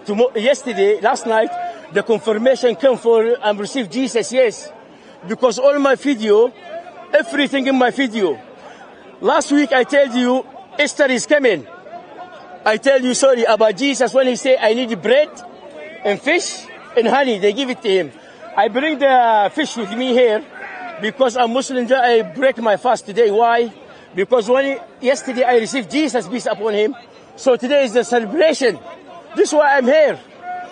But for someone who is not religious, how did receiving Jesus manifest itself? Because all is a belief. When you believe on God, God he give you like miracle. He give you a lot of things. God he's got a lot of things to give people. Even the prophet, you see the green man, Khadr, the green man, when the Moses, peace upon him. When they go for a journey, this one he spoke to God. He spoke to Lord. Moses is a prophet, is a 5 of those ulul azm. This gentleman, Khadr, the green man, God gave him just knowledge. The knowledge God gave him straight away from God to him. But Moses, through the angel, look at that. When you obey God, God he give you miracle, he lot of things for God, he give it to you. People, they go, wow! I'm now going to come in front of the camera. Okay, go on. You see this man here? Yeah. My viewers call you the fence man. And they wanted to see the fence man, so I've come. But me and you, they say you are the best. Oh, let me try that. Oh my days! No, my days! The angel of death! The angel of death! The angel of death! Yeah, man. Look that, you see. So you're described as the best dressed man here at Speaker's Corner. You know, do you like the accolade? My English is not that good. Try to break it down to me. You're the best dressed man at Speaker's Corner? This is him. Although him, God, no me. Me, I'm nothing. He the one who put me to come out here like that. I can't say nothing. If you God give me this one, I say thanks to God. He give me more and more and more, I say thanks. Including last night when I received Jesus, peace upon him. I have everything with me here on my YouTube. When I received Jesus, peace upon him in this place here, I have the video. When I received Jesus last night, I have the video. That's why they say me I'm changed. But hold on. When you say you received Jesus last night, that sounds like you got something nice last night. You know what I mean? You see me, I'm coming out. Yeah, it sounds like you got a nice woman last night. And she give you a nice piece of cookie. Angels, angels, la ilaha illa ant subhanaka inni kuntu minadh dhalimin. Yes. Because last night is a special night. I swear to God, I do it for you, the video. They start when I go there inside Beckham Palace. Just 2 meter, 3 meter Beckham Palace. I was there last night. I go there is some sign. I go for the sign, I look. I find it when it starts. This is start when I find it, there is 3 start. I say, oh, this is the code. Is it the code? When I go inside there is no start, I stop. I say, I will find it start today. I find it the start, I put the start, everything is there. So now I complete my message because Jesus, peace upon him, the spirit next to him is a bigger, yeah, man, bigger, bam, yeah, man, that's how we roll. Excellent. So listen, as normal, sir, thank you very much for giving StreetMic this opportunity. I love you very much. Anytime we are here, in a professional way. Thank you, Allah, thank you. And all I'm going to say, fence man, jump up on the fence and let the people see you and then scream, big up. Yeah, yes. The message is not for Muslim, no. I don't need any Muslim around. We don't need a Muslim here around this place. We need non-Muslim. Muslim don't come. The message is not for you, yes. That's how we roll. Victor, come here. Listen. Yeah. Victor, give me the answer. No way.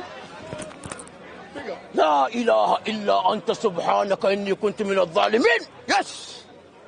Yes, thanks, big man. Excellent. See you in 2 weeks' time. I'm not here next week. Okay. I'm Anyway, not here next week. very important things now. The things has changed.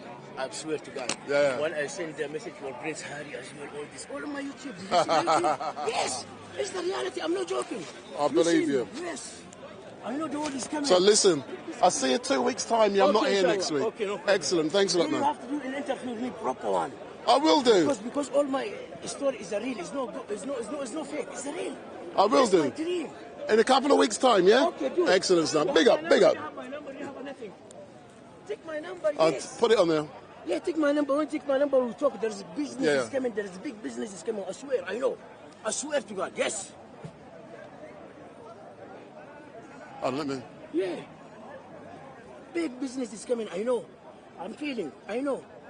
You wanna be the big one for the camera, all people around me. You ask me the question. You go around, I go around. You ask me the question after.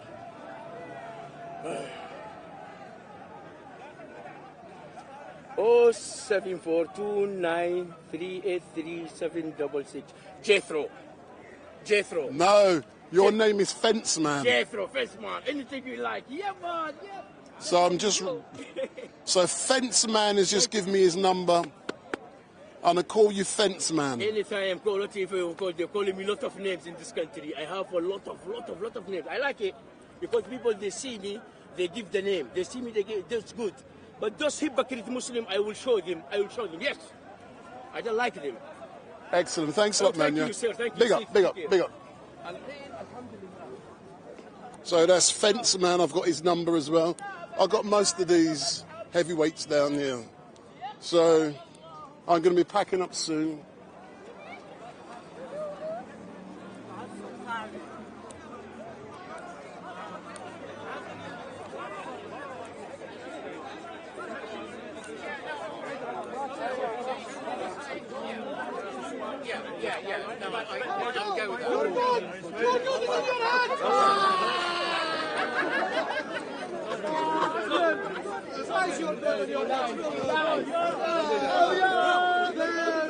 Sorry, I'll get. That's all right.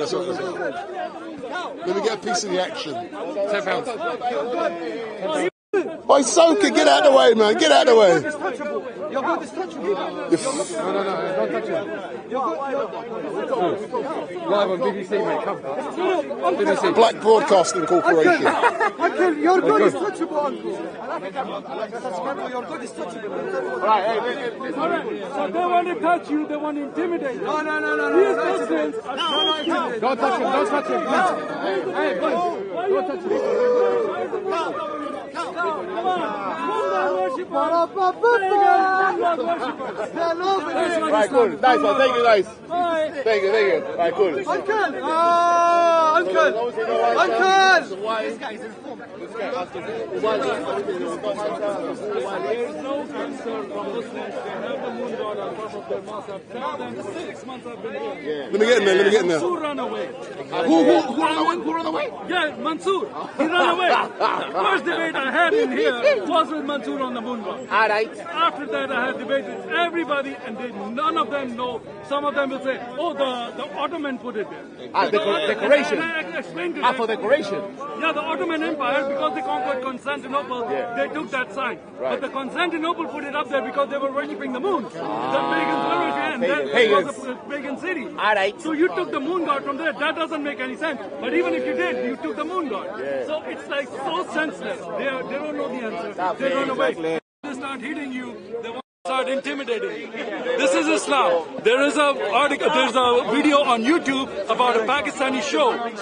The clerics are on the national TV crying because there is apostasy has gone like crazy, hit the roof there because there's 400,000 people registered on the Federal Bureau where they found those people are blaspheming again, and they're all ex-Muslims. People are leaving Islam in Pakistan like in droves. It's all on YouTube. They know that their Islam is exposed on the online. It's the end of Islam. I told you, without lies, Islam dies. We are exposing the lies. Jesus is Lord, is the way, truth, and the life. Amen. Islam is from the devil. Amen.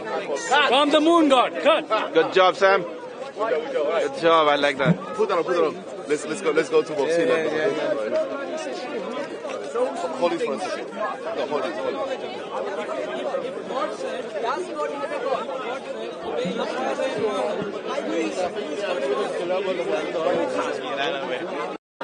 Big up. So good evening to all of you who are watching.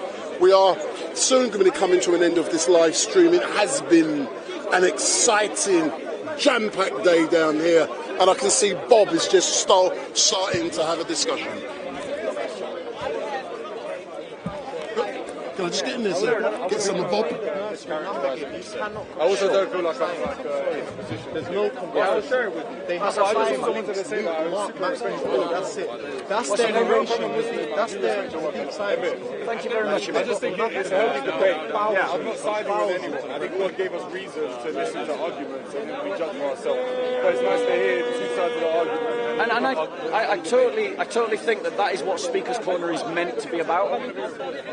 So put the cameras on me, guys, and blur out that little bit when you have it. Okay, so I'm just getting Bob here. So I would say to you, bro, he says he doesn't want to be on camera. Like, I can't do anything about that. So my point to you, I agree with you. People should use their reason. And I would suggest to you two things.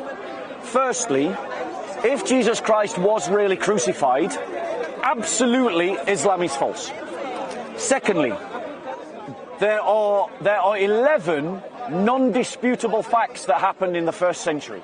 The historians agree about. These, if the Quran was true, the Quran and Muslims don't have an answer for all of those facts. They have an answer for 3, they don't have an answer for others. But the fact that those historical events are true presents a problem for Islam. Because they are true, it means that if the Quran was true, they should not have happened. But they did happen, which strongly suggests that the Quran is false. Right? And so these facts are these. Christ was crucified. Christ was buried. The apostles were in despair about the fact that their Lord was crucified. The tomb a few days later was found empty. The first Christians taught that they experienced a literally risen Jesus Christ. They made that the central part of their message. Because they made that the central part of their message, the Christian movement was born. That they started to venerate Sunday as opposed to Saturday as a holy day of veneration. That James, who doubted that Jesus was the Messiah, became a Christian. That Paul, who persecuted the church, became a Christian. And that they, and I can't remember the 12th or the 11th, but there you've got a whole bunch of facts that, if the Islamic story was true, cannot be accounted for. There's no explanation as to why these things happened. But they did happen. And because they happened, it actually presents a proof that the Islamic story is false. Now you need to use your reason and investigate that claim. I will go away. I look at this diligently. A place to debate. That is absolutely fine. Let me give you a gift. I always like sincere people. But if the gift could be with an email to share this content with you. Yeah, I'll give you my email as well. That's absolutely. I hope you come across open enough as well. Yeah, absolutely. Look at things to. Amir, have you got a Bible? No, I actually do have a Bible. Yeah, you have a Bible. Let me give you something else then. If you've already got a Bible, there's no point in me giving you a Bible. When you finish with Bob, can I engage with you just on the mic, not on the camera? I prefer not. Your voice. I'm here really as a spectator. Yeah, but it's good to hear you're spectating what you think of being at Speaker's Corner. I prefer. Well, we can't see you because I'm focused on him. I prefer not to. No problem. At least I asked, man. Big up. Okay, bro. Let me give you a little gift. Sorry. Bear with us 1 second. There you go. You can read that over a cup of coffee. It'll take you minutes. Yeah. I'll be here next Sunday anyway. All right, let's talk next Sunday. Yeah, absolutely. More than welcome. Yes. Yes, of course. God bless. You mentioned like 11 facts. Yeah, 12. 12 facts. Yeah. Would be like, you said it was buried. Yeah, it was buried. You said it's in dispute. Then it's like, walk through the evidence. Okay. Does he want to be on film, Bob? So I don't know, bro. Do you want to be on film? I don't think so. I don't think so. So in answer to your question, why is it an indisputable fact that Christ was crucified? Sorry, Christ was buried, right? I'm going to give you. So here's the reasons. If you look at Roman law about how to treat those who are punished, or if you look at the writings of Josephus Flavius, that talks very explicitly about what happened to crucified souls, and then you cross-reference that with Matthew, Mark, Luke, John, and Paul. They all the two sources, like the Roman law and the writings of Josephus, show that burying was normative even for condemned criminals. Yeah, it gives a background paradigm into which Matthew, Mark, Luke, and John all state Christ was buried, and they're independent and they're early. So it's all first century documentation, it's all first century evidence, and except for the Roman law, which is second century, but it's talking about what happened before. And the fact is, if you've got independent early evidence all stating something about history, historians have no reason to doubt it. So what we have, like four Gospels. And Paul's writings. And Paul's writings. Yeah. And they're all independent, they're not relying on each other. They're saying Jesus is buried, and in addition to that, it just fits the context. That's how Romans used to do it. Yeah. So that's what makes it independent. That's what makes it. Yeah. So the context is the writings of Josephus Flavius, the writings of Roman law about how to deal with criminals, but also you've got a third piece of evidence, which in 1968 they found an ossuary. An ossuary is a burial box. And it was a burial box, and on the ossuary it says, these are the remains of Hatun, who was crucified by Pontius Pilate. And inside the box you find an ankle bone, and on the ankle bone you can still see the nail of crucifixion. So what you've got is two non-Christian documents and a historical, archaeological evidence that all demonstrate that the crucified were buried. And then in addition to that, you have 5 sources, independent, that state that Christ was crucified and that he was buried. So that's why no one disputes that Christ was buried. Christ is buried because you have 5 sources, Paul, and you have Josephus, and that's how it works. Yes, and Roman law, and an ossuary box, which is also background evidence. And then you also said the tomb was found empty. Yes, so the tomb was found empty. Also an indisputable fact. Yes, so for instance, Bart Ehrman, for instance, he tries to dispute the fact that there was an empty tomb, right? Historians, actual historians like Dr. Mike Lacona, basically saying that Dr. Bart Ehrman doesn't know how to do history, right?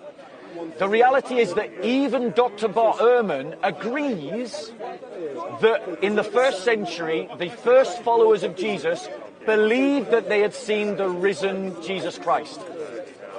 And the question that anyone who doubts this has to answer is, why did they become convinced? How's it feel like?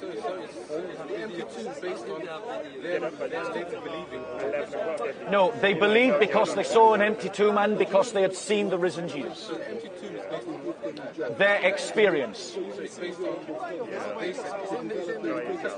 Yeah, it's in the New Testament, but the thing that you've got to understand is that these beliefs about the resurrection of Jesus predate the New Testament. People don't believe in the resurrection of Jesus because of the New Testament. They write the New Testament because they believe in the resurrection of Jesus.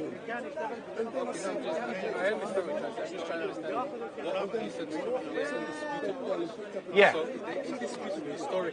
Yeah.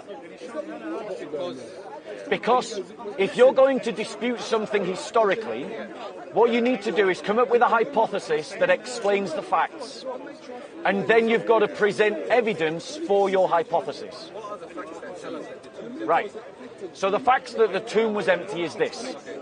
Paradigmatically, in first century Judaism, Second Temple Judaism, when a prophet or someone who was a great teacher died, right, the custom was to venerate the tomb.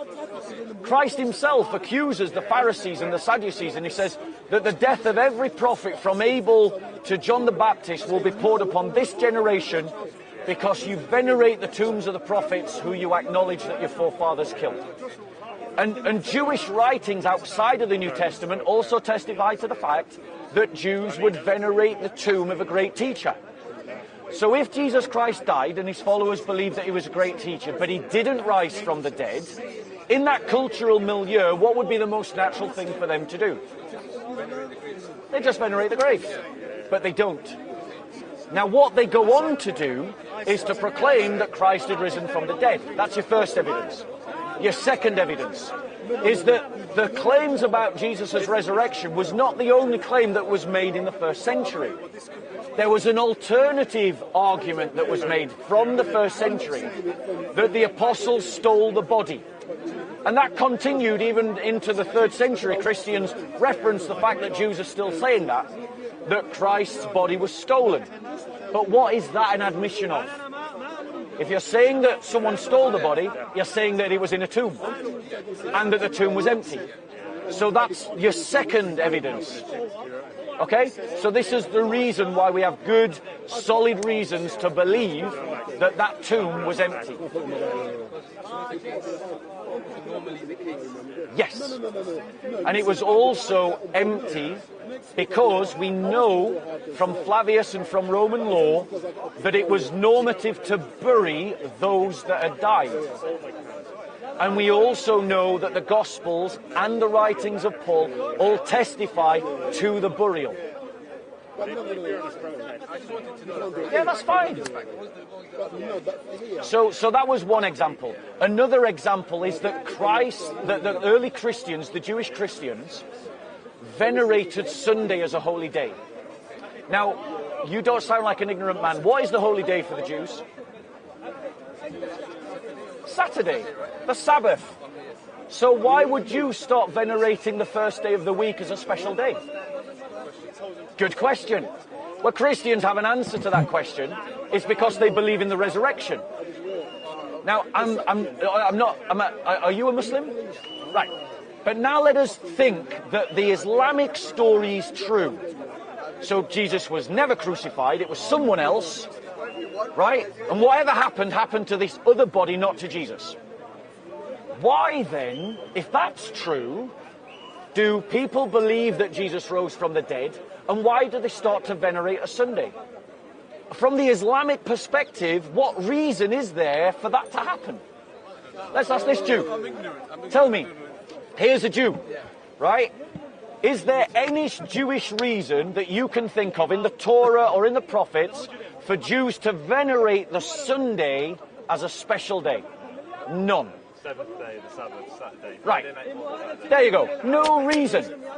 Right? But the first Jewish Christians started to do it. Why? Well, I have an answer. It's called the resurrection.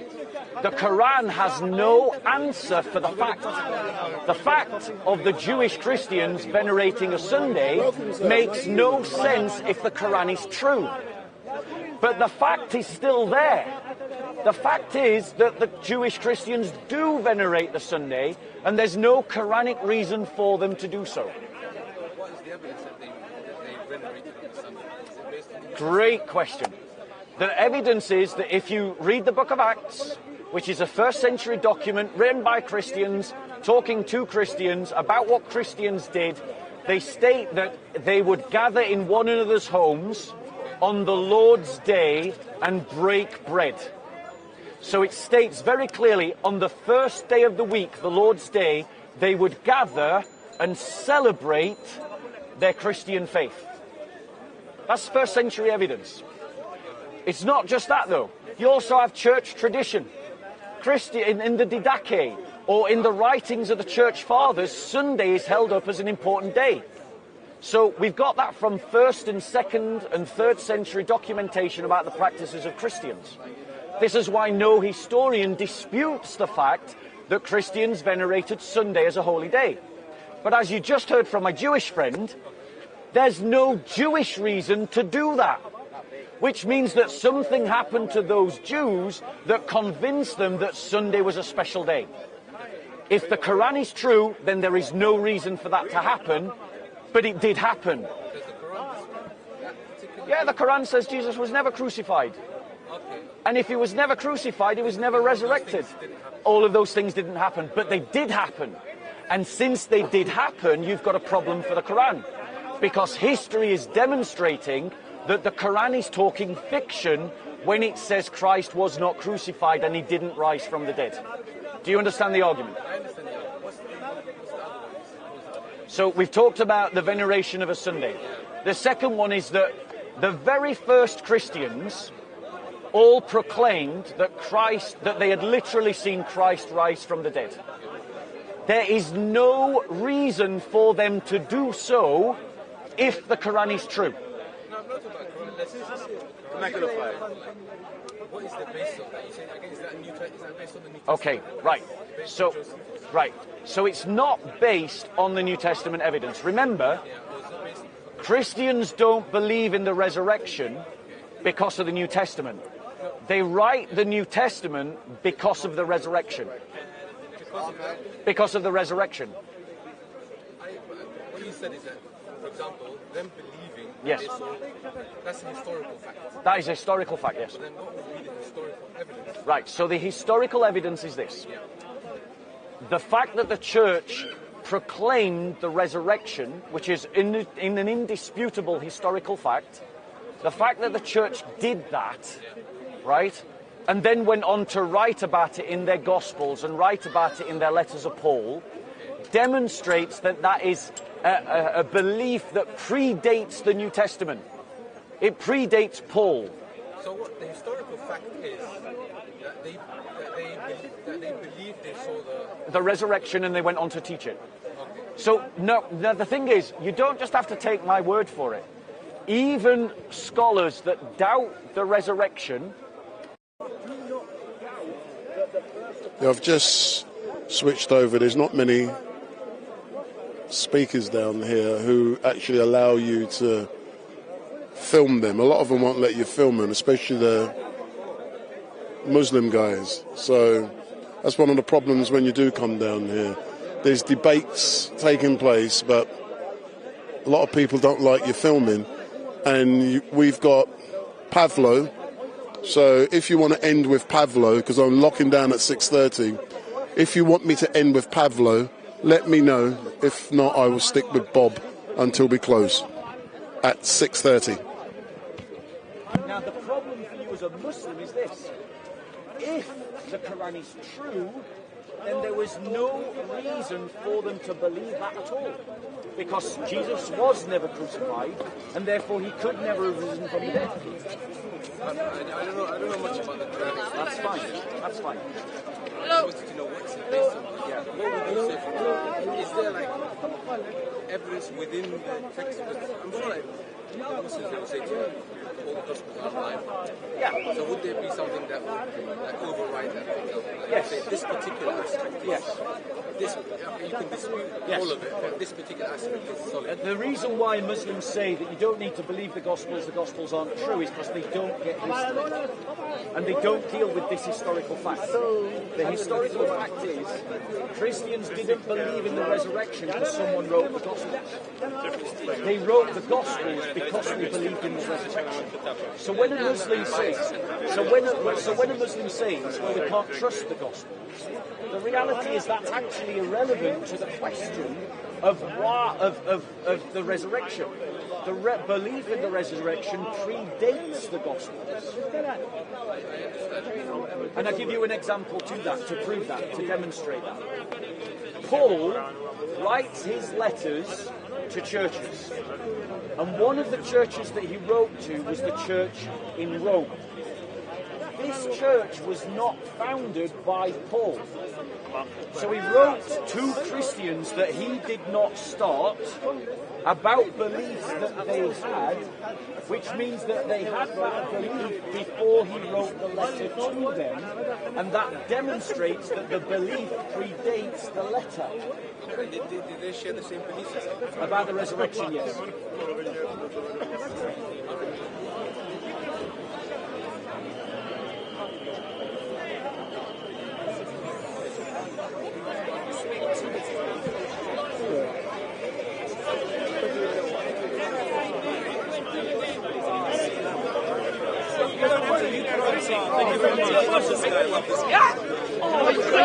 You know what he said? You know what he said? And Germany. You don't like the answer. You don't like the answer. You don't like my answer. You asked me a question. Absolutely. Russia has been oppressing every single one of their neighbors. And same happened in Ukraine. What's going on in Ukraine now is what happened in Georgia all the way long ago in the past. Curse Russia. Curse Russia? I don't need to curse Russia. I don't need to curse Russia. All the actions of the Russian government's actions speak louder than any curses that I could come up with to speak. You hate Ukraine. Why do you hate Ukraine? They're Zionists. Apparently Ukrainians are Zionists. This is what I like to hear. You know, this is some proper stuff here in Speaker's Corner. Ukrainian Nazi Zionists from Hollow Earth, maybe. Who knows? No. You sure of that? I think Russia. Where did Ukraine invade Russia? I got it wrong. Sorry, I got it wrong. It's the other way around. Russia invaded Ukraine. Invaded. No, Russia invaded Ukraine. Yeah, Russia invaded Ukraine. That's right. Russia invaded Ukraine. Russia's invaded Ukraine. That's right. Russia has started this war all the way in 2014. All the way in 2014. This war has begun. And this war is ongoing all the way until our days right now. And this war has to stop. Now you ask me, how can we stop this war? How can we achieve peace? Are you against peace? No, I'm not. I am for long-term peace, my friends. That's right. Not short-term peace that's going to be violated in a year or two. I am for long-term peace with what is going to be in Russia after the collapse of the Putin regime. That is the peace that we need. That is the peace that is feasible and is achievable. Here we go.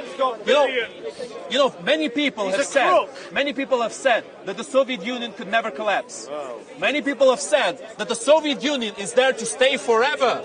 We will just need to swallow our pride and learn to live with the Soviet Union. But that has not come to pass. The Soviet Union has collapsed as it should have. And Russia will not continue with its authoritarian and genocidal government. Their government will not last long, let me tell you that.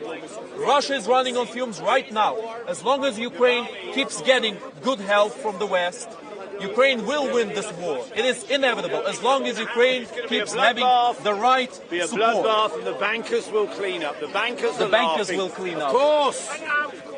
And the arms companies, and Catholic Joe Biden, who's a devil, is supplying guns. There's your Catholic Church. No peace for the Catholics. Devils, all of them. Supplying guns to whom? Your lot. To us? Yeah. Yeah. Do you think he is wrong in supplying guns to Ukraine? Yes, because America's on the other side of the Atlantic Ocean. Oh, hold on. That doesn't make any sense, does it? NATO. And we should leave NATO. Jeremy Corbyn. Ukraine's like a showroom. Yeah. Is it what? It's a showroom for arms. That's what's happening. Why fight and kill someone you've never met before? I'm not going to kill you. A showroom, like a selling. Showroom for ours. Your country's being sold to Western for arms, for weapons. Yeah. Okay. I mean, the Ukrainians are indeed receiving weapons. I don't see anything wrong with this, because the USA and the UK have promised to help Ukraine keep control over their borders. The politicians say all the way back in the Budapest Memorandum, in the biggest nuclear demilitarization in human history. What if Litvinenko sends in Belarusian forces from the north? That's not his name. It's not Litvinenko or whatever. It's Lukashenko. Yeah, Lukashenko. Lukashenko is his name, yes. Known also as the last dictator of Europe, but I disagree. I think Putin is also a dictator. Huh? Look, I will tell you why Lukashenko. I will tell you. We're not talking about democracy, my friend. We're talking about the war in Ukraine right now. So let's not jump from topic to topic that easily. I will tell you why Lukashenko will not send troops to Ukraine. I will tell you why Belarus will not directly participate in the war of Ukraine. Because he needs his troops to oppress his own people.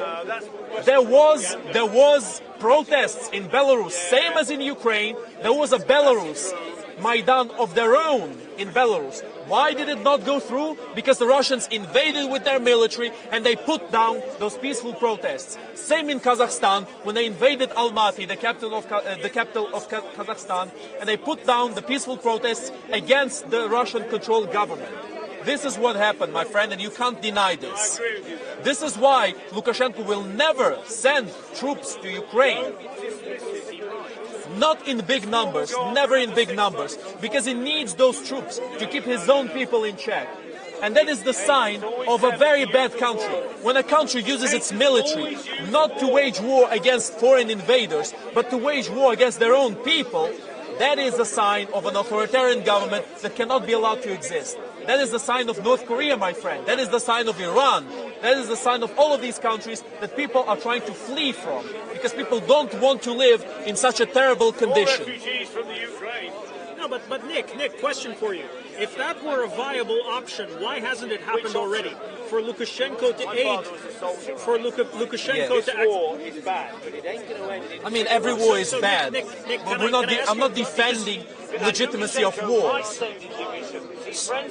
That's my question for you. Hold on, guys. I think we need to get something straight. I think we need to get something very straightforward.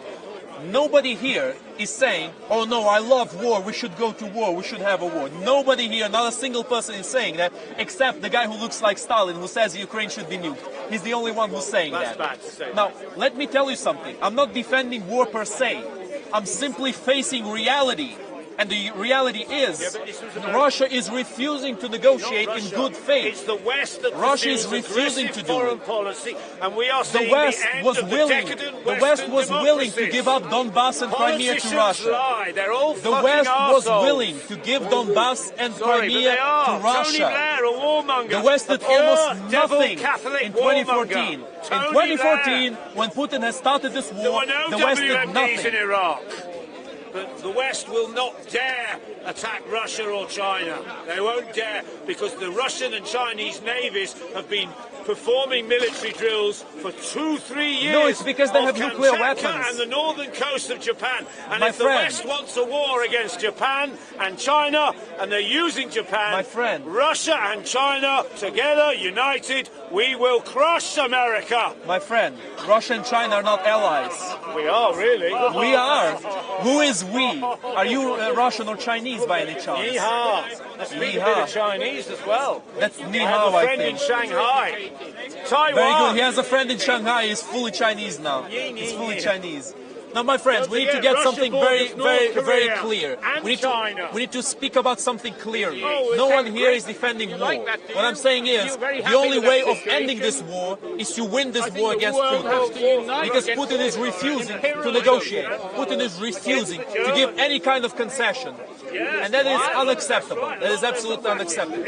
If we allow Putin to get away in this current situation, this is the worst precedent that could be given by the West to the rest of the world, because it means that any nuclear power in the world can do as they please and fully get away with it. Fully get away with it. Russia, China, and North Korea put together. What are you talking about? Russia has more nuclear weapons than America. In terms of sheer numbers, We they have do. better weapons. Do you want to read Yes, what America has read? better weapons. We have better weapons than the nuclear bomb. My friend, what are you talking about? The Russians themselves have more weapons than the US. That's right, USA. USA, look, USA is not always right, but the USA is right in this situation. In this situation, the US is 100% in the right. Why did they try and kill Castro over 600 times? Of course he's defending a communist leader. Ukraine. This is Ukraine. We're speaking like a fascist Fascist Ukraine. Come on, man. Here we go again. The fascism. Oh, here's a fascist. There's a fascist. You're a fascist. Everyone is a fascist. Everyone who disagrees with me is a fascist. Oh yeah, of course. The Russians. Russia is the land of the free. Is the land where you don't go to jail for calling this a war. Is the land where you don't get poisoned for criticizing the government. Obviously, none of that happens, right? Other people demonstrated with Navalny, and he may be a crook. He's now being alleged that he's got millions. Look, I'm not a fanboy of Navalny. So for all of you who are watching, thank you very much for watching. We're now going to be shutting down because it's now 6:30. I started live streaming today at about 1:30. And please note, I will not be at Speaker's Corner next week because I have a private event to live stream, and this week it's going to be a very busy week. For if you are interested in Extinction Rebellion will be holding a thing called the Big One from the 21st to the 24th. So I believe that's Friday, Saturday, Sunday and Monday. So we shall be covering the Big One for 4 days, and it's going to be outside of Parliament, so that's Extinction Rebellion. And all I can say is thank you very much for watching.